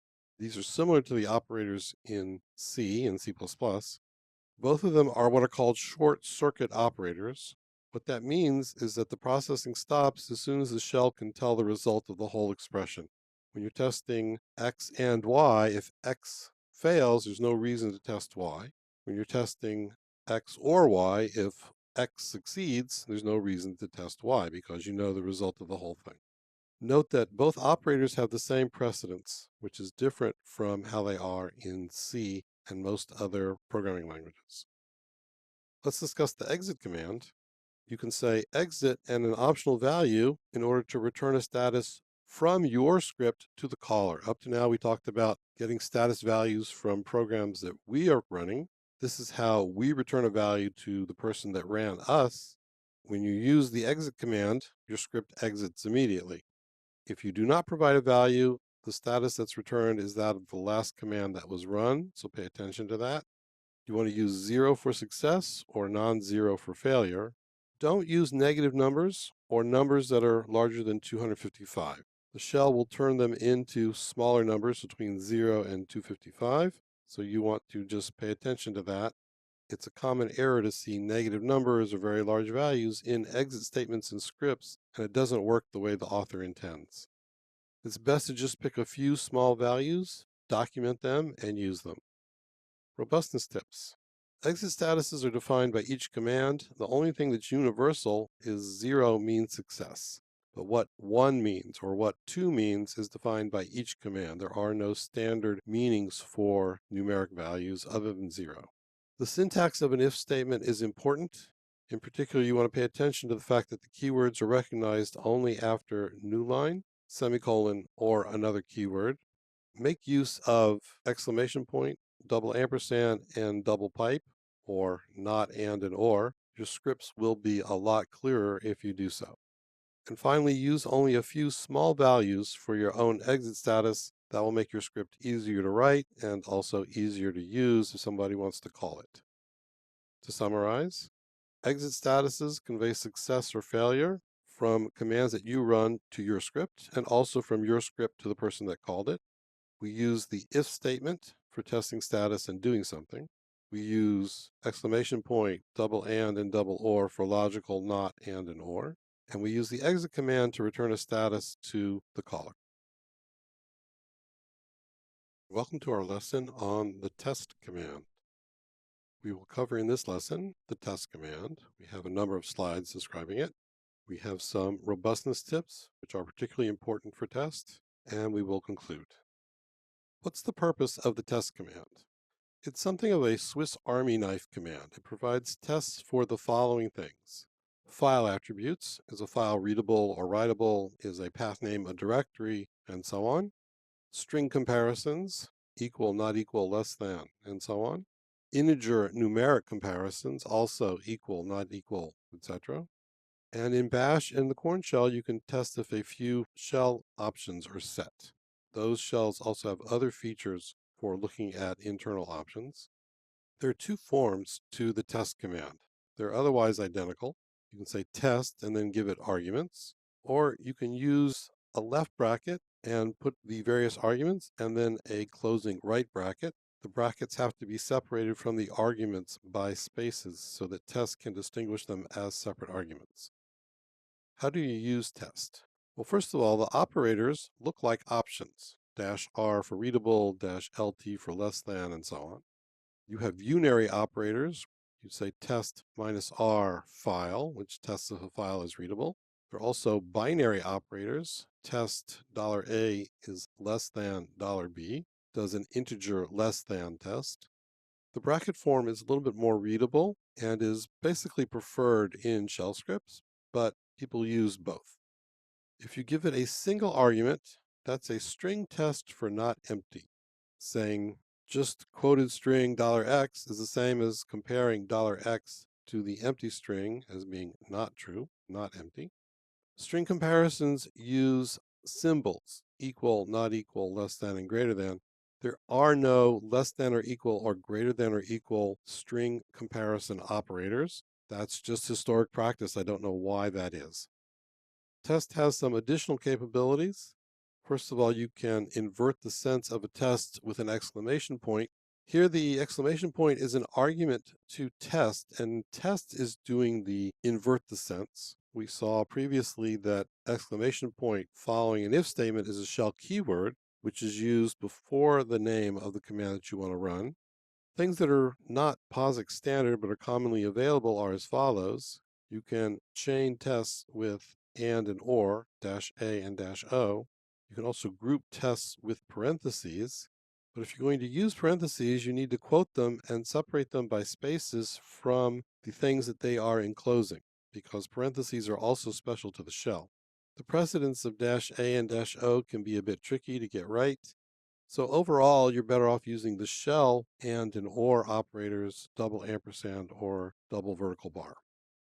Some of the commonly used options, well, for file tests, -e says does a file exist, -r, -w, and -x are for readable, writable, and executable, -l tests if something is a symbolic link. There are quite a number of others. You want to look at your man page. String tests use equal and not equal. That's the most common. -n and a string tests for not empty.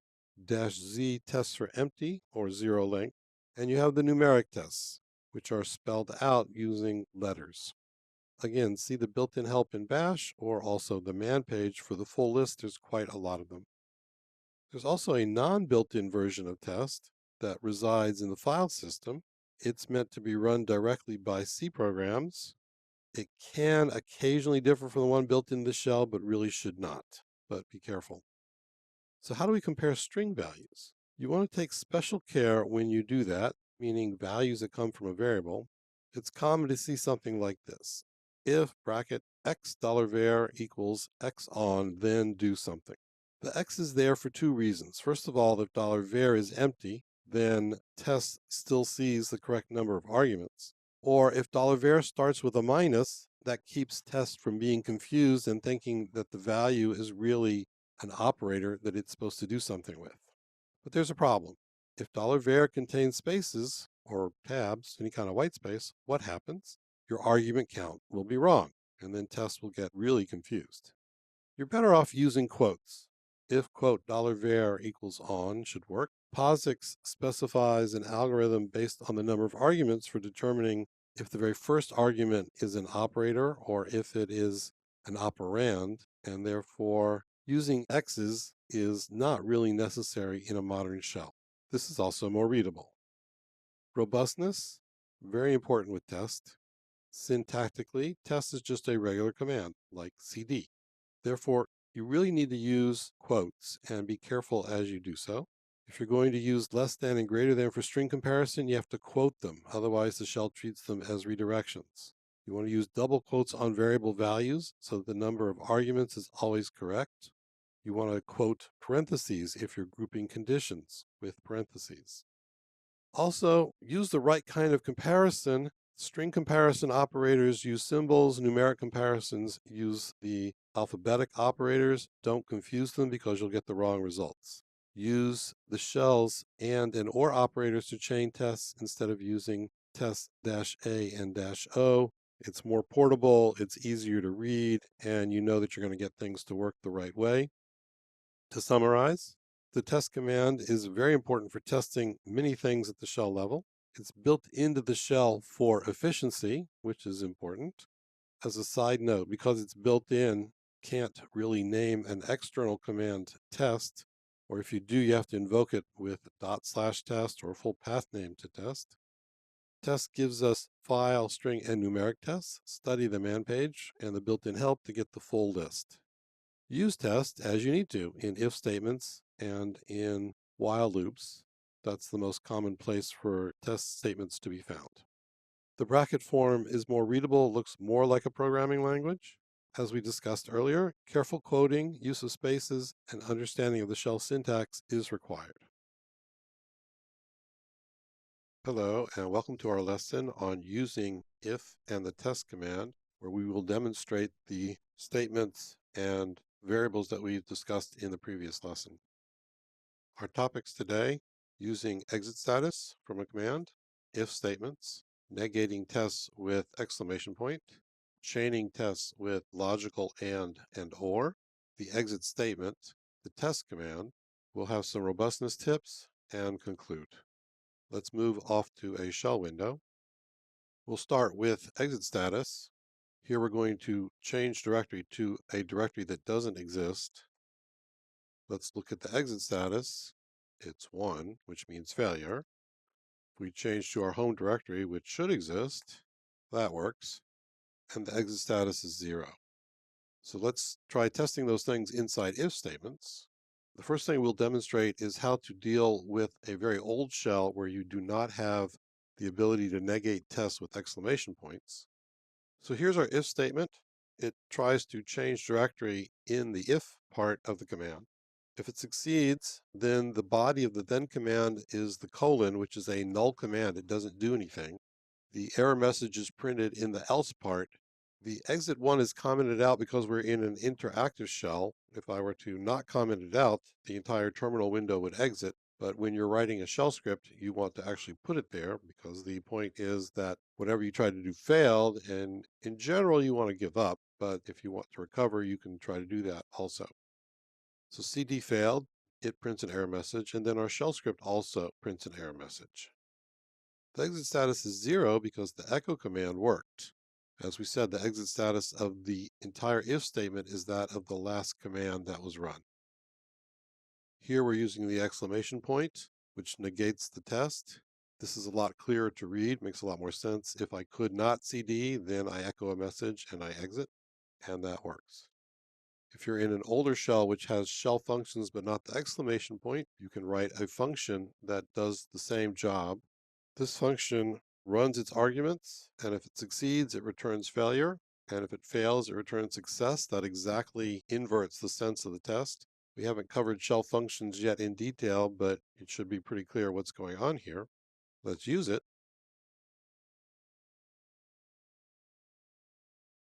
And it works exactly the same. Let's start putting commands together. So here's our first if-elif-else grouping. The first command in the if statement runs two commands. It tests that the password file exists and is a regular file. That's the -f. Then it looks for a user Arnold. If that's the case, then the first command set will be executed. Otherwise, it goes and tests the group file and looks for a group named Arnold. Otherwise, it prints a no such files or no such user message. This is just an example. It's not necessarily very practical, but the idea is to present the flow and how you write your if and elif commands. So we see that the password file exists and that indeed I am a user on this system. Besides using and, we can test things with or if we want to look for one user or the other. This first looks for user Arnold in the password file. If he's not there, it looks for user Miriam in the password file. And if that succeeds, then it prints the echo message, which is that one or other of the users exist. Remember that the and or operators are short circuit. Execution stops as soon as the shell can tell the truth value of the entire expression. Let's take a look at the exit statement. We're in a subshell. I've changed the prompt to something different so that we can distinguish the subshell from the parent shell. When we run the ps command, we can see that in fact there are two instances of bash running here. Now let's use the exit command and pass it a value that it will pass back to the parent shell. Here we give it a small value between 0 and 255. You can tell that we have exited because, first of all, the shell prints the fact that it's exiting. Secondly, because the prompt has changed back to the $sign. If we look at the exit status value, we get the value that we indeed passed back. And when we check with PS, we see that we're back to a single shell. One of the things that we typically do at the beginning of a shell script is check the number of arguments and then print an error message if it's incorrect.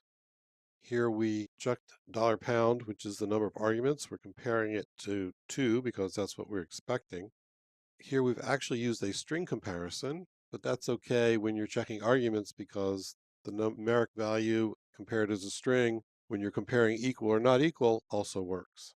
So here there's no problem because we ran it with the correct number of arguments. And here we gave it too many arguments, so it prints a usage message and exits. The exit status is 1. Here's a simple script that looks at the different possible types that a file might be, and in that case prints out some informative message. On line 4, the script first checks if the argument is a symbolic link. That's the $L. We want to do that first because all the other tests will go through symbolic links and check the file that a link points to. On line 7, it checks if it's a regular file. If that's the case, there's a separate set of tests as to if the file is readable, writable, or executable. We have to test those attributes individually because they're not related to each other. Using elif would be the wrong thing to do. If it's not a link or a file, we test if it's a directory. That's on line 25. And if none of those tests are true, then message on line 29 is printed. Let's just run this real quick. We will run it on itself, and it tells us that it's readable, writable, and executable. It tells us that /temp is a directory, and it tells us that dev.tty is neither a regular file, a directory, nor a symbolic link. Let's take a look at two of the string operators real quick. This sets A to the empty string. This checks if A is non-empty, that's the N, but A is empty. This checks if A is zero length, that's the -Z, but it's not zero length, so it tells us that A is something. This tests if A is zero length. It's not, so the else branch is executed. Let's take a quick look at the use of the capital X idiom in the test statement. We're going to turn shell tracing on with set-x. Here we've strung out the if statement all on one line with semicolon separators. Shell tracing shows us that test only received two arguments, the not equal and the foo, and it prints an error message because it's expecting an additional argument before the not equal. Here we've preceded the value of $A with an X. We also have to add the X in front of the string that we're comparing it with. And now this worked because the test command received the expected 3 arguments. There are some pitfalls to using this idiom. We've given A a value that includes spaces. So we're going to try the same thing again, but let's see what happens. So now there's too many arguments because of the expansion, and bash prints a message that test expected not so many arguments. So this is the right way to do it. We just simply quote the shell variable expansion with double quotes, and then test gets the right number of arguments, and everything's fine. Let's talk about robustness. Remember that you get the exit status from $? If you want it, you need to save it immediately, because as soon as you run some other statement, that will reset $? Use exclamation point or a not function as appropriate. That makes your scripts a lot easier to read. Use and or to chain your tests logically. That also improves the readability of your scripts. You want to remember that they are short circuit operators. Quote your variable expansion arguments to test, as we just demonstrated. That's very important. If you're going to use less than and greater than as the string comparison operators with test, you also want to quote them. And remember that there are spacing issues involved as well. We didn't discuss that particularly in the demo. We simply were careful to put spaces around all our arguments. To conclude, an exit status of 0 means success, non-zero means failure. You use this in if statements, and we also use it in while and until loops, which we will get to. Using the logical operators makes your scripts more readable and correct. And the test command is something of a Swiss Army knife. You want to pay attention to syntax quoting and correct argument usage if you're going to use it correctly. Hello, and welcome to our lesson on the extended test command. Topics we'll cover: we'll discuss the problems with the standard test command and why we need a different version. We'll describe the extended test command in more detail. We'll demonstrate it and then conclude. So what are the problems with the standard test command? Well, first of all, it is syntactically the same as any other command, so you have to be aware of shell syntax. What does that mean in more detail? Spaces are required between each argument. You have to quote parentheses and less than and greater than if you're going to use them as string comparison operators. You have to quote variable values. Complicated expressions are hard to write. Test provides and or and grouping, but it's kind of messy and difficult to read. The and or expressions were not always portable between different versions of tests. The precedence could vary. So we need something better. To that end, we now have the extended test command. It was originated in the Korn shell and picked up for bash quite some time ago. It's not in POSIX, but it's been available for over 25 years. The way you do it is you write it with 2 pairs of brackets. You enclose your expressions between the pairs of double brackets. You can think of it as a separate sublanguage inside the brackets because things are a little bit different. Word splitting, which is where we take a variable and its value gets split into separate words based on the white space in it, is disabled, as is file name expansion. And less than and greater than are recognized as operators, not as redirections. Some additional features: you use $var to get the variable's value. It's treated as a single word, exactly because word splitting is disabled. You can use logical and logical or inside the double brackets in order to chain your conditions together. You don't have to quote less than and greater than for string comparisons or parentheses for grouping. If you use a file name like dev fd and some number, that will test the attribute of the related file descriptor n, which is already open. The other features from regular test are there and are the same. In addition, you have the ability to do pattern matching within the test command. You use equal or double equal to compare if a pattern matches. You use not equal to compare if it doesn't. In Bash, you can use the extended patterns inside the double brackets, even if extglob is turned off. This is for compatibility with the Corn shell. If you want to do a string comparison, you simply quote the right-hand argument, and then Bash understands that it's quoted and treats it as a string. As an example, if you want to see if a file is not an object file, you could do this comparison: compare file to not star.o. The double equal form is preferred over the regular equal form, but both of them will work. Bash lets you use equal tilde to match a string against an extended regular expression. Let's move to a shell window. This tests if the file exists and if it's readable, which it is. Let's show the difference with word splitting turned on and turned off. Here we've assigned a value that has spaces in it. We've turned on tracing so that we can see the results when test is run. So test gets the wrong number of arguments and prints an error message. Now we're using the double brackets, and we're not quoting the value of a, but it works because the expansion is not split into separate words, and therefore the test works correctly, telling us that a is not empty. And we turn execution tracing back off. Here we're matching the value of the file variable, which is the name of a C file, against the pattern is not an object file, not star.o. So if it matches, we want to say that file is not an object file, and we see that it's not. This is a regular expression match. The right-hand side of the equal tilde operator is an extended regular expression, not a shell pattern. This is a bash extension. If the string on the left matches the pattern on the right, we'll print a yes, otherwise we'll print a no. Yes. Here we've assigned our pattern to a variable, and we can match the string against the value in the variable, and it also works. To conclude, the extended test command solves the problems found in the regular test command. It helps to think of the brackets as enclosing a sublanguage that works a little bit differently from the regular shell. You can use the extended test command if you can rely on having bash or corn shell. If you do so, your scripts are easier to read and write because you don't have all the extra quoting and the extra niggling details about the syntax to worry about. Welcome to our lesson on the case statement. In this lesson, we will cover the following: the case statement.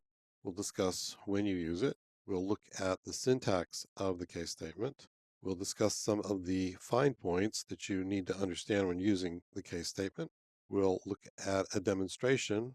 We'll examine a quote real world unquote shell script that uses the case statement. We'll talk about robustness and conclude.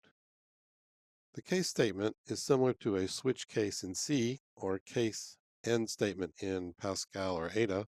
The idea is to test a single value against multiple patterns, one after the other. The case statement is often easier to read and write than a series of if-elif-else statements, particularly when you're examining the exact same value over and over again. For example, when you're processing options, you would loop over the arguments, use case to process the current one. We will see this in our example in just a moment. What does a case statement look like? Well, you start by saying case and some value, and then the keyword in, and then you give it a list of patterns. You have to have at least one. You can have several. You separate them with a vertical bar, which in this context means or. The idea is that in several instances where your value matches different patterns, you might want to do the same set of actions. After the list of patterns is a right parentheses, and then a group of statements. You end each case's group of statements with a double semicolon. Then you continue in order, first set of patterns, second set of patterns, and so on. Each group of statements that goes with a particular set of patterns ends in the double semicolon. You typically have a default case by using a star. Star matches anything, so that would also be last because we're testing things in order. The default needs to be the last in the case statement. The double semicolon is optional when it's in the final case, but it's really a good idea to use it.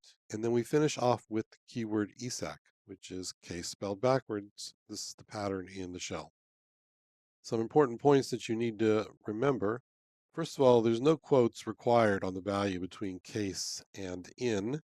It doesn't hurt, but it's not necessary. Remember that each case group ends with a double semicolon. You can put the double semicolon on a line by itself. This is often more readable, and people do things differently, either on the last statement or on a line by itself, but pick something and be consistent. The double semicolon is optional for exec, but it's a very good form to use it. You should get into that habit. You can supply a leading left parentheses before each set of patterns.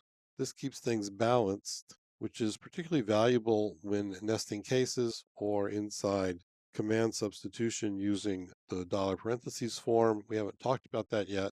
In any case, the left parentheses is totally optional, but if you put it there, it doesn't hurt. As a side note, instead of a double semicolon, Bash lets you use semicolon ampersand. In that case, execution falls through from one case to the next. This is a relatively recent addition to the shell. You probably won't see it very often, but if you need it, it's handy. Let's move to a shell window. We're going to look at a shell script called igawk, which comes with GNU-awk. The point of igawk is to do include processing. It's done in a shell script with a helper awk script. What interests us right now is the option processing in igawk. To understand it, let's take a look at gawk itself. So gawk allows both short and long options, as we see here.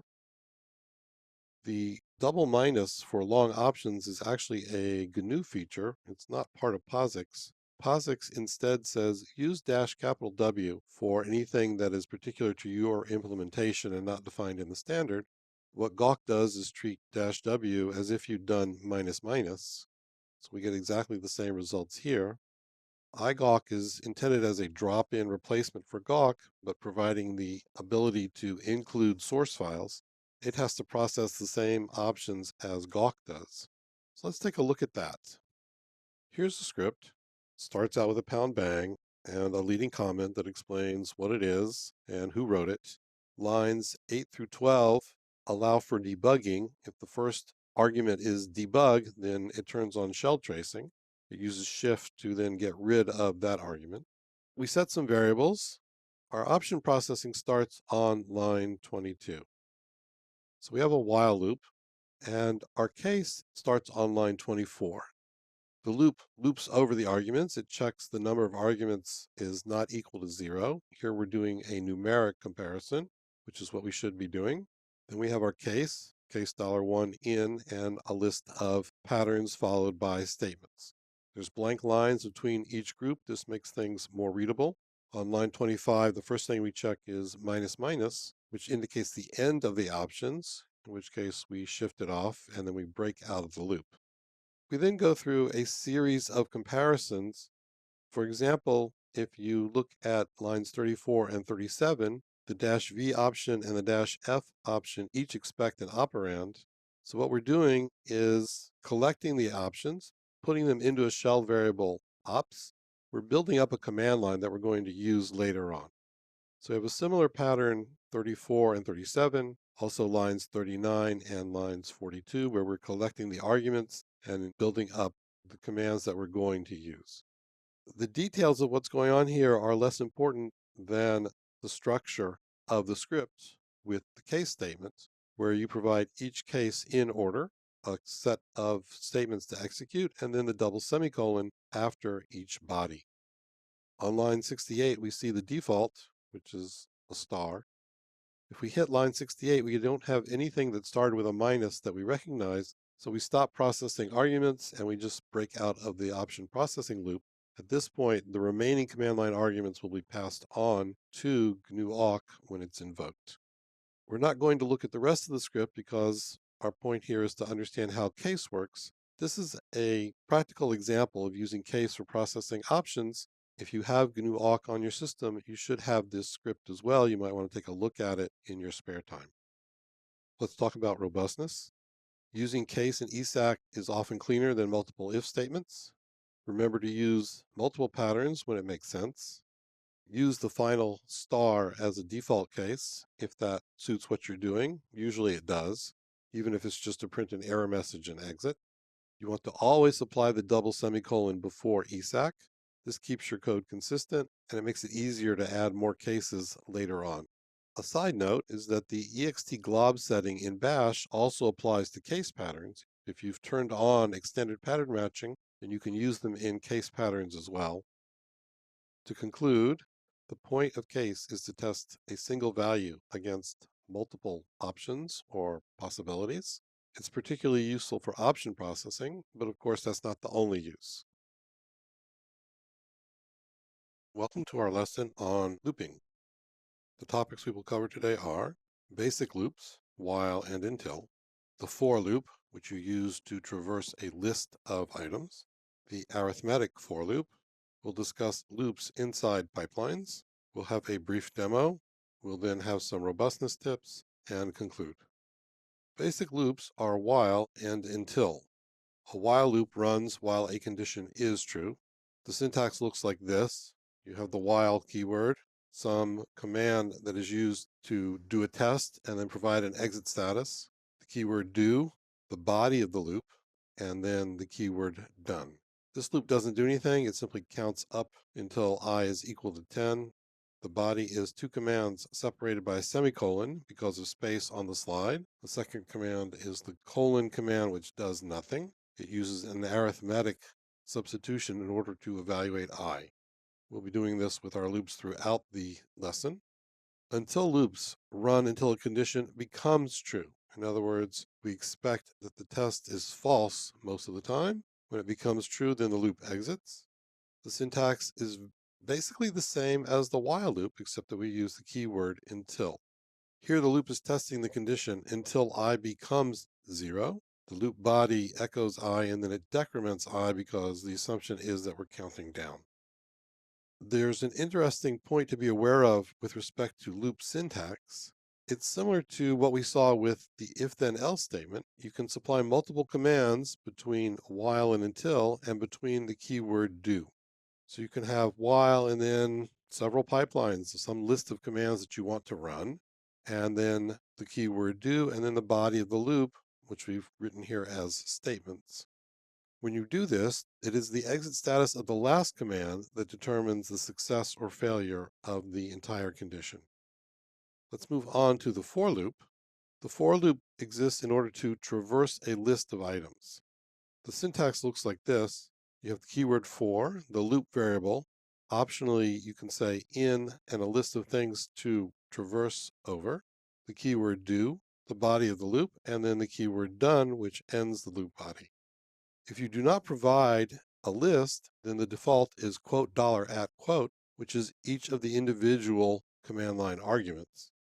You can generate the list any way you want, using a wildcard, a variable substitution, a command substitution. Anything you want can be used to produce the list of items over which the loop will traverse. In the body of a for loop, well, as we saw, the body statements are bracketed by do and done. For each iteration, the loop variable takes on another value from the list. Inside the loop, you say $var in order to get the value as you would in any other case where you want the value of a variable. Upon exiting from the loop, the variable retains the last value that it had. In addition, we have an arithmetic for loop. This is a common extension in KSH93 and in Bash. It looks like this. Again, the keyword for, and this time the double parentheses, which we associate with arithmetic stuff, either the let command or the arithmetic evaluation.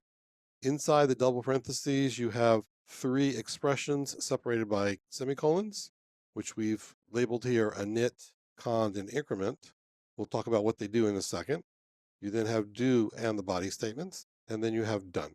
This is very similar to the for loop in C and other C-based languages such as C++, awk, and almost any modern language which traces its ancestry back to C.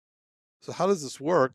The order that things are executed in is as follows. The shell runs the init expression, whatever it is. Typically, this is an assignment to a loop variable like I equals 0. It then tests the condition, runs the loop body. It then evaluates the increment expression and goes back and tests the condition again. So each time around the loop, as long as the condition is true, the loop body executes. The expressions are optional. You don't have to have any of them. They are also arithmetic. As we mentioned, any of the expressions can be left out.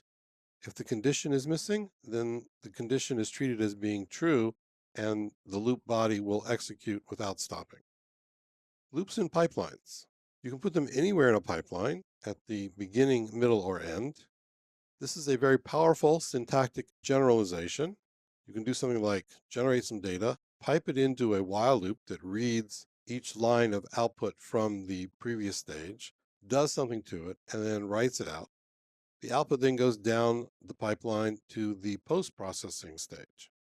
There were shells and other command languages in other systems where you might have had looping, but you could only execute them as standalone statements. Being able to put a loop into the middle of a pipeline is a really nice, powerful feature.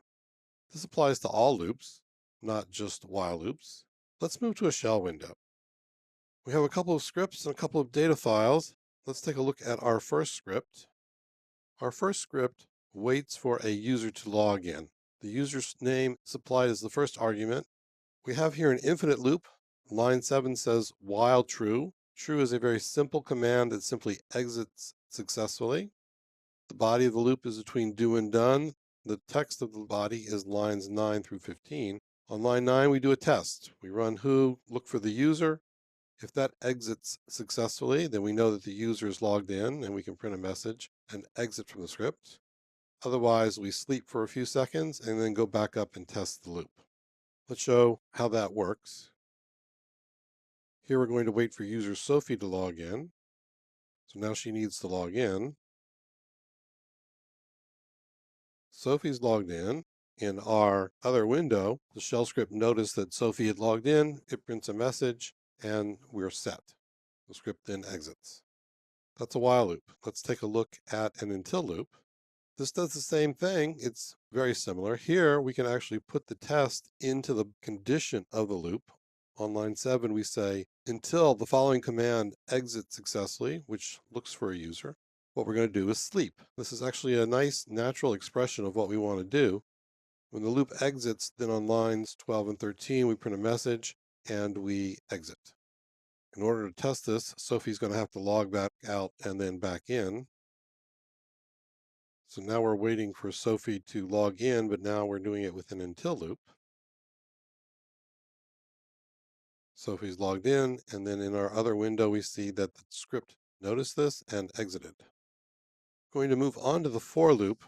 We have some data files. They're in XML, which we're using to produce a brochure. The brochure describes Atlanta. What we want to do is as follows. We want to traverse over all the brochure files that we see on line 5, where we use a wildcard. The body of the loop prints out the file name. That's simply a progress indicator. Line 8, we move the file into file.old. We make a backup copy of the file, which is always a good idea. Line 9 does the work. It changes the word Atlanta into Atlanta, the capital of the South.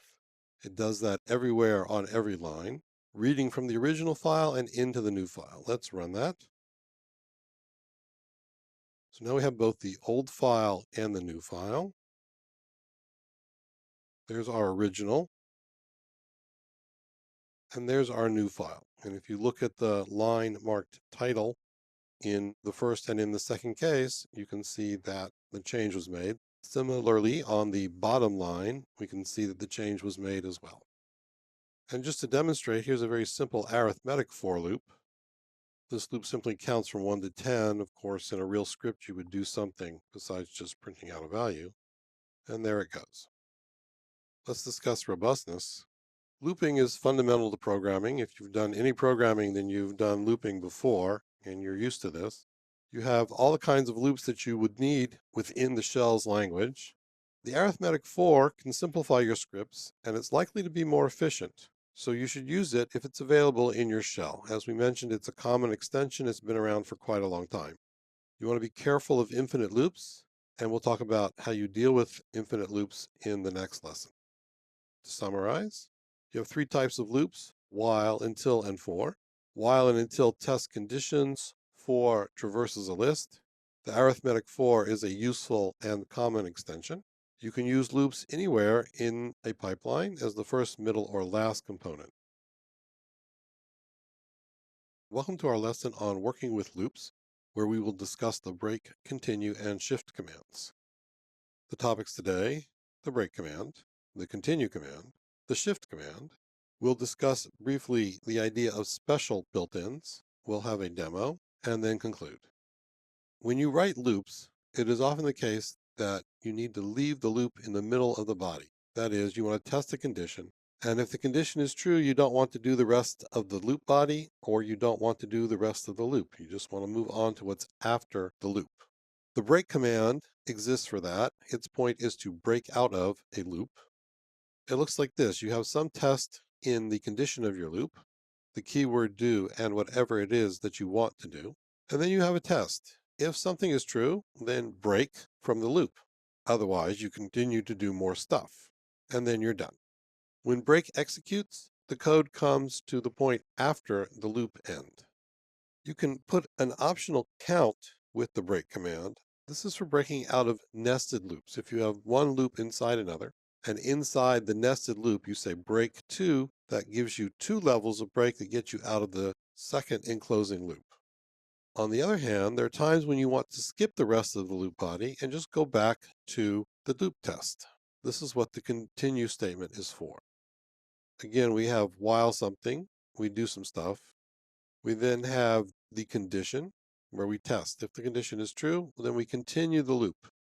And that skips over whatever was coming after the if condition. Instead, it goes straight back to the loop condition, and then the ending keyword done. Here too, you can provide a numeric count, which will continue multiple levels of loop. If you're in a nested loop and you say continue to, that goes back to the condition of the second outermost enclosing loop. The shift command isn't really for loop control, but we tend to use it inside loops. We use it for shifting the command line parameters down. You can give a numeric count to shift by more than one. This is for argument processing within a loop, where we look at each argument in turn. What does it mean to shift an argument down? Well, $2 becomes $1, $3 becomes $2, and so on. The original $1 falls off the end. Basically, that means it's gone. You can't get it back. Every time you do a shift, $pound decrements by the amount that you shifted. We're also going to talk about special built-ins. The reason we're discussing it is that all of break, continue, and shift are special built-in commands. They're not keywords, they're commands built into the shell. They're special in that they're found by the shell before the shell finds shell functions. So you can't redefine them with a function. I'm not sure why you'd want to, but you're not allowed to. The other special built-ins are dot, colon, and the rest of the items in this list. These are all related to the functioning of the shell. As an exception, bash, when not in POSIX mode, will find functions even before it finds special built-ins. Let's move over to a terminal window. We have a couple of scripts that we're going to look at today. We're going to reuse the wait for a user to log in test that we did in the previous lesson. Here we have a while loop, while true. This is essentially an infinite loop. On line 9, we test if the user has logged in, then we break out of the loop. Otherwise, we continue down, and on line 14, we sleep for a few seconds. Once the user is logged in, we have broken out of the loop, and on lines 17 and 18, we print a message and then exit. Let's run it. We're going to wait for user Sophie to log in. In this window, Sophie will log in. She's logged in, and then in the other window, we see that the script has noticed it, printed a message, and exited. Let's look at our next script, which is to wait for somebody to log out. Again, we have an infinite loop. On line 9, we test if the user is logged in. In that case, we sleep, and then we continue around to the loop. Otherwise, we break and print out a message. You'll notice that on line 18, we didn't update the message in our script. Let's fix that. Let's run the script. So now Sophie's still logged in, so this is going to wait for her to log out. Let's log out. In the other window, the script noticed that Sophie logged out and prints a message. Finally, we'll take a look at how shift is used. This is a script called igawk, which we have looked at before. What it does is provide include processing for GNU awk by collecting a list of arguments and a list of files and then generating an awk program that includes the source files already. What's interesting here is the use of a loop and the shift command.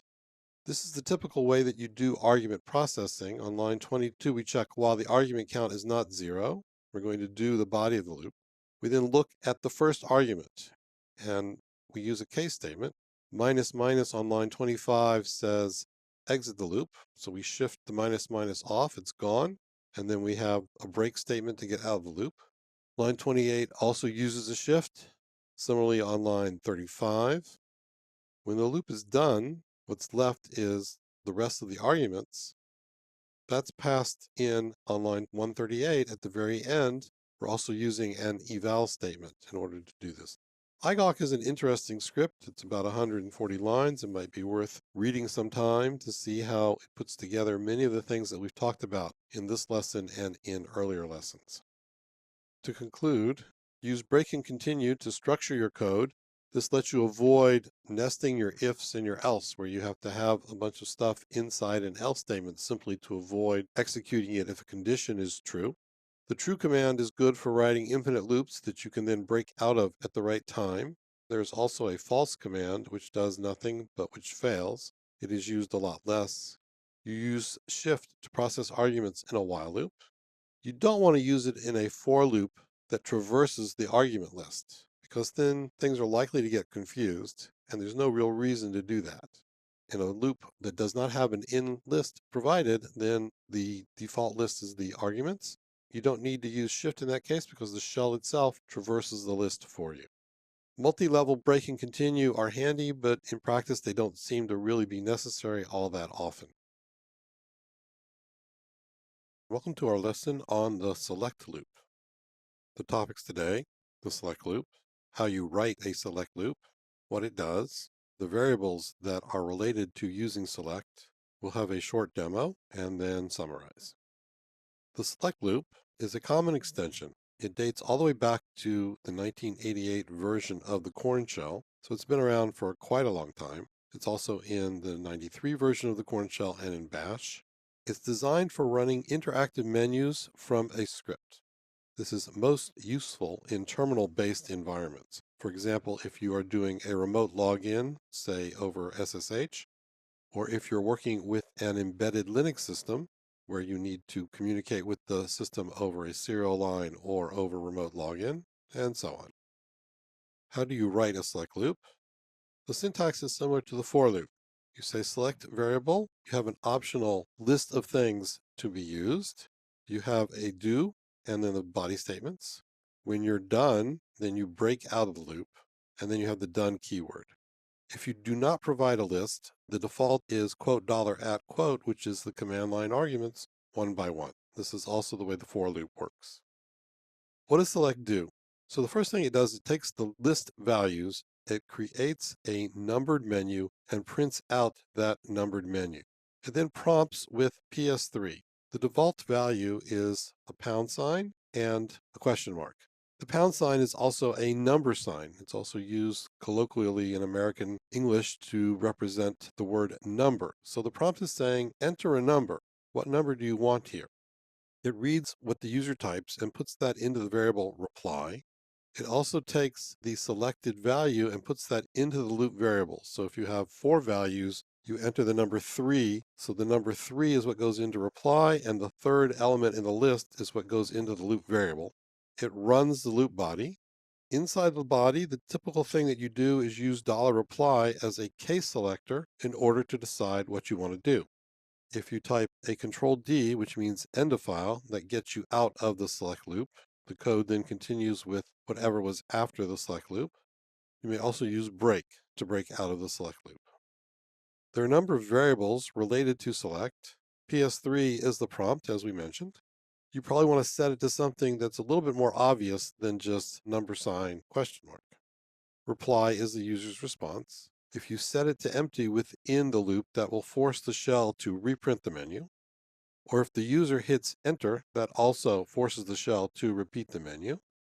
TM out is a timeout in seconds, after which the shell will exit the select loop and continue on. The idea here is not to keep the script blocked on user input. The shell prints the menu, it prints the prompt, and then it waits TM out seconds for the user to enter input. Let's move to a shell window and demonstrate. We have 2 scripts that we're going to look at.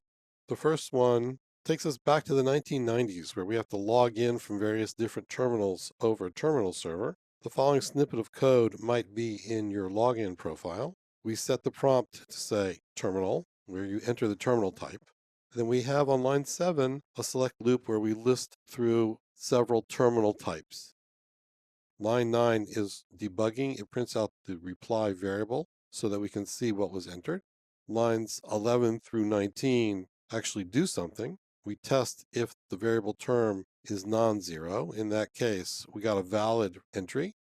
We set the variable term in uppercase to the value that was entered. This is used by various screen-oriented programs to move the cursor around, draw the screen.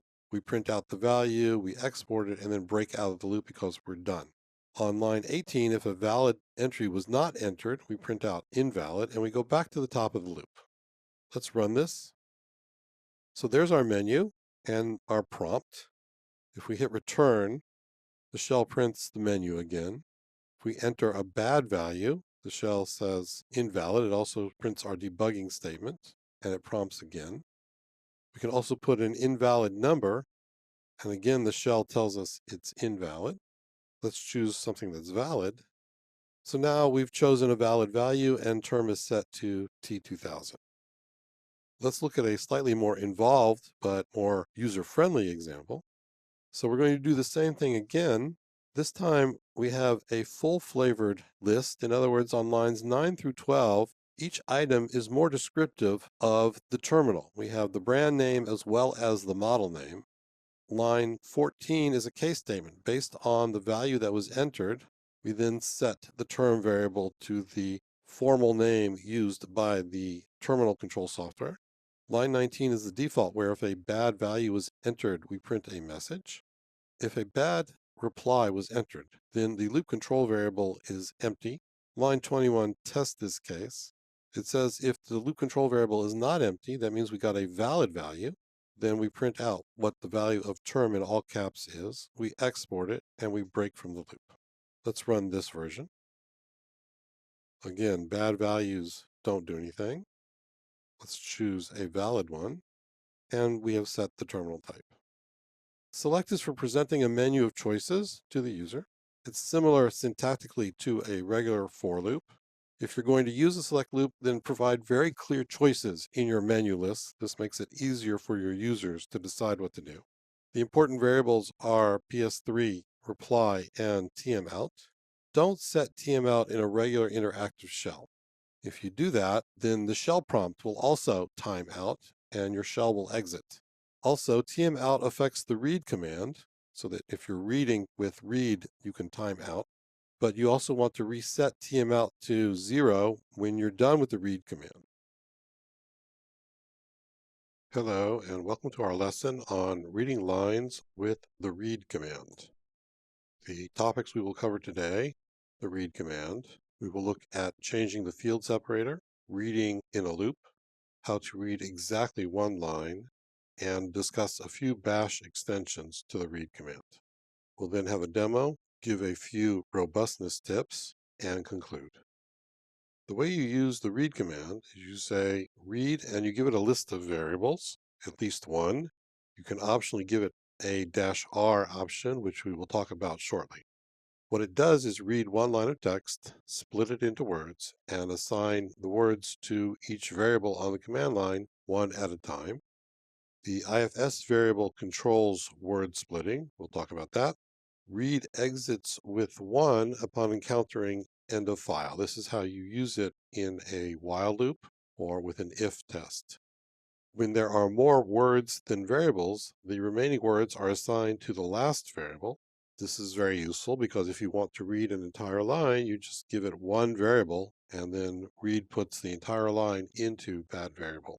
If you use read in a pipeline or in a loop, it may run in a subshell, in which case the variables that it sets are not available outside the loop, as we just mentioned.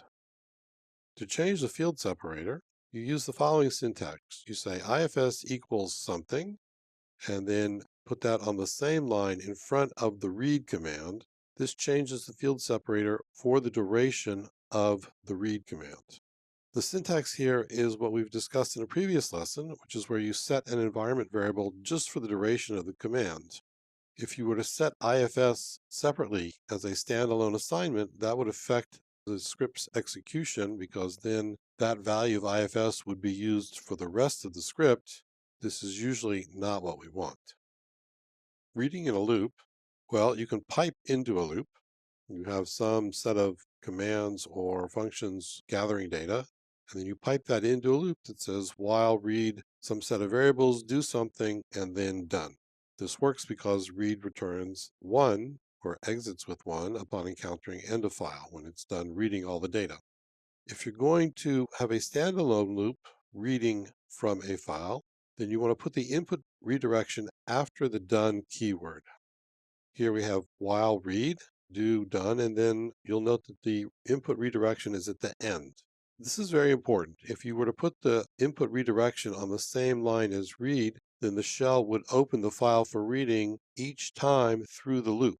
And you would end up with an infinite loop because each time you would only be reading the first line of the file. Reading exactly one line. Since the very first born shell, it was possible to use backslash and new line to continue input lines if they were very long or if you didn't want to type a lot. So if you finished an input line with backslash, the shell would continue to read from the input. The shell would remove the backslash and the new line. However, sometimes you really want to read exactly one line, even if there is a backslash at the end. So for this, we use the -r option. We say read -r in a variable in order to read exactly one line. And we'll show this in the demo in just a minute. The -r option is standardized by POSIX. Bash offers a number of extensions to the read command. You can use read -a and give it the name of an array in order to read words into an array. We haven't otherwise talked about arrays because they're not standardized by POSIX. Instead of reading up to a new line, you can say read to this character, where you give -d and a delimiter.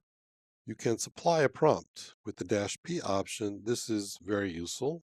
Instead of having to use echo or printf separately to supply the prompt, you can let the shell do it. You can also read with a timeout, where you say read -t and give it some number of seconds in order to wait. If you don't supply a number of seconds, then the value in $tmout is used. You can also read from a particular file descriptor with read -u. There are other syntaxes to accomplish this. You can do so with a redirection, but this option is available. There are some additional options. See the built-in help or the man page for the full list. Let's move to a shell window. We'll start by reading everything into a single variable.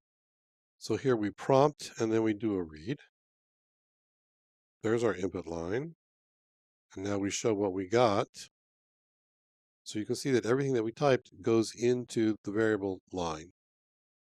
Now let's look at how the shell assigns remaining words to the last variable.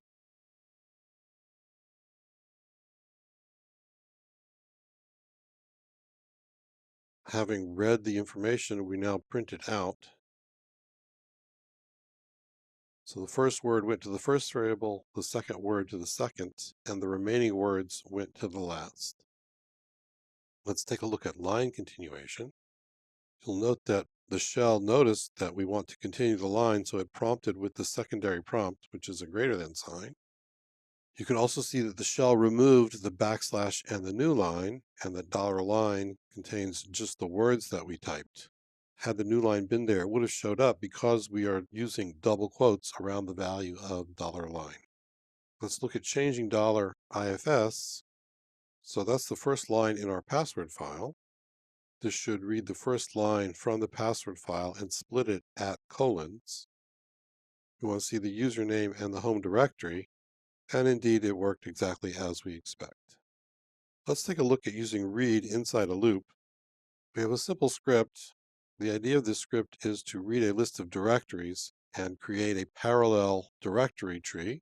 So it starts by reading all the directory names in my home directory. That's the find command on line 3. It then runs that list through sed to change Arnold into ADR as an example. We pipe the list of directories into a while loop on lines 5 through 8. Line 5 does a read, and then the body of the loop is a McDear command, which makes the new directory. On line 7, we've put an echo in front of it because we're just demonstrating we don't really need to create this directory tree. Let's run it. We're going to run the command and throw away errors because we can't do anything about the errors at the moment, and then show the last few lines of output. So there's our list of McDear commands. In a real script, we would actually execute the McDear commands. Let's take a quick look at the -p option in bash.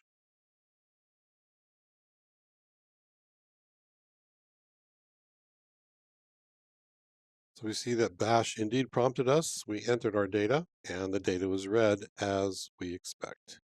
Let's also take a look at timeouts. Here we specified to read a variable, but timeout after 4 seconds. The shell prompts, but we're not going to type anything. And now we get the shell prompt back from the shell, and name is empty. Let's discuss robustness. As we mentioned, read in a pipeline may run in a subshell, same thing for a loop. You want to put the file redirection after the done. When using read in a loop, this is very important. You want to set ifs on the same line as the read command and not separately, of course, unless you really need to set it separately for other reasons. The read command is how we read input into variables, very important. An exit status of 1 indicates end of file. This is what makes it useful in a loop. You use read -r to read exactly one line. Redirections and setting ifs require non-intuitive syntax, so you want to pay attention to that because otherwise things will misbehave and it'll be kind of hard to figure out what's going on. And as we saw, bash has several additional options to the read command that can be useful. Welcome to our lesson on redirections, file descriptor management, and the exec command. The topics we will look at in this lesson are: we'll have a review of redirections and file descriptors. We'll introduce some new redirection operators that we have not seen previously. We'll talk about how you manage file descriptors for the shell itself. What that means is how we move file descriptors to different numbers and how we close them. We'll also talk about the exec command with arguments. We'll demonstrate all this stuff. We'll then have some robustness tips and conclude. Let's talk about redirections. We've been using them all along, basically. Open files are manipulated via integer file descriptors. We use small numbers. 0, 1, and 2 are standard input, standard output, and standard error. This should be pretty familiar by now. Bash lets you work with file descriptors that are larger than 9, larger than a single digit. Many other shells don't. What kind of redirections do we have in the shell? Well, first of all, we have file redirections, input with less than, output with greater than, and a pending output with double greater than. We can set up pipelines with the vertical bar. And then we have here documents, which are indicated with the double less than and double less than minus. For example, to send output to standard error, We can run a printf command with arguments and then say greater than &2. The default is to redirect standard output, which is 1. So we're sending output to standard error instead of to the regular inherited standard output. And pipe redirection happens first. So in a pipeline like this, the shell sets up standard output from make to become standard input of t. Then it does the file descriptor redirection where it sends the standard error to where standard output has been set up. In effect, this sends both standard output and standard error down the pipeline to t, which then saves the output in a file and also sends it to standard output, which is your screen, so that you can see it. What are the new redirections that we haven't covered yet? First of all, we have a shell option, which we turn on with set-C. This turns on what's called the no clobber option. What does that mean? That means that the greater than redirection will not truncate a file. If you've enabled no clobber and then you use greater than, you'll get an error from the shell and your file will still be safe. Suppose you really do want to redirect output and truncate the file. Well, in that case, you use the new operator greater than pipe, which overrides no clobber and indeed will redirect the output and truncate the file. In addition, there's another operator less than greater than. This opens a file for both reading and writing. Your application needs to be aware the file was opened that way, and you need somehow to tell it which file descriptor number was opened that way. In practice, this isn't all that useful. Less than greater than was not always available in various versions of the shell over the course of history, or not necessarily implemented correctly. It's there, you may find it useful. So now how do we manage file descriptors within the shell if we want to move them around? We use the exec command and we supply redirections and we omit arguments. And this is very important.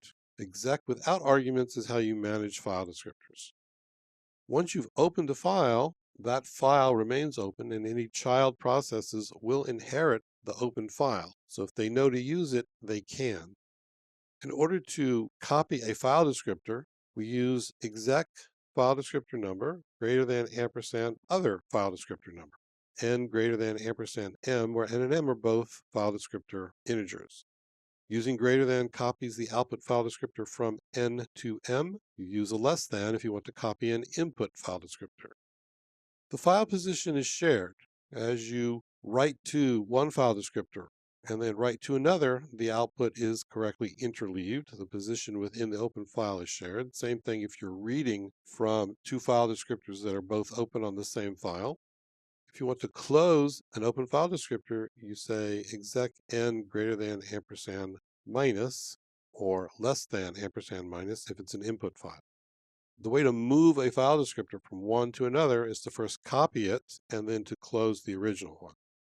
The exec command with arguments does something totally different. With arguments, exec replaces the running shell script with a new program. The new program is still running in the same process, so the process ID number will be the same. The arguments that you give on the command line are passed to the program, and any open file descriptors will remain open. Exec should not fail. You want to replace the existing script with another one. If it fails, then the shell will continue running the rest of the script. In that case, you want to probably supply an error message and exit after the exec just in case. Let's move to a shell window. The first thing we're going to do is take a look at adding a redirection to a shell script and see how that works. This is the make dears script that we saw in the previous lesson. On line 3, it generates a list of directory names. Line 4 then changes them from Arnold to ADR. We're making a backup tree of a home directory. This gets piped into a while loop, which reads each line and then makes the directory. On line 7, we're using echo just to demonstrate what's going on and not really create the directory tree. The errors from running this just go to standard error. For example, if a directory isn't readable or then you can't see what's inside it, then find will print an error message. We want to capture those error messages. So let's do that. We've now said send errors to the file named error list instead of going to the terminal. We also added a message at the end of the script to remind the user to look for errors in the error list file. Let's run it. We send the results to a file named command list. We see that command list has output and error list has output as well. So command list has a bunch of make dir commands, and then it reminds us to check our error list. And error list gives us our errors. This is important because we would later on want to look at all the directories that we did not copy when we ran this script. Let's get started with the different options. Here, greater than redirection works as usual. This turns on the no clobber option. So now we're going to try and use regular greater than redirection, and the shell prints an error message. This time the shell lets us do it, and our results are there. We're going to take a look at the less than greater than redirection. For that purpose, we need a small C program. This program reads from file descriptor 3 and then creates a new line that says, here's what I got. It moves back to the beginning of the open file, writes out the new line, and then finishes up. We compile it. This opens data on file descriptor 3 for reading and writing. And we see that it worked. It moved back to the beginning of the file and then overwrote it. Let's take a look at file descriptors that share an open file. First thing we do is turn the no clobber option back off so that we can create files. We set up file descriptor 3 to read from this file. We set up file descriptor 4 to read from the same place that file descriptor 3 is coming from. So now we got the first line from the file, and we got the second line from the file. So we are reading from both file descriptors. Each read will be interleaved with the next. This closes file descriptor 4, and the shell gives us an error message because the file is closed. Finally, we're going to take a look at using exec with arguments. For that purpose, we have a simple C program that prints out the process ID of the running program. It then prints out a new line. It loops over the command line arguments and prints them out, and it finishes up. We compile the program. Because exec replaces the running shell, we're going to start another shell, and we'll change the prompt so that we can tell that we're actually in another shell. You can also use the ps command to see that. Our current process ID is 3590. As you can see in the ps command above, this is the second shell that's running. Now we're going to exec the print PID program. This will replace the running shell with this program. That program will print its information and then exit. And there's our output. It tells us that its process ID is still 3590, and it prints the arguments. But as you can see from the $sign prompt down at the bottom, we have returned to the previous shell, and PS shows us that there's only one shell running. Let's talk about robustness. Remember that when you have a redirection, you don't want any spaces. You have to put it all together, 1 greater than ampersand 2. Ordering is very important. Pipe redirections are done first, and then file redirections are done left to right. As we demonstrated, duplicated, or you can think of them as copied file descriptors, share the same file position. Bash lets you manage file descriptors that are larger than 9. Not all shells do, so pay attention to that. And use set-C if you need extra safety. To summarize, we have additional operators greater than pipe and less than greater than. They give you some additional flexibility. Exec with no arguments manipulates open files. What does that mean? You can copy file descriptors, you can close them, and the way to move a file descriptor is to first copy it and then close it. Exec with arguments replaces a running shell script. You have the same command, it really does 2 different jobs, so you want to pay attention to that. Exec with arguments is a one-way operation. Be aware of that. Welcome to our lesson on command substitution. Topics we will cover are command substitution, old style, command substitution, new style as standardized by POSIX, the expr command. We'll have some robustness tips and conclude. Command substitution takes the text between back quotes or grav accents, runs it as a command, and then puts the result back into the surrounding command line. So you use it as part of building up a command line that ultimately will be executed by the shell. It happens inside double quotes, just like parameter substitution, which is a fancy name for variable substitution. If you need a literal back quote or backslash or double quote, then you precede the character that you need with a backslash. Nesting is really painful, and we will see this in the following demonstration lesson where we'll show the old syntax as well as the new syntax. If you're using command substitution for a variable assignment, you can just do it directly. The shell understands to keep all the words together that are the results of the command as a single word and assign that to the variable. This is universally available. It's part of the syntax that dates back to the original v7 Unix Bourne shell. Let's take a look at the new syntax. Nesting with backquotes is painful. We will see that in the following demo lesson.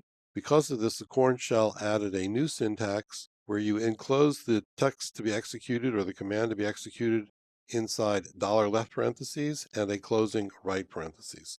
This has a number of advantages. Your matching delimiters help you understand what are nested instances. You don't have to escape quotes inside quotes or back quotes inside back quotes. It's much easier to write and to read, as we just said. This is also standardized by POSIX. Let's move on to the expr command. expr is generally used for simple integer arithmetic. Particularly, this is used for counting in shell scripts. If you're counting in a loop, you want to go from 1 to 10, then expr is used to increment the value of a variable. If you look at the man page, you'll see that expr can do a number of other things as well, such as compare values or do basic regular expression matching. It's intended for use inside command substitution, and that means that the results are printed and not conveyed by way of the exit status. You should consider expr to be obsolete, and instead you should use arithmetic substitution with the $double parentheses syntax. Use the test command for comparisons, and use sed or grep or shell pattern matching if you need to do regular expression or pattern matching. Let's talk about robustness.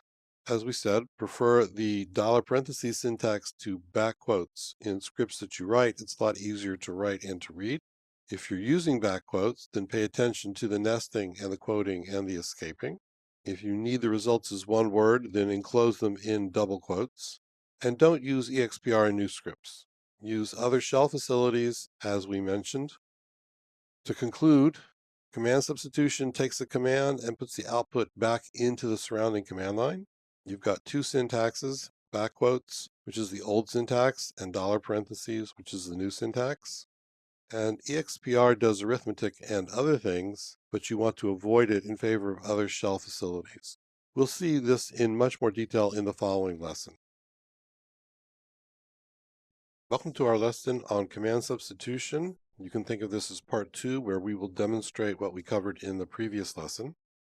Our topics: we will show command substitution. We'll also discuss the expr command and then conclude. Let's move over to a shell window. First thing we'll do is look at simple substitution with back quotes. So on the right, we have a command substitution where all we're doing is echoing the word hello. In a real script, you would do something fancier for command substitution. The result should be the word hello, and then that is passed to printf, which uses it as the argument in the formatting string, and it prints out hello world. If we turn on execution tracing, we can see this in more detail. Here the shell shows us what it's doing. Bash prints extra pluses to indicate nesting of execution. So the first thing it does is run echo hello. That result is then passed back to the printf command, which sees just the word hello as its argument. It then prints that output. We turn execution tracing back off with set plus X so that we can continue with our demo. This indicates variable assignment. The point here is to show that even though there are multiple words, it's all assigned as a single value to the variable. And $name does show Arnold Robbins. That's the full value that was assigned to it. Let's talk about nesting. Here we have a complicated command substitution with one inside another. The outermost command has the words outer on the outside ends. If we continue reading from the outside in, we then see that there is an inner command bracketed by the words inner1. And then we have the innermost command, which is echo inner2. You can see that we have to escape the nested back quotes with a backslash, which is really kind of difficult to do. Of course, it all works. Let's take a quick look at quoting of command substitutions. The right-hand double-quoted string has a command substitution nested inside it. The square brackets are there just to delineate the text. And then on the left-hand side, we used a greater than and a less than also to delineate the text. And there we see the value of the path variable for this account. Let's make life even more difficult by throwing in some quoting. So now we have a single quoted string, but inside that quoted string is a command substitution that's bracketed with the plus signs and the words inner. And then we have a nested quote bracketed by the minus signs. And it all comes out okay, but it's a real mess to type.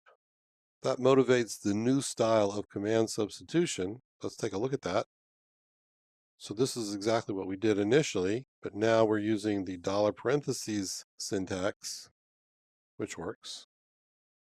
This is the same example we did earlier for nested command substitution. It's clearly easier to read because of the opening and closing delimiters, and it works also. And now let's look at the same thing with quotes. Again, we're still inside a single double quoted string, but you'll note that the nested quote, which is also double quoted, does not need to be escaped because it's inside the dollar parentheses. Nesting is just so much easier with the new style syntax. Let's take a look at the expr command. We start by assigning a value to the variable I, initialize it to 1. We're going to count up to 10. The main body of the loop is the echo statement. In a real script, you would do something with I, not just simply print out the value. The use of expr occurs on the following line, where we included inside back quotes for command substitution. Expr prints the new result that's substituted back in, and then I is incremented. This is typically how you will see it in older shell scripts, where back quotes was the only mechanism for command substitution, and where expr was the only way to do arithmetic. On the following two lines, I've included alternatives which are easier to read and use in more modern shells. The first one uses a new style command substitution. The second one uses the colon command and an arithmetic substitution. The colon command is a do-nothing command. It's something of a placeholder. I used it here because command substitution puts the value of the expression back into the command line. We need to pass it to a command that doesn't do anything. We close the loop off with done. Let's run this. And it prints out I from 1 to 9. Our loop expression tested less than 10, so we only get to 9. To summarize, you want to use new style command substitution unless you have no choice. There are still systems that don't support it. They are becoming increasingly rare, but if you have to use such a system, then use old style command substitution. If that's the case, pay attention to nesting and escaping. If you can, you want to prefer the other shell facilities over expr. Hello, and welcome to our lesson on process substitution. The topics we will cover are process substitution, the syntax that's used. We'll describe how it works. We'll then take a look at a brief demo and conclude. Process substitution is a common extension. It originated in the 1988 version of the Corn shell, so it's been around for pushing 30 years now. It's been available in Bash for quite a long time, since at least version 1.14, which is also quite a long time ago. It's really neat because it allows you to create non-linear pipelines. That means that you can provide input to one command from multiple process streams. You can also use one command to produce output that then is sent to multiple process streams for different processing. In particular, if you're going to send output to multiple streams, the T command is very useful. What does the syntax look like? You say command, and then you say less than parentheses and some pipeline and a closing parentheses. This runs the enclosed pipeline, and its output then becomes an input file to command. For example, let's say we have two files that we want to sort and then compare. So we would use this command line. The less than sign has to be jammed up against the parentheses in order for the shell to recognize the syntax of being a command substitution. For output, you use a greater than sign, and then the command to be run, or the pipeline to be run, is enclosed inside the parentheses. For example, you might start generating some data. A and B are arbitrary commands here. That's piped into T, which has a process substitution. The first thing it does is send the output to sort pipe to Uniq, and then the result is sent into a file named sorted. There is an additional process substitution. We have some command that takes the result and stores it in a database. Finally, we have a regular I/O redirection, which sends the output into a file named data. This will end up being the original output as produced by the input pipeline A pipe to B. Let's take a look at this graphically. The shell starts by creating a process or pipeline. In this case, it sorts the first file.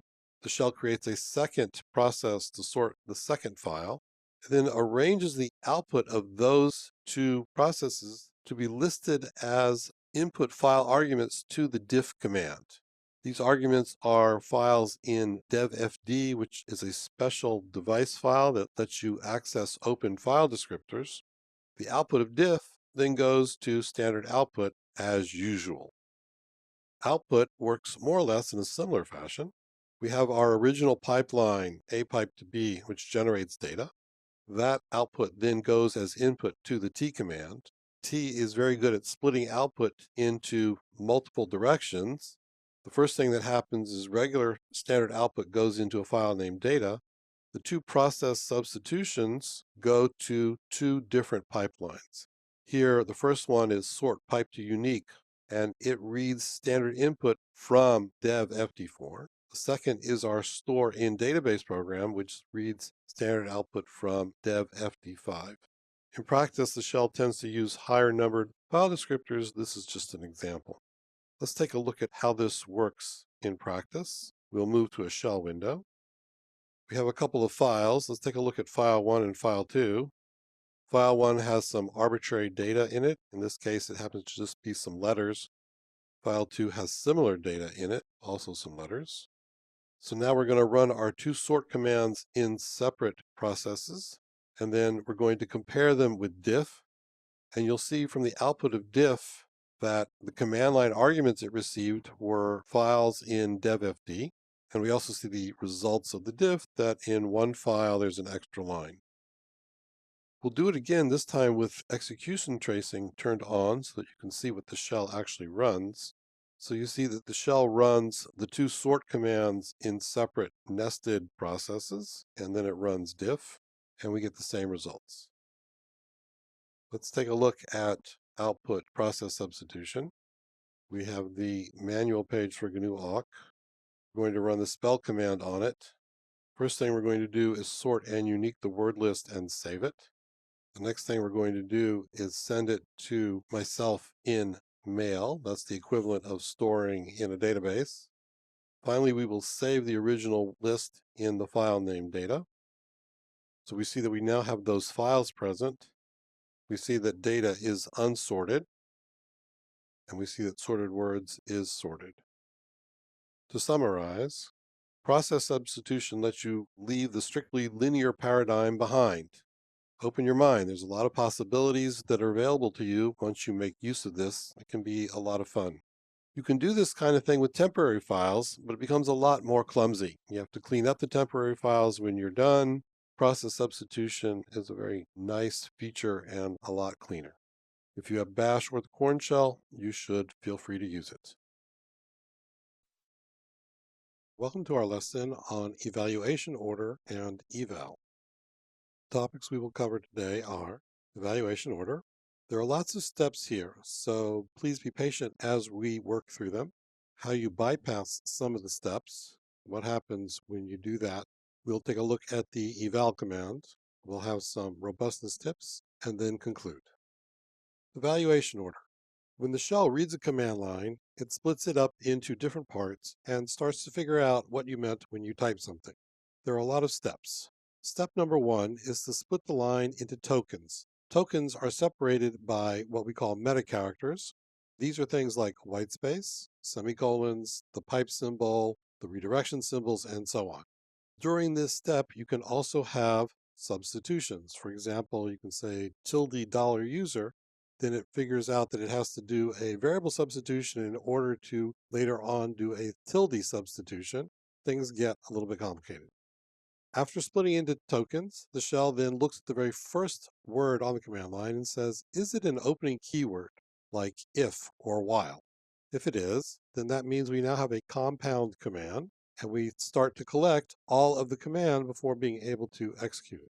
If it's not an opening keyword, the shell asks itself, is this a middle or final keyword, such as else or elif, or a closing keyword like fi or done? If it is, then it either keeps going or finishes up and goes on to the next step. If it is not a keyword that it is expecting, then we have a syntax error and the shell starts over again. In a shell script, the shell exits. In an interactive session, the shell simply returns to a shell prompt. The next step is to look for aliases. Aliases are mainly used interactively. We haven't talked about them because they're not of much use in shell scripts. If it is an alias, the shell expands the alias and then goes back to step one. Otherwise, it continues on to the next step. Step 4 is tilde substitution. Tilde substitution happens in the following contexts: at the start of each word, after a colon in variable assignments, such as for the various path variables, or in variable substitutions where you have something to put in after the variable operator, such as colon or colon minus. Step 5 is variable substitution, or what's known formally as parameter expansion. Step 6 is command substitution, both old and new style. Step 7 is arithmetic expansion with $double. We have talked about all of these things in prior lessons. Step 8 is to take the results of steps 5, 6, and 7 and then split them up further, this time based on the characters in the ifs variable. Typically, ifs is space, tab, or new line. We have seen that occasionally we want to set it to a colon or some other delimiter. The difference here is that step 1 uses a fixed set of characters to delimit tokens. Step 8 uses a set of characters that you as a shell programmer can control. When we have whitespace in $ifs, then runs of whitespace separate the fields. But if we have a non-whitespace character, then each non-whitespace character delimits a field. So for example, if we're using colons as our field separators, 2 colons in a row produce an empty field in between them. Step 9 is file name generation. That's the formal term for what we've been calling wildcard expansion. Step 10 is, okay, what have we got now? So we take the first word and we look it up to see what it is. Might be a keyword, in which case it really was found earlier in the process. If it's not a keyword, then the following are checked. Is it a special built-in, like break or continue? Break and continue are special for looping. The special built-ins are always recognized first. Next comes functions. Then come the regular built-ins, such as CD. Functions are found first in case you wish to enhance a normal built-in like change directory to do something. You can write a function, and then there are mechanisms to use the actual built-in from within the function. Finally, we set up the IO redirections that we found in step 1, and then we run the program. It may be that you want to bypass some of these steps. Single quotes go from token recognition, which is step 1, directly to program execution, step 11. Stuff inside single quotes is taken totally literally. It just goes straight in as a single argument to the command when we run it. Double quotes go from token recognition to variable substitution. As we've discussed, inside double quotes, variable substitution, command substitution, and arithmetic expansion all happen. Finally, we have a command called eval. Eval lets you start over again. Once the shell has done all this parsing, set everything up, if the command is eval, eval then turns around and runs all of these steps over again on its arguments. So let's look at the eval command. It reruns all the steps that we've just described. The point is that you can build up a command in a string and then run it. For example, a shell script can notice if it's being run interactively, and if so, it might append the use of a pager, such as more or less, to the end of a pipeline, so that whatever data is being generated doesn't just scroll off the screen. As an example, you might say, run a file through the nroff formatter. Nroff is used to format man pages and possibly other documents. We can then check, is file descriptor 0 a terminal? If that's the case, we assume we're interactive. That's the normal way to check. If that's so, then we can add pipe to more to the end of our variable command. Then we run it by calling eval. Robustness. You want to understand evaluation order because that helps you write your scripts correctly. The interactions between the various stages can be subtle. You have substitutions that occur during token parsing. You have nested constructs such as command substitution, and inside command substitution you might have nested quotes. You have all the substitutions that occur inside double quoted context, whether on the outside or inside of a command substitution. Eval gives you an escape hatch so that you can restart the process. This is very, very important. This point, never ever run eval on input that you got from a user. The user can type something malicious. If you run eval, it will be executed. If your script is being run as a super user, then it can do a lot of damage. To conclude, a lot happens between the command line that you type and what the shell finally runs. However, it's exactly because the shell does so much for you that you have so much power and that you can accomplish so much. The eval command lets you rerun the processing, but as we mentioned, use it carefully. Welcome to our lesson where we will demonstrate evaluation order and the eval command. Our topics today, we will review evaluation order, we'll take a look at the eval command, and we will summarize. Let's move to a shell window. We have a few files here. Demo0.sh is our actual script. Demo.sh is the script that we will eventually run. And then we have some files that show the steps that are executed in order. Let's first take a look at the script. The script creates a temporary directory and goes there, lines 3 and 4. On line 6, we create a few temporary files. On line 8, we assign some variables. Line 10 is where we do a whole bunch of stuff. We have a tilde substitution, variable substitution, wildcarding, we have command substitution and arithmetic substitution. We send the results to a file named out, and then we cat it.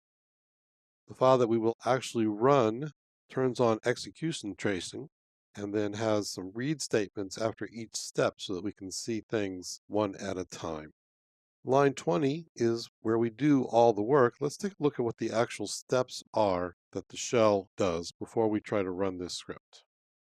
We're going to take a look at each of these files in turn, clearing the screen between them, and then pausing by using a read command. This is our first command as we typed it with all this stuff going on. Tilde substitution, variable substitution, and wildcarding in the first word. $y is variable substitution. Then there's a command substitution and an arithmetic substitution. As we mentioned in our earlier lesson, the first thing that's done is to save the IO redirections for later. Here we see that the greater than out is saved, and then the shell splits things into tokens. On the bottom line, we have tried to underline what each token is. So there are 5 tokens initially. The next thing to do is see, is the first word a keyword? Well, it's echo, that's not a keyword, so we're going to keep going. We then check, is the first word an alias? It's also not an alias, so we also keep going. At step 4, we hit tilde expansion. The tilde plus at the front of the first word is then converted into /temp/x because that's our current directory. Token 2 has essentially expanded into tempx followed by $f bracket 1 2. Step 5 is variable expansion. The $brace f brace turns into a plain f because that was the assignment that we made. Further along the line, $y becomes a and b. You'll note that a space b is still one token as far as the shell is concerned, token number 3. The next step is command substitution. So token 4 is now the result of the command substitution. Even though it has white space, it too is still a single token at this point in the evaluation. Step 7 is arithmetic substitution. So the result of 3 plus 2 is 5. Step 8 is word splitting by using the value of the variable $ifs. Typically, ifs contains space, tab, and newline, which are white space characters. So you'll see that before we do word splitting, we had 5 tokens. Now the results of the earlier substitutions are rescanned for white space and split into separate tokens. So token 3, which was A space B, is now 2 tokens, A and B. Token 4, which was command substitution, is now 2 tokens, command and substitution. At this point, we then do wildcard expansion. The brackets on the first word expand into 2 separate file names, and we're up to a total of 8 tokens on the command line. And that's it. The shell will actually run the command. Let's run this one step at a time. First thing it does is make a directory, changes there, creates the temporary files, does 2 variable assignments, and then runs the full command. So you can see the command substitution is run in a subshell, indicated by the 2 plus signs. Then the final command is actually run with the full expansion as we showed earlier, and there's the results in our file. Let's move on to the eval command. We start out by setting a variable to a command invocation. In this case, we're going to look at the man page for sh. We append a pipeline and a pager to the variable. We can echo the command. We don't even need to quote it. The pipe sign in the value is treated literally. If we give it to eval, it then runs the whole process again and will actually invoke the command and the pager. And there is a man page, and you can see that it indeed is run through the more pager. Let's talk a little bit about not running user input. We'll create a file. It has some kind of content.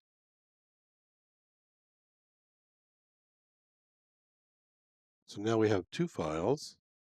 We will use the -p option in bash, which is an extension that prints a prompt for us. We're going to type a nice line that removes everything. Let's see what happens when we actually run the line. It runs eval and then executes rm, f1, and f2. They're gone. Never execute input fed to you via read or from a user.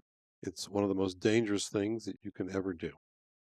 To summarize, understanding evaluation order lets you get your scripts right. It's a very important part of scripting. You use eval to rerun the evaluation process. Never use eval on user input. Welcome to our lesson on subshells and code blocks. Our topics today: subshells, code blocks, redirections with subshells and code blocks. We'll have a short demo and then conclude. If you enclose a group of commands in parentheses, they run in what's called a subshell environment. What this means is that the state within the parentheses, of the commands within the parentheses, is different from that of the parent. By state, we mean things like current directory, variable values, other things related to the running shell. Some things are shared between the parent and the subshell, in particular $, which represents the process ID of the main script, remains the same both in the main script and in the subshell. Code in between parentheses is almost always executed in an honest-to-goodness actual separate process. KSH 93 tries to avoid this for efficiency purposes. If it can, it does. If it cannot, it will actually go ahead and create another process. Syntactically, parentheses are special everywhere. Any place on the command line where parentheses occur, the shell recognizes them as special tokens, and if you haven't used them correctly, it will give you a syntax error. Code blocks are similar to subshells. You write code blocks by enclosing code in curly braces. The braces are recognized only in the same place that keywords are recognized, which means at the beginning of a line, after another keyword, or after a semicolon. In practice, this means that if you're going to use a code block, you have to put a semicolon or a new line before the closing brace. Otherwise, you'll get a syntax error. This can be a little bit confusing, so you have to pay attention. Unlike subshells, the state is shared with the main script, in particular your current directory and any variables that you may assign to within the code block. Something to pay attention to is that if you use exit from within a code block, your entire script will exit, whereas exit within a subshell simply exits the subshell. You can do a few things that are sort of cute. Sometimes you'll see in scripts that code blocks are used instead of if then else. Things tend to look like this. You'll have an initial test like does a directory exist? And then the or symbol, which means if it doesn't exist, we then do what's in the code block. And we have a code block that says no directory and then exits.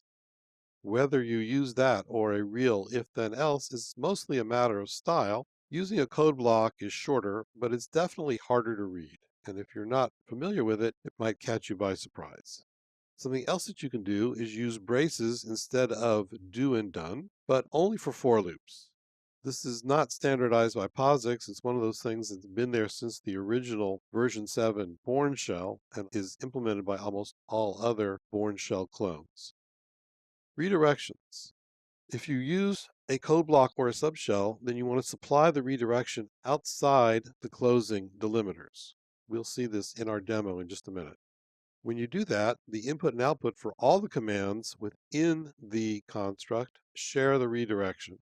This is an easy way to group a bunch of commands together and send all their output to the same file or down a pipe to another command.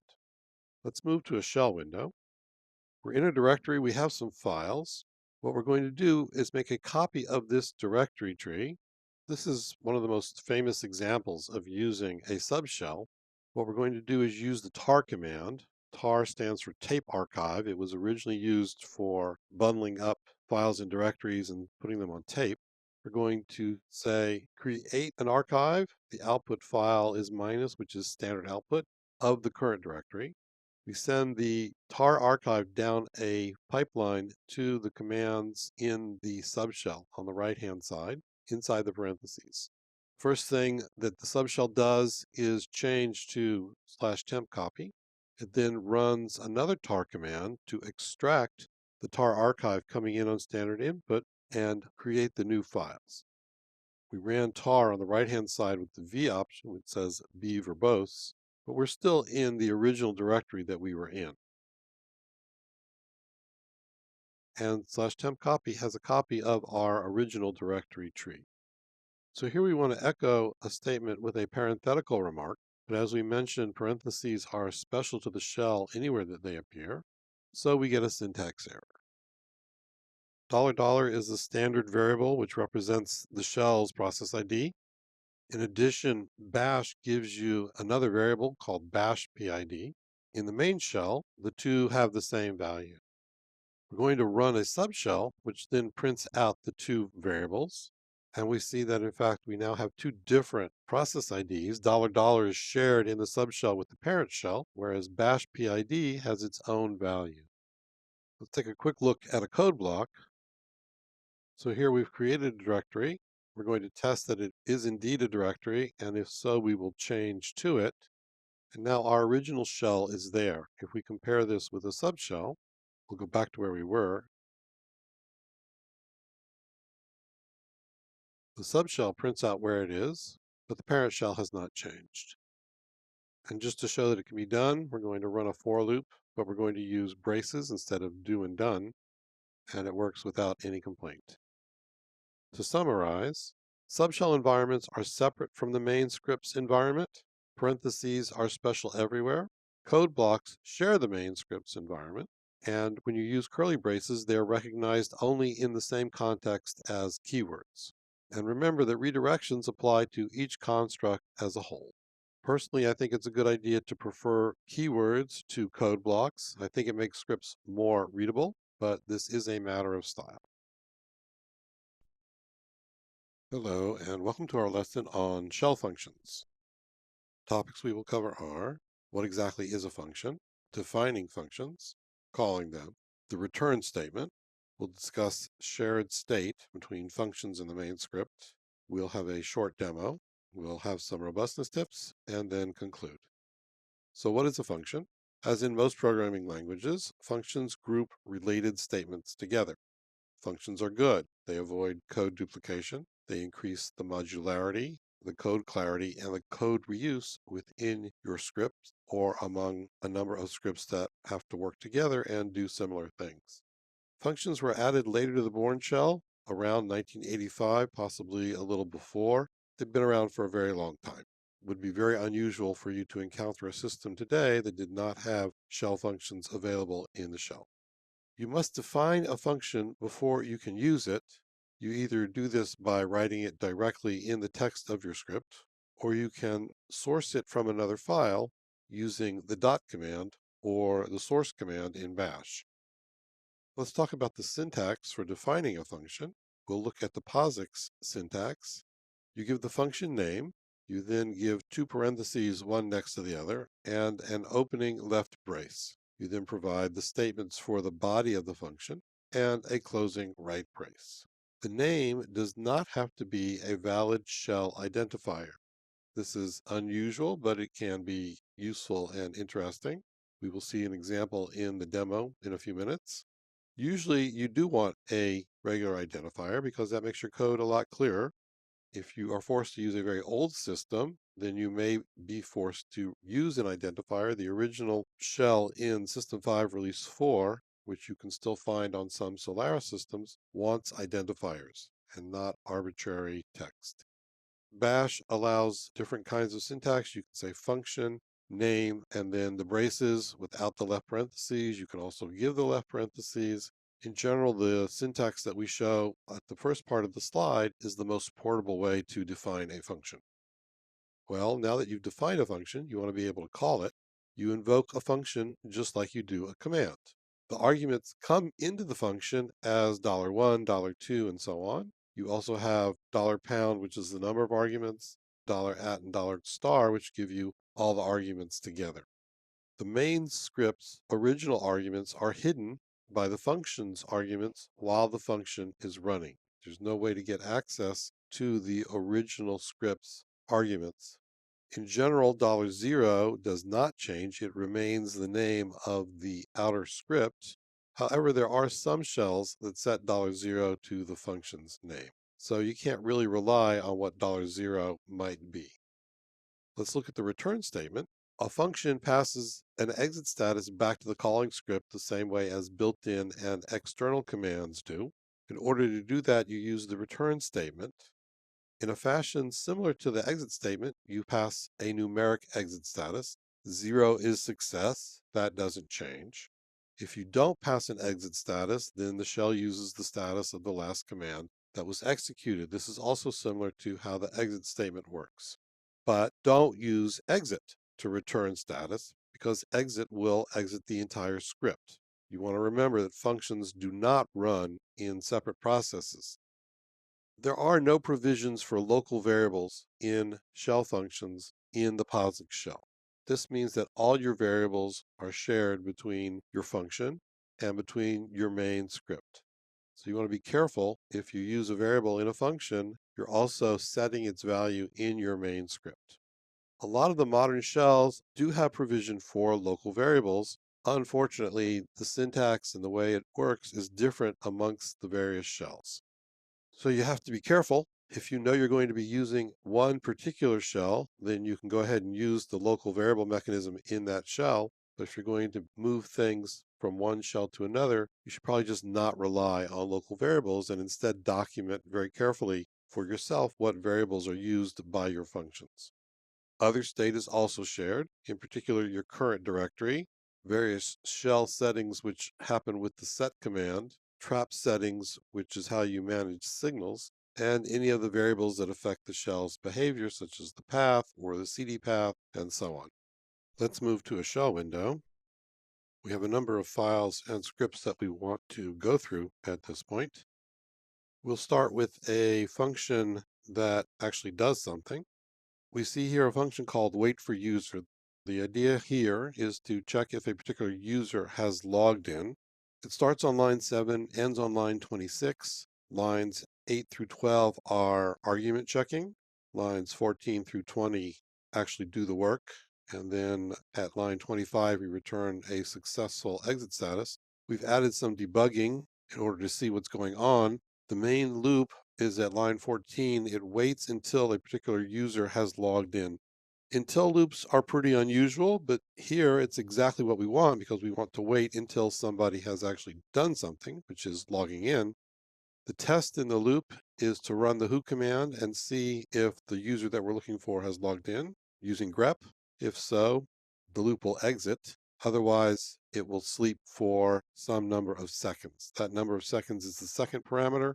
The username is the first parameter. We see that in the comment on line 5 and also in the usage statement on line 10.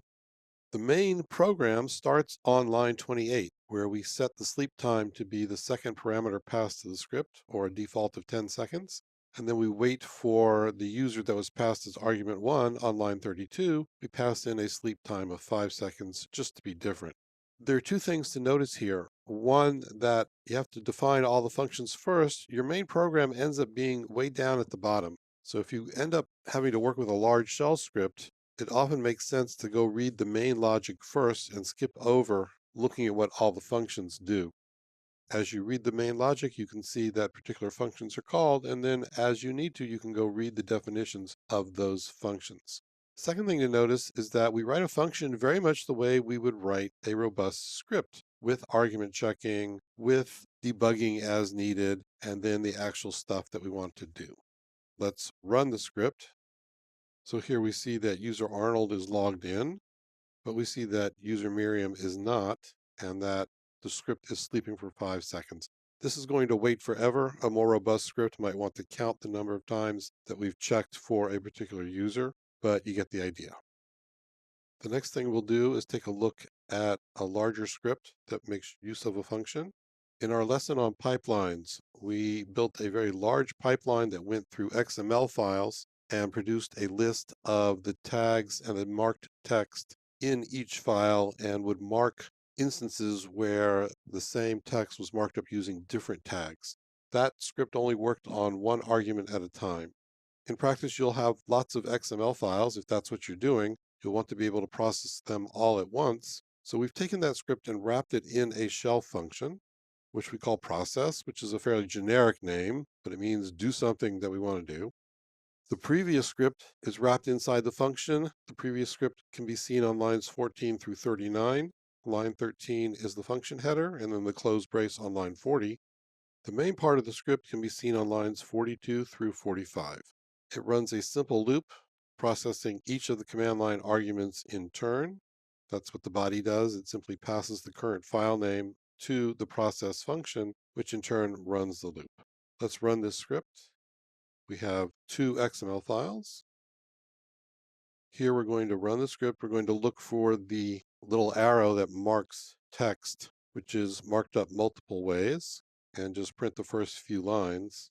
And you can see that both chapter 5 and chapter 6 are processed by this script. Let's do something a little bit more interesting. We have a simple script here. The point here is to show that you can define functions on the fly. Line 3 gets today's day of the week. That's what date plus %a does. If it's Thursday, then we define a function named echo, which decides to act like a contrary teenager and prints out, I don't want to say whatever it is you asked it to say, and then it returns failure just to be extra mean and grumpy. If today is not Thursday, then the function is not defined, and regular echo would be used. Let's see what happens when we run this. So today is indeed Thursday. We see that our contrary function is running, but let's fake it out. We're going to create our own date command. We're going to revise the version of path that the script sees by using the assignment before execution syntax. We're going to put the current directory at the front of the path. That's something that we don't normally do for production, but just to demonstrate and to force the script to find our version of date. That's what we're doing. So now contrary should find our version of date. That version will lie and say today is Wednesday. And let's see what happens.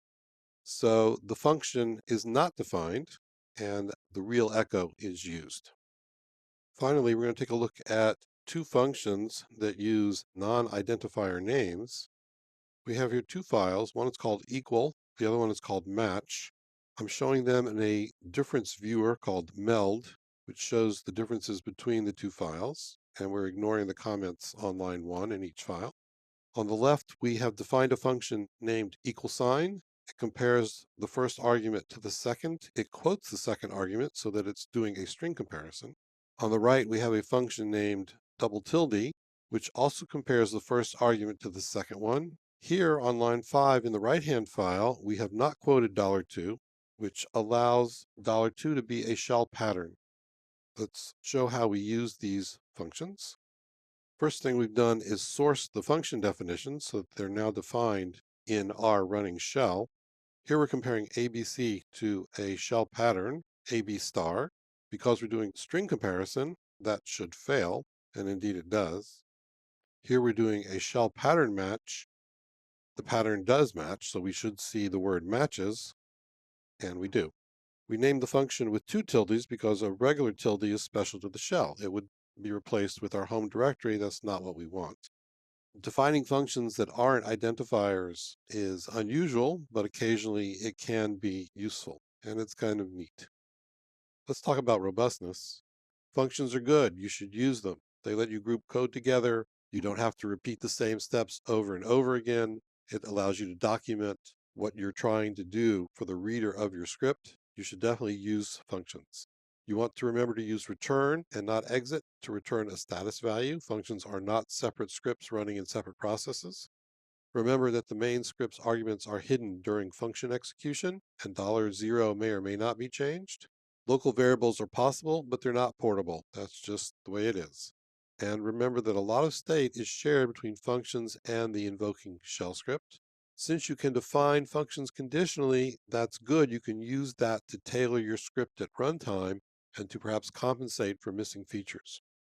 To summarize, shell functions group related code together. Use them, as we've said. You have to define your function before you use it. They greatly improve readability, modularity, code reuse, only good stuff. Use return to return a status value. And remember that a lot of state is shared with your calling script.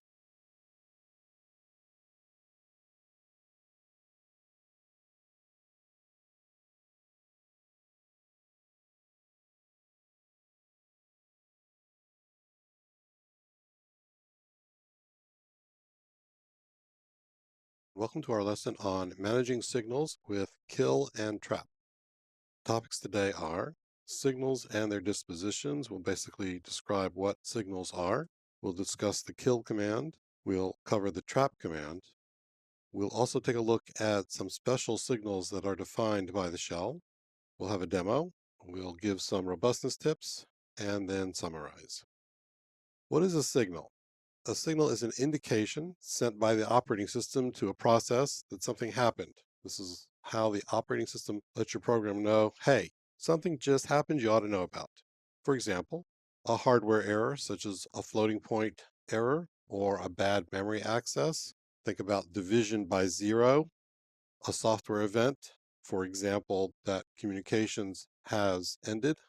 This is what's called a hang-up. It goes back to the original Unix systems where communication was over telephone lines. Or a user action, such as when a user interrupts a running program by typing Control-C. What can you do with signals? There are 3 things that you can do. You can catch them, which means you decide what to do when the signal arrives. You can ignore a signal, or you can leave it to its default. The default action varies by the signal. This is defined by the operating system. Some signals are ignored by default. Most signals terminate your program unless you decide to catch them.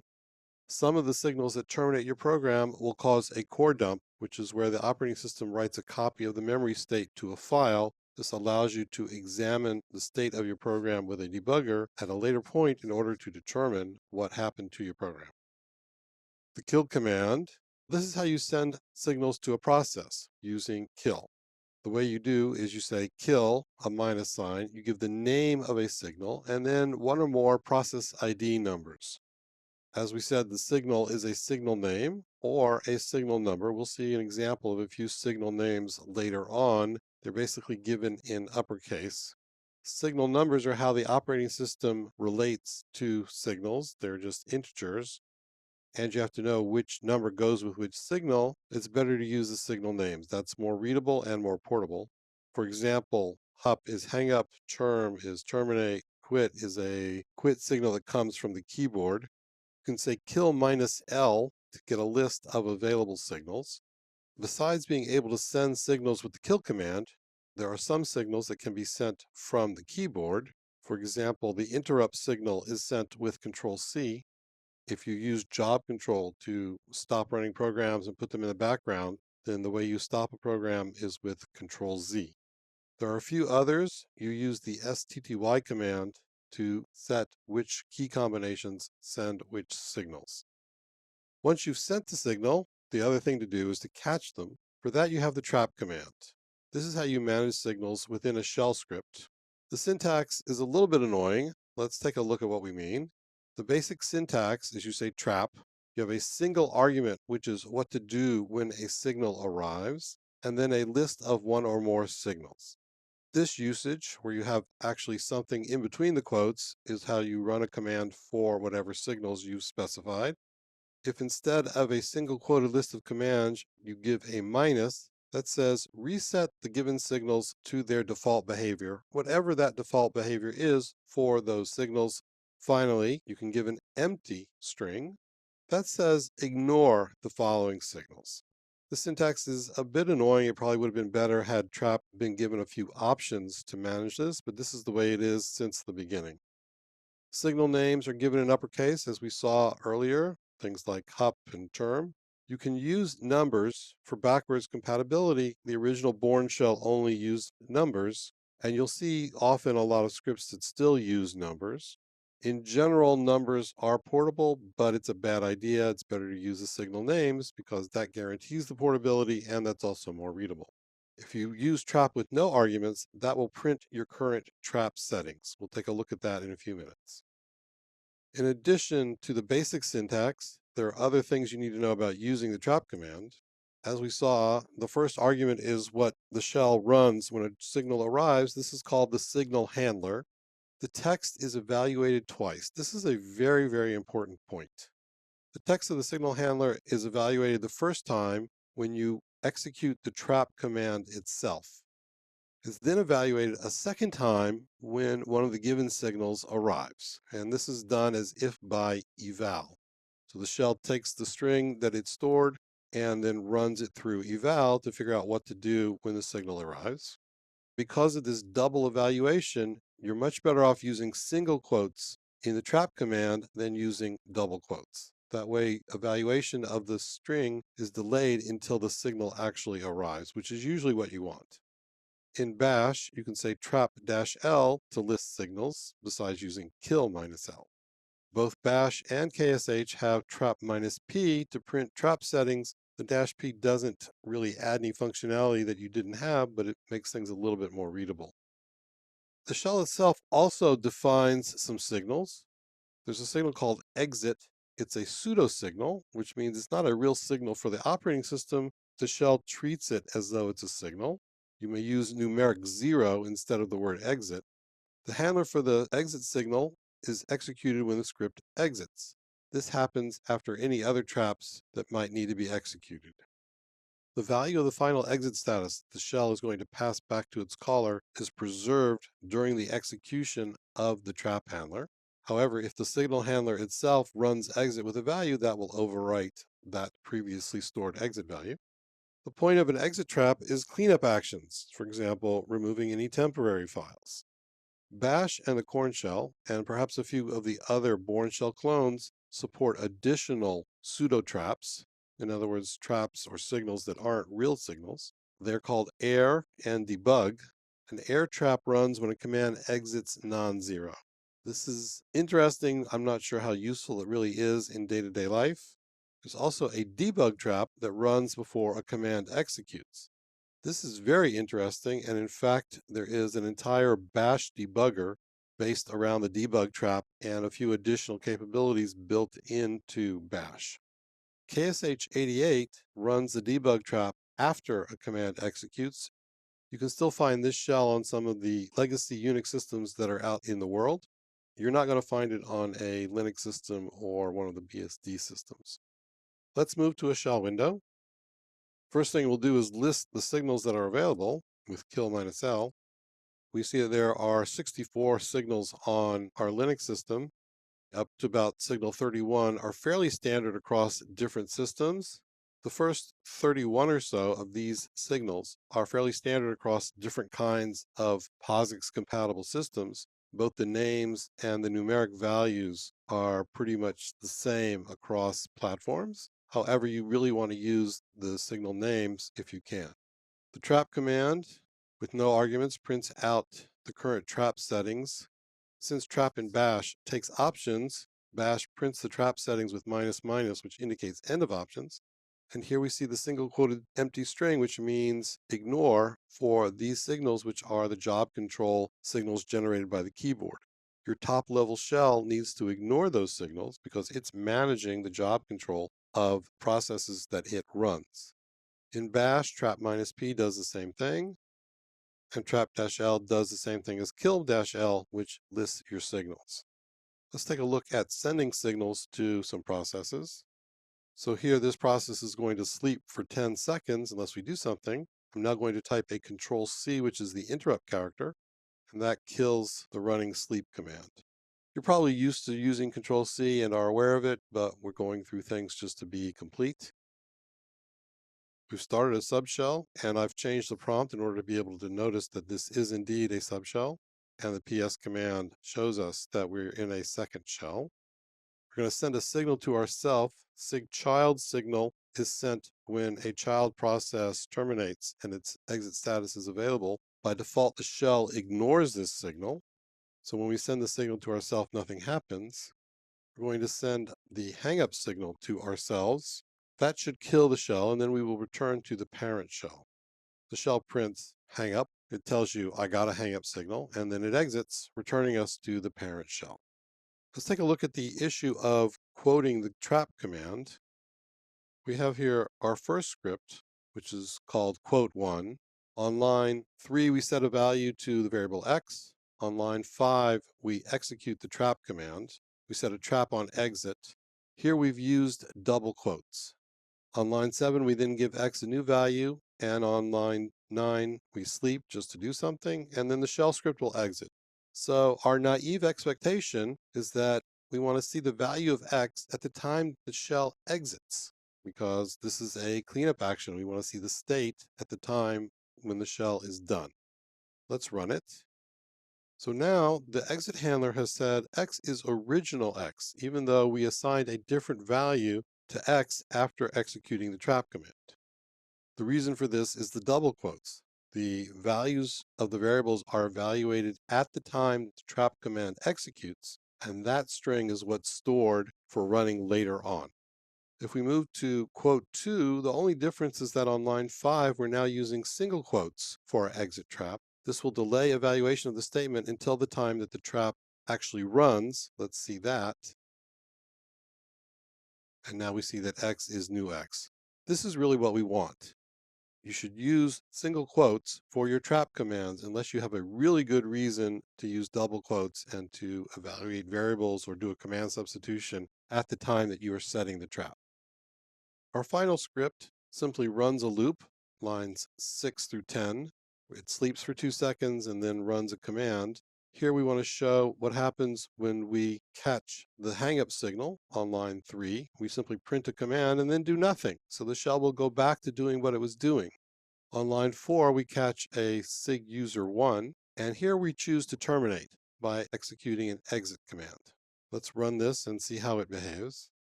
We're going to run the script in the background and then send it some signals to see how it behaves. First thing we do is send it a hang-up signal. It should print a message and then go back to doing what it was doing. We see that it's still running along with our slideshow. Now we're going to send it a user1 signal. This should cause it to print a message and to exit. There's our message, and there's our exit. And you'll notice that in the status line, it tells us the exit value that it exited 1, which is what we told it to do in the traps statement, as we see on line 4. Let's talk about robustness. As we said, you use trap to manage signals in your script, particularly for cleanup actions. The most important signals are exit, int for interrupt, up for hangup, term, and quit. The signal handler is evaluated twice. This is the most important takeaway, so therefore you should use single quotes when you set the handler. Signal numbers for the major signals are generally portable, but using numbers is discouraged. Numbers are not readable. Every time you see a signal number, you have to go find a manual page and figure out which signal is being used. You might want to define a function for your cleanup code because having to provide a lot of commands in a single quoted string gets to be a little bit tedious. To summarize, the point of a signal is to give your script a "something happened" message.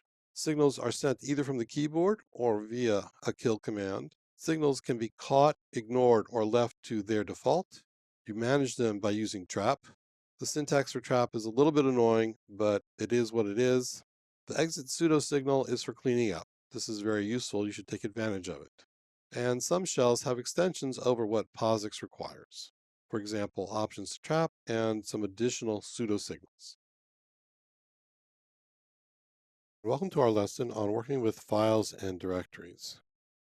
We're going to cover a number of commands today. The first is the ls command, then the touch command, the df command, the du command, and then directory commands. We'll have a demo session, some robustness tips, and then conclude. The ls command is for listing files. You're probably familiar with it. It gives you information about both files and directories. There are a number of options. The first one is -1, which forces single column output. Normally on a terminal or terminal window, ls prints information in columns to save space.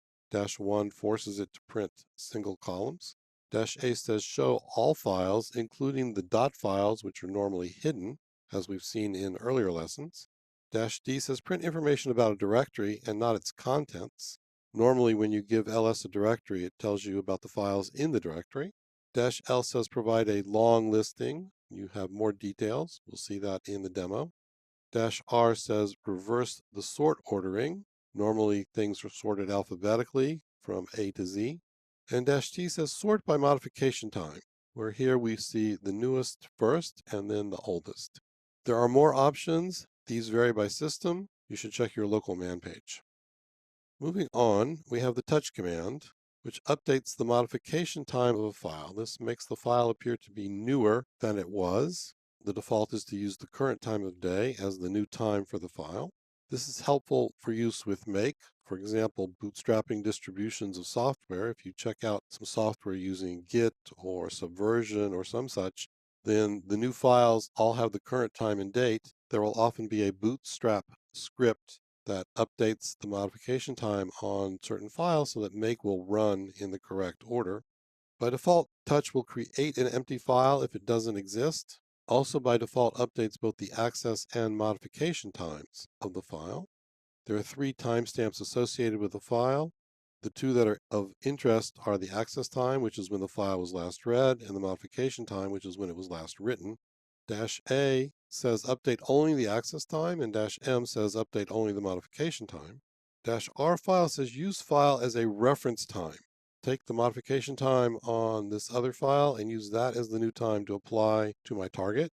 -t and -d give you 2 different formats to supply an absolute date and time. The -t is the more traditional format originally used in the Unix Touch. -d is a somewhat clearer and unambiguous format for supplying a date and time. Let's move on to df.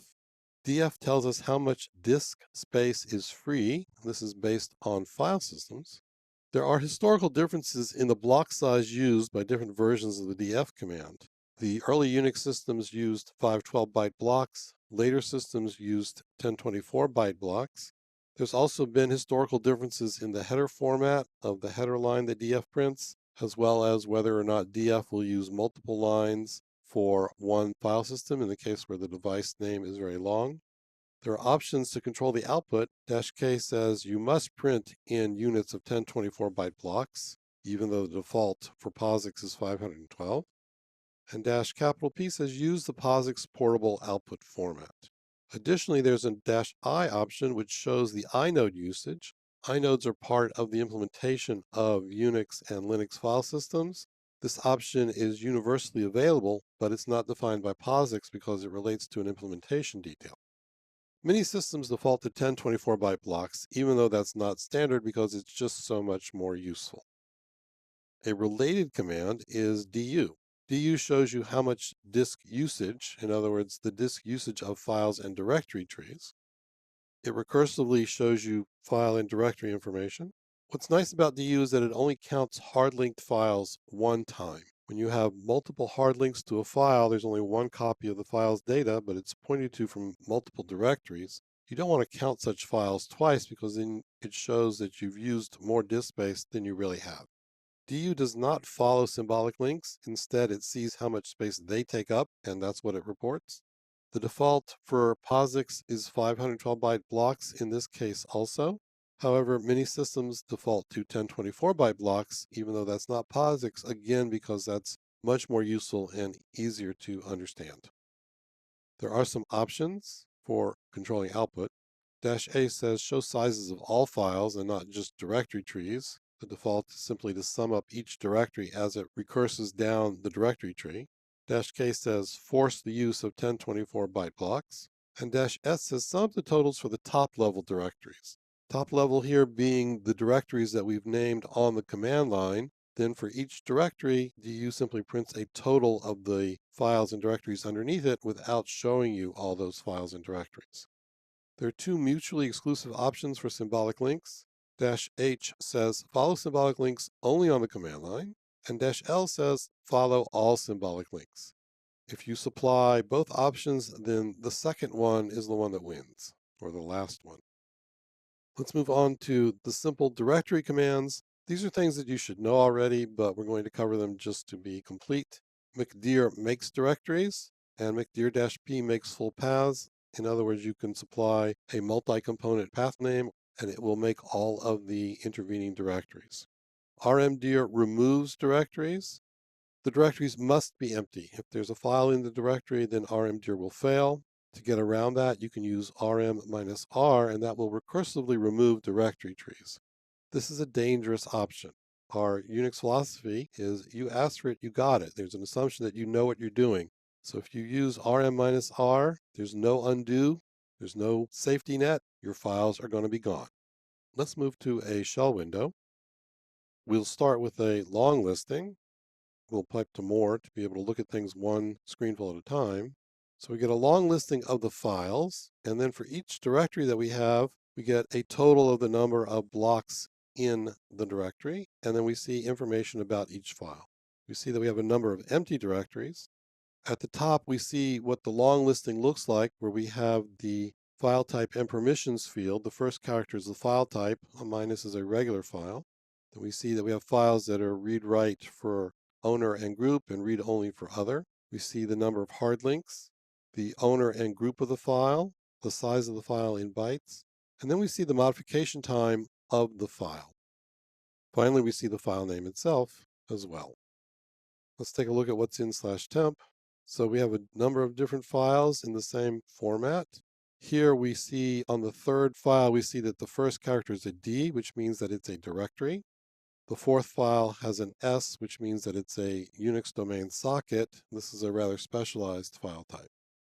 Now let's see information about /temp itself. It's a directory. It is read, write, execute for everybody. The T in the last character of the permissions field is what's called the sticky bit. For directories, it means that even though the directory is writable, which would normally allow anyone to remove any file, instead we say only the owner of a file can remove it. So this is great for /temp. Anybody can create files in /temp, but only the person who created a particular file can remove it. And this prevents other people from removing our files. Let's take a look at the -t option. This sorts from newest to oldest. So we can see that our recording is the newest file, and we have various directories which are older. Also of interest here is note the difference in the date formats. The newer files have a date and time, whereas the older files simply have a date and a year. In general, the cutoff is 6 months. If something is older than 6 months, ls switches to the second format that we see on the older directories. If we do ls-a in our home directory, we see the files that we saw before, as well as the various files that begin with dot. There's always a fair amount of them. In general, don't worry about them too much. We're going to take a look at a script that uses touch. The bootstrap.sh file is from the GNU awk distribution. Starts out with a very long copyright notice, and then it consists mostly of a bunch of touch statements. The third command uses find and xargs. We'll talk about those commands in a later lesson. But essentially what we do here is we touch certain files to give them updated modification times. We then sleep for a second, touch some more files, sleep again, touch some more files, and sleep yet again. Notice the idea here is that we want certain files to be newer than other files, and that way when we configure and make our software, we won't need to bootstrap certain files using tools that an end user may not have. Let's take a look at the df command. So df prints a header for each column showing the file system that's mounted, and then tells us the total number of 1K byte blocks that are available on that file system. It tells us how many are used and how many are available, and the percentage used. Finally, it tells us where it's mounted, the directory that holds the files and directories for that file system. Of interest is the third one, devsda5 is our root file system.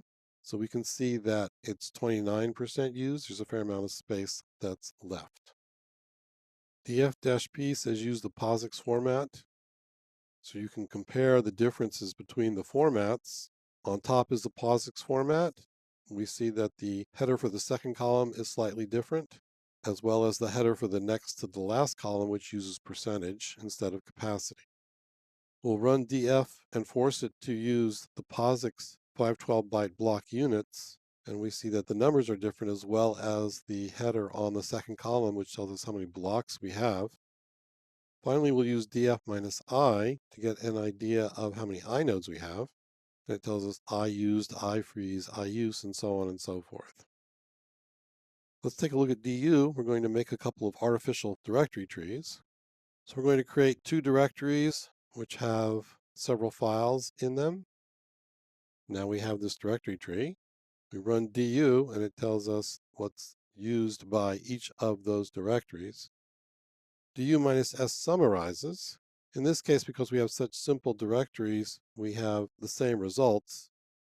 du-a shows us the result for all files and directories. So we can see that for D1, it summarizes the contents of the directory as well as the directory itself, similarly for D2.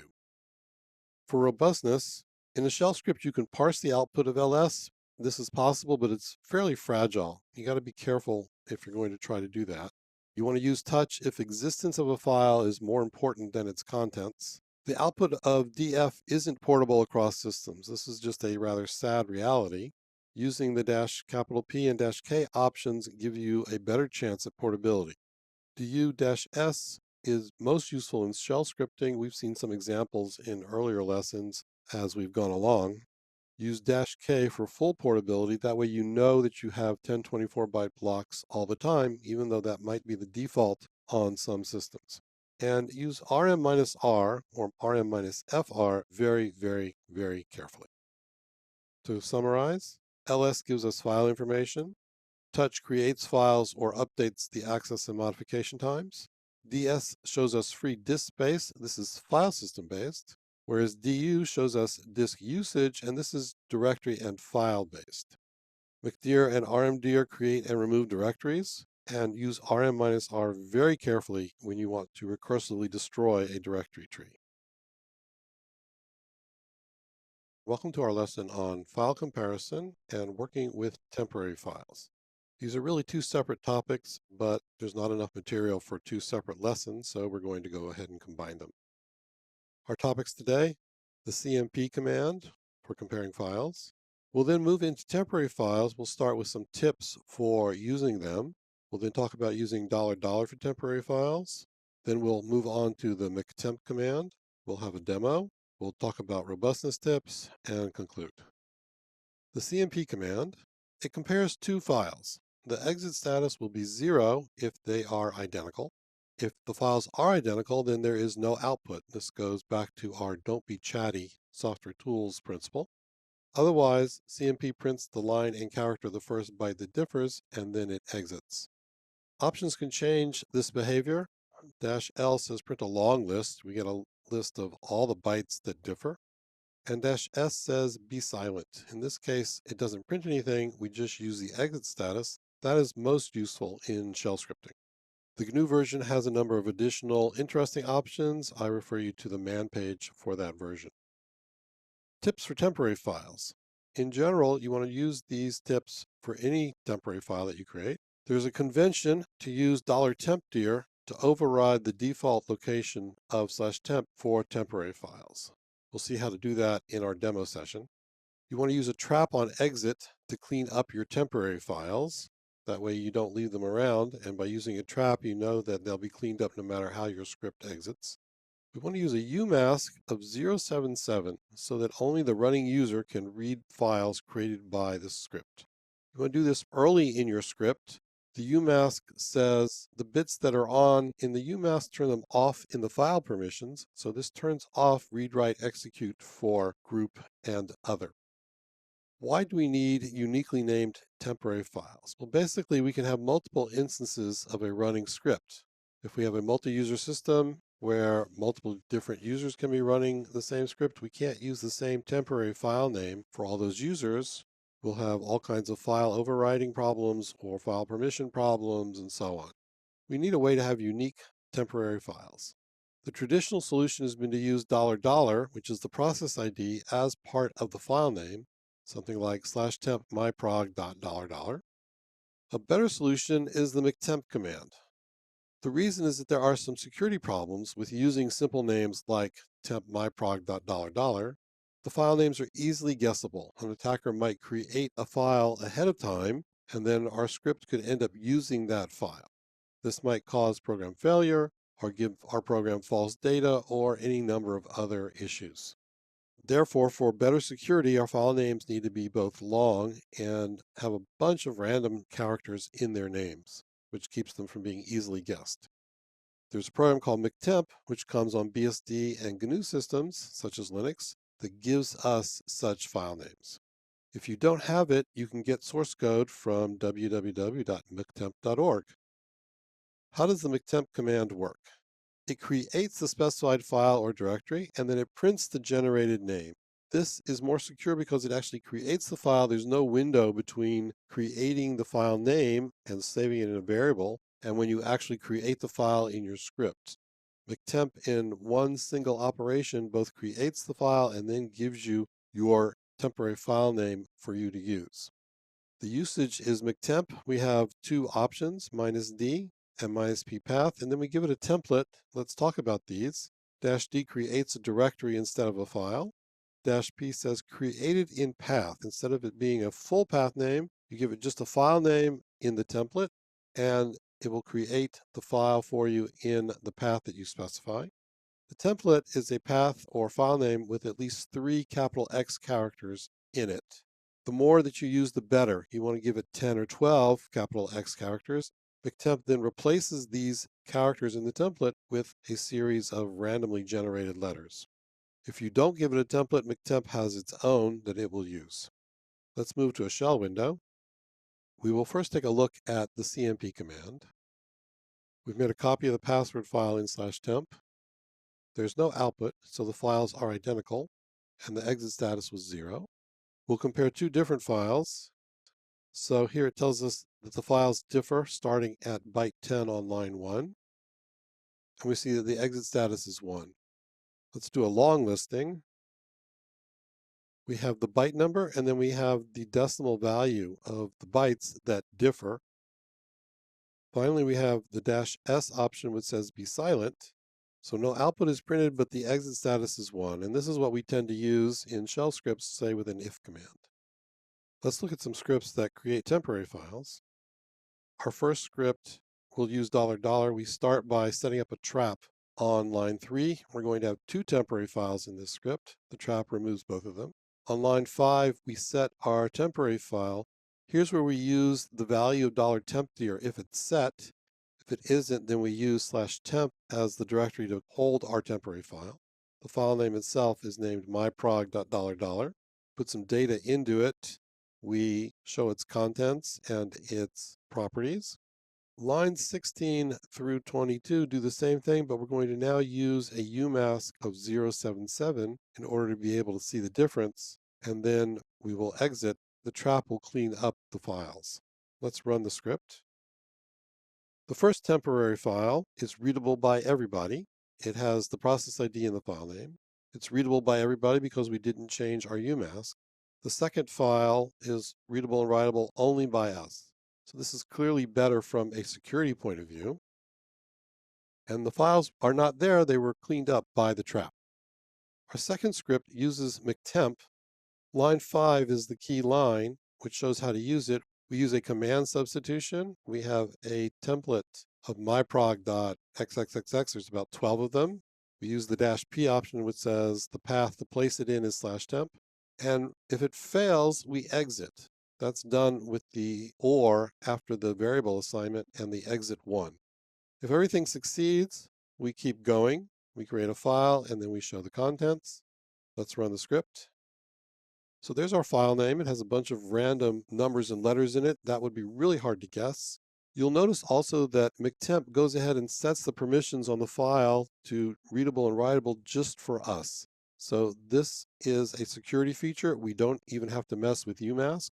We should do that anyway because we may be creating other files, but mctemp takes care of the file permissions for us. Let's take a look at our third script. The only difference is on line 5, where now we're going to try to create a file in /dev. /dev is a directory that we don't have permission to create files in. This is going to cause mctemp to fail and the script to exit, which is what we want to demonstrate.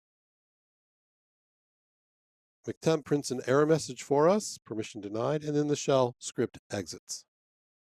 Robustness tips. Use cmp-s for simple file comparisons in your script. The -s is for silent. When you're working with created files in either temporary file or regular file, you want to use UMask 077 so that only you can read and write your files. You want to prefer a mctemp to $$ for temporary file names, as we saw in our demo session. If you don't have it, go and get it. It's a very simple program, easy to build. You want to check the mctemp exit status before you continue. This is important because if you don't have your temporary files, things aren't going to work. Use trap on exit to clean up your temporary files. To conclude, use CMP for simple file comparison. Use mctemp for creating temporary files and directories, and clean up your temporary files and directories when done. Welcome to our lesson on finding and processing files. Our topics today: finding files with find. We have a number of slides about this. We will introduce xargs and how to use it. We also have several slides about that. This is a fairly long lesson. There's a lot of material to cover. We will have a demo of these tools in the following lesson. We'll then have some robustness tips and conclude. Finding files with find. The usage is as follows. You say find, you give it a list of paths, which are files and directories, and a bunch of options. The paths are where you start searching. The default is the current directory, dot. Find looks in the paths that you've specified for files and directories that match the criteria given by the options. We'll cover these criteria in a second. Find recursively traverses all these directories, so it goes through the entire directory trees that you've given it. The default action, if you don't give an action, is to print matching file names. Most versions of find have many options. For that reason, the command is somewhat confusing. You're going to want to have your man page handy when you use find. Like we just said, have your man page available. For example, GNU Find has something over 60 options. It's really hard to remember all those options by heart. The options specify files that fall into different categories. You have a lot of ways to say, I'm looking for this kind of file. You can specify files that match certain file sizes, or based on modification and or access times. You can look for certain owners or groups. You can find files based on file names that match a particular pattern. In general, the pattern used is the same as shell wildcards. You can check for different file permissions. You can also look for the number of links to a file. You can also check based on file type, whether it's a file, a directory, a symbolic link, and so on. Once you have matched a particular file, find then decides what to do with it based on additional options. You can print the file name. That's the default if you don't tell it to do anything. You can print using output similar to ls-l, not exactly the same. You may run a command on the file. The GNU version gives you an option to delete the file. This is obviously fairly dangerous, so you want to be careful. You also have options that allow you to combine the various tests of file criteria. You can use an exclamation point to negate an option. For example, you can say does not belong to a particular user. You also have the ability to do and or, as well as grouping with parentheses. Here are a few examples. Find files that belong to a user named Joe. We say find /path -user Joe. Files that are symbolic links. Find a particular path -type L. So with the -type option, you give it different letters that indicate what type you're looking for, like F for file and D for directory. Files that are C files. Find /path -name star.c. Files that are newer than a particular other file. Find /path -newer foo, which is my reference file in this case. Find files that are less than 7 days old. Find /path -m time, the modification time, -7, less than 7. A negative number means a value less than the number I've specified. If I don't use a sign, just a plain 7, that means exactly equal. And if I use a positive number, that means greater than the number. And this is a pattern that applies to many of the numeric values that are used with find. Once we've matched a file criteria, what can we do with it? Well, for example, we can run a command. We say -exec, and then we can give it a command line. The command line ends with the escaped semicolon at the end. We escape it so that the shell will not treat it as a meta character. We can give command options, etc. The paired braces indicate put the file name here. Find builds up a command line. When it sees the paired braces, it substitutes in the file name that it's currently examining, and then it runs the command. Similar is -OK, but that says ask the user first, so it will prompt you whether or not to run the command. As we mentioned, you have to escape the semicolon so that find will see it. And an important note is that this creates a new process per file. If you're running through thousands and thousands of files, then this can start to be expensive. Another thing that you can do is produce output like ls-l. That's with the -ls option. The GNU version has some useful options that you won't find on legacy systems. To ignore case when matching file names, use -iname. You can print file names terminated by a 0 byte. This is particularly useful for use with xargs, which we will discuss in a minute. The option is find path other options -print 0. You can also check for empty files with the -empty option. Sizes can have suffixes that indicate bytes or kilobytes or megabytes and so on. And there are lots more options. You should see your local man page. Let's discuss xargs. What is the problem that we're trying to solve? On any system, the total size of the command line arguments that you can pass to a new command is limited. Although on modern systems the limit is large, it's still there. For example, you want to search for a particular pattern in all the files in the current directory. You do that with a command substitution. Inside the command substitution, we run find to print all the file names. The result would then be put back onto the command line. This is fine if you don't have too many files, but it can fail if you do have too many files. You'll exceed the limit of the total number of characters that can be passed to a new process. The solution is to read file names from standard input and then run the command in batches so that the limit is not exceeded. It's possible to find this limit and then make sure you don't pass too many characters as you run the commands. For example, we would say find -type F and then pipe that into xargs. And here we pass to xargs the command and any other arguments to run. Xargs builds up the list of file names and then runs grep xyzzy on that list. This runs grep as many times as necessary, but no more, which is also nice.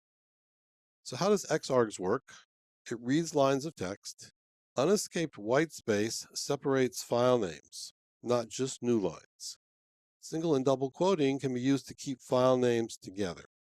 This is not quite what we want. We typically want one file name per line. We have to go to a little bit of trouble in order to tell xargs don't process the spaces in the lines. As we mentioned, it stores up file names until there's enough to run the command. along with the other preceding options and arguments that you gave xargs on its command line. This is much more efficient than find-exec. -exec runs one process per file, whereas xargs will run the minimum number of processes necessary. Xargs has a bunch of weird options. You should just see the man page. I looked at the options, I reviewed them, and said, there's nothing here that I really want to cover because, as far as I can tell, in my own usage over many years, I simply run xargs without options at all. In practice, this white space separation that we mentioned is a big gotcha if you have file names that include spaces, and this is becoming more common. People are using file names with spaces as we move to graphical-based systems, or as Linux systems are file servers for Windows and Macintosh systems. So for this reason, GNU Find has the -print0 option where file names are separated by 0 bytes. This is important because 0 bytes are invalid in file names. You can't have a 0 byte and still have a valid file name. So the 0 byte is an absolute character that you know you can rely on to separate file names. The GNU xargs has the -0 or --null options to read 0 separated file names. So you put these two options together and you know you're going to pass file names exactly as they came out of the file system. So for this reason alone, the GNU versions are preferable and you should use them if you can. So let's talk about robustness. One of the things that we did not yet mention, but which is important, is that find will include dot files, and it does not sort its results. So you're going to have to process a list of file names if you don't want dot files, or if you do want the results to be sorted. You need to quote the wildcards when you invoke find -name. The business with numeric values and their signs is confusing. Minus is less than, plus is greater than, no sign is exactly. It's a bit messy. And there's no fractional values for numbers. You can't say something that's older than 7.5 days. As we mentioned, using xargs is much more efficient than find -exec, and you should use the GNU find -print0 pipe to xargs -0 if possible. Another alternative is to pipe find's output into a while read loop and read file names one at a time in a loop and then process them that way. To summarize, find will find files based on many different criteria. There's lots of criteria and the options that go with them. You want to have your man page handy. You can use xargs to process find's output when it's too voluminous for a command substitution. When there's just too much to use for a command substitution, use xargs. You can, of course, process other output with xargs as well. And the GNU versions are preferable because of their ability to separate file names with a 0 byte. Welcome to our demo lesson on finding and processing files. Our topics today, well, we're going to demonstrate using find and using xargs, and then we will summarize. Let's move to a shell window. We'll start by making a very simple file tree. We made 2 directories, sub, then another subdirectory subs1. We create some files in the local directory, and then some sub files. So let's run find and see what it does. It simply walks through the file tree and prints out the names exactly as it finds them in the file system. If we want sorted output, we simply have to run the results through sort, and then it comes out sorted. Interestingly enough, it seems that GNU Find has sorted the output for us. Not sure why it bothers to do that. We'll now use a pattern, which we have to quote so that the shell does not evaluate it. There's only one file that matches, the file named 1 in the current directory. Here we're going to say just traverse the subdirectory, so we see the directory and then the files and directories that it contains. We're going to create a file in /temp that belongs to us. We're going to look at the files in /temp that belong to root. There's a bunch of them. We're going to look at the files that belong to us. $user is set when we log in to our username. So we see the files that belong just to us. These are system files mostly created by the GUI. Towards the bottom, we see temp my file that we just created. And then there are other files where we get permission denied when we try to look at them because they don't belong to us, or they're directories that we can't traverse into. Here we say find any files in /temp that do not belong to us. So we see all these other files that are not ours. You'll note that the temp my file that we created is not shown. In our current directory, we have files and directories. Let's also create a symbolic link. And let's show how we find different kinds of files. We say find, we give it a place to start, dash type, and then we give it a single letter that indicates the type of file that we're interested in. L means link or symbolic link. So there's only one symbolic link. D is for directories, so we have sub, and then we have sub/subs1. And F is for regular files. And those are our regular files. Let's move on and talk about xargs. We've created a file that has a space in its name, and we've created a file that doesn't. We're going to look for files whose name matches the pattern fun star. So both of our new files match that pattern. Let's see what happens when we use that with xargs. So here's where we hit the problem where spaces separate file names.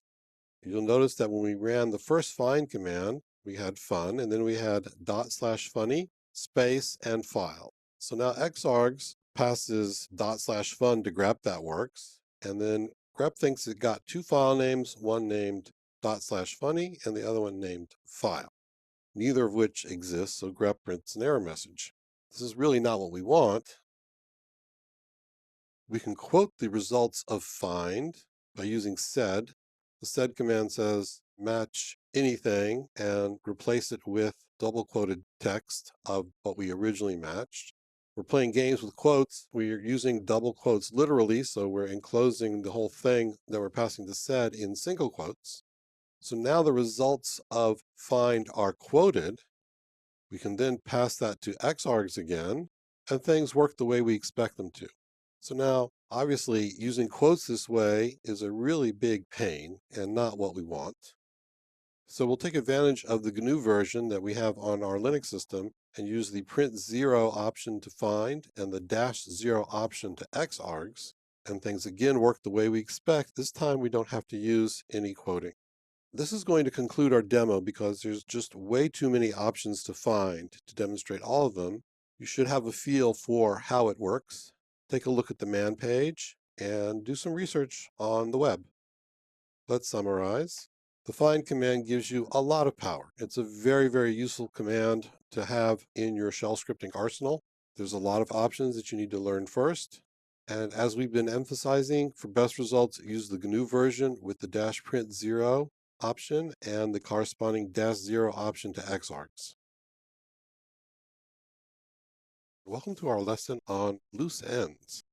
In any book or course, there's often a few topics that you need to cover that you haven't covered in your other chapters. This is true here as well.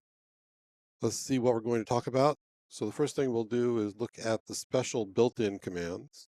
We'll then take a look at a bunch of commands, the first one being the command command. Then we'll look at getops and set and type. This is in alphabetical order. There's no other meaning to the order we're using here. We'll have a demo and then conclude. The special built-in commands. They're special because they are found in the command search before functions. In addition, if an error occurs with a special built-in command, your entire script may exit. This kind of depends on your implementation and if you're running interactively or not. If you put a variable assignment before the command name, then the variable assignment will remain in effect after the command exits. We saw that the syntax for adding a variable or changing a variable in the environment of a command was to do an assignment before the command name. With the special built-ins, the variable assignments remain in effect. This is something of a legacy from the original Bourne shell. The special built-ins are what you see in the list here, : dot, break, etc. And bash adds a command named source, which is equivalent to dot. The point of that command is to read a file in the current shell. There's a special command called command. The way you use it is you say command and give a command name and a bunch of arguments. Optionally, you may use the -p option. The point of command is to skip over functions in a command search. You use this if you're writing a function to override a built-in command. And inside the function, you want to get to the real built-in command. The way you do that is through command. If you use -p, then command uses the default path that will find the system commands instead of whatever your current $path is. Pay attention here. Command is not a special built-in. So if you define it as a function, you're really hosed. So don't define a function named command. Otherwise, you won't be able to get to the real command, built-in command. Moving on, the getOps built-in, its point is option processing. It understands the POSIX option processing conventions, which is where you use a minus sign and a single letter and possibly an argument to the option. The default is to process quote $@ quote, which is all of your arguments, but you can supply a list of arguments instead that you want it to go through. In general, the way you use it is you say while getOps and option spec, the variable, and then if you give it a list of arguments, that's what it processes instead of the command line arguments. After each call, as you go around the loop, the variable has the option letter that was supplied. The built-in variable optarg has the argument that was given to the option. When you're done, the variable opt-in is the position of the first non-option argument. We'll see this in our demo section in just a few minutes. The op spec is a bunch of single option letters. If the option takes an argument, you supply a colon after the letter. In general, getOps prints an error message when you give it an invalid option or you don't supply an argument or so on. If you put a colon as the very first character in the option spec, then getOps doesn't bother to do that, and it will let you do that instead. The typical usage is to put a case on your variable inside the loop, and based on the value of the variable, decide what option you're processing. Again, we'll see this in a demo in just a minute. If you do this, you don't need a default option because getOps prints an error message for you. Our next command is the set built-in command. Set is a multi-purpose command. It's heavily overloaded. It does about 4 different things. This makes things confusing. Let's take a quick look at what it does. First thing you can do is set the positional parameters. You say set minus minus because the minus minus ends any options, and then give it a list of arguments that it will use to become the positional parameters. Remember that positional parameters is a fancy term for the stored command line arguments. You can set shell options, either short options, which are single letters, where you say set minus and a bunch of single letters. You also have long options where you say -o and an option name. You can disable options because minus sign sets options plus disables options. Otherwise, you have short and long options. The convention of using plus to disable options dates back also to the original Bourne shell. Set-o with nothing else on the command line prints your option settings. And then set +o also prints your option settings, but it does so in a way that can be stored in a file for rereading later. This is a way to save part of the state of the shell if you wish to restore it in another session. There's a lot of options, and it tends to vary somewhat based on which shell you're using. Way too much to cover here. See the manual page or the built-in help if you're using bash. Let's move to the type built-in command. You say type and you give it a name, one or more. It then prints the type of each given name, in other words, how the shell interprets that name. The possibilities are as follows: either an alias, a built-in command, and type does not distinguish regular and special built-ins from each other, a function, or an external command. Bash has a number of options in the type command. See the built-in help or the man page. Let's move to a shell window. We'll change the prompt just so that we can see what's going on. We've assigned a variable to a variable named x. This awk command prints the value of x in its environment. It's z. We see that it was overridden because it still has the original value in the original shell. Let's now do something where we assign a value to a variable before executing a special built-in command. We've defined a function named f that assigns a value to x and then executes the return command. X hasn't changed yet because we haven't run the function. We run the function, and we see that x is now indeed ABC because of the assignment statement. The next thing we're going to do is take a look at the command. Here's a simple script that overrides the cd function. The first thing it does on line 4 is use command to get to the real CD in order to change directory. On line 5, it saves the value of the current directory in _x using a command substitution. On line 6, we use a variable substitution to remove leading components from the value. and then $$ to get a real dollar and a space into the prompt. The point here is that we can change directory, but have the last component of the path name in the prompt, so that we have some idea of where we are. We source the script with the dot command. Let's try it out. So we have the last component of the path name, we're in /temp. The last component of the path name, we're in my personal bin. We're now in the home directory, and we'll go back to where we were. And there's our scripts. The next thing we'll do is take a look at getops. This is a script that doesn't do a whole lot. It's basically a template for option processing. We have a few flag variables on line 4, our file, whether we're verbose or quiet, whether we're doing things in long mode. The loop on line 6 calls getops. The option spec says -f requires an argument, whereas the v, q, and l options do not. The variable is named opt that will receive the letter that was parsed each time around the loop. Lines 8 through 19 are a case statement. You see that in the individual cases, you don't need the minus sign, you just need the letter. For -f, we set file equal to optarg. That's the value of the argument to the option. For the others, we simply set flags to the appropriate value. On line 22, we use an arithmetic substitution to determine how much to shift in order to get rid of the option so that all we have left are the remaining command line arguments. Lines 24 and 26 simply print out the values of all our processing so that we can see what happened. Let's run this. So we see that our file is /x, verbose is indeed true, as is long, and that the remaining arguments are A, B, and C. So the shift command worked. Here for -f, we've put the argument right next to the option, which is allowed in the POSIX parsing conventions, and getup still figures it out and sets the file value correctly. Let's take a quick look at the set command. Set-o prints our shell options. There's quite a lot of them. Set plus O prints them in a form that can be reread, essentially as a bunch of set commands.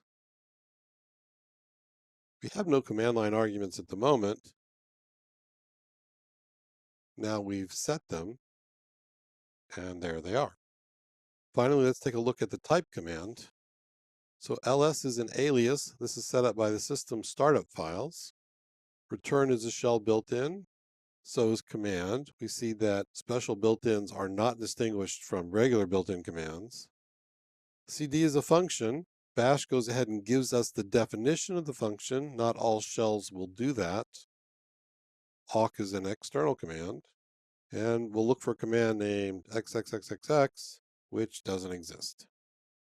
To summarize, special built-ins are critical to the shell's functioning. For that reason, they're found before functions. You use command to bypass functions and/or $path. You use getops to simplify option processing, and this is really actually pretty nice. You use set to set options and/or the positional parameters, and you use type to determine how the shell treats a command name. Welcome to our lesson on general takeaways. This is a lesson where I would like to try to summarize some of the main points that you should take away with you from this course. Our topics. We'll talk about important points to remember, and we'll summarize. Things to remember. Use text as your data interchange format, not binary. All of the Unix tools are designed to work around text. Text is easy to work with. You can see it, you can read it, you can edit it in an editor. Text is the preferred way to work with data. It's also possible to move text between systems of different architecture, which you cannot do very easily if you're using binary. Mastering regular expressions brings you a huge return on investment. We emphasize this a lot during our lessons on regular expressions. It's an important point. Regular expressions look complicated to learn, but once you learn them and understand them, you'll be able to do many amazing things, and it will save you lots and lots of time, and it's lots of fun. Think in terms of data flow, tools, and pipelines. When you know your toolbox and you think about how do you put the pieces together, it becomes a lot easier to solve your problems. An important aspect to working with the Unix toolset is to use sorting. Sorting is one of the primary tools. You use sorting to bring your data together, and then you can process it further with additional stages in your pipeline. The shell is a full programming language, and you should take advantage of it. You have the control flow structures of a regular programming language, conditionals such as if and case, looping such as while, until, and for. You have variables. You have the ability to run programs. It's a lovely programming language, and you should do more than just run commands and build pipelines. Something that really struck me as I was developing the course is that being able to use a shell helps you just about everywhere in your day-to-day use on a POSIX or Linux or Unix system. You will find shell scripts in makefiles. If you want to build something or package your software, the commands that you use are written using the shell. System administration requires a knowledge of shell scripting. There are other places where shell scripts will show up than just in actual shell scripts. And an important point is that your interactive experience will also improve and you'll have more fun. You'll find yourself writing loops at the command line or writing loops that pipe into pipelines and doing all kinds of fancy things just at the command line in order to do something. To summarize, you want to take shell scripting one step at a time. If you've gotten through this course, that's a great beginning. We've covered a lot of material, and first of all, congratulations. And hopefully you've learned a lot and are confident about what you're doing. If you are careful, then you can write scripts that are robust, portable across systems and vendors, which is important in today's world. Readable and maintainable. This is important for you and for the guy who comes after you at your job. And most important, useful to you and to your users. Welcome to the concluding lesson of our robust shell scripting course. The things we'll look at today: we'll do a quick review of the contents of the course. We'll talk about a few things to do to move ahead. We'll mention some resources. This is where I'll say thank you to a few folks, and thanks to you, my listener. We started by looking at history. Knowing where you come from helps you know where you are, and to a lesser extent, where you're going to go. We described the software tools philosophy, which is an important part of thinking about how to do shell scripting. Very important here, do one thing well, build your solution out of well understood components. Let someone else do the hard part. Often you can use the Unix and Linux tools to do most of your job and then write a few small things to finish the job. Going along with that is that we use text for data interchange and processing, and we especially make use of sorting to pull our data together in the way that we need. Regular expressions give us a huge return on investment. Once again, put time into learning how to use them. This time will be well repaid over the rest of your career. Along with all the tools, we looked at the shell's syntax and semantics. Variables and their substitutions, wildcarding, arithmetic, control flow, where you have if then else and case for decisions, while, until, for, and select for looping, command and process substitutions, IO redirection and pipes, and the various built-in commands such as read and exec, which are important for the shell's function. Next steps, we've covered a lot of material. What do you do next? So you need to read at least one good book on shell programming. We will recommend one of our favorites on the next slide. And practice. Sit down, do the work. Find a problem that needs solving in your home or in your job. Or if you did something in another language, think about how would you redo it using a shell script. And an important aspect is let the command line be your test bed. While you're developing a shell script, you can test things out. Right there on the command line, this is a great way to figure out what's going to work. Finally, thanks to you, my listener. We've done a lot, come a long way together. You've been listening to me chatter at you for quite a while. I hope you've learned a lot and that you've enjoyed doing it. Doing the course has been challenging and enjoyable for me. I really appreciate your interest in the course. If you've gotten this far, then you've really invested a lot in the course, and I thank you for it. Good luck and have fun.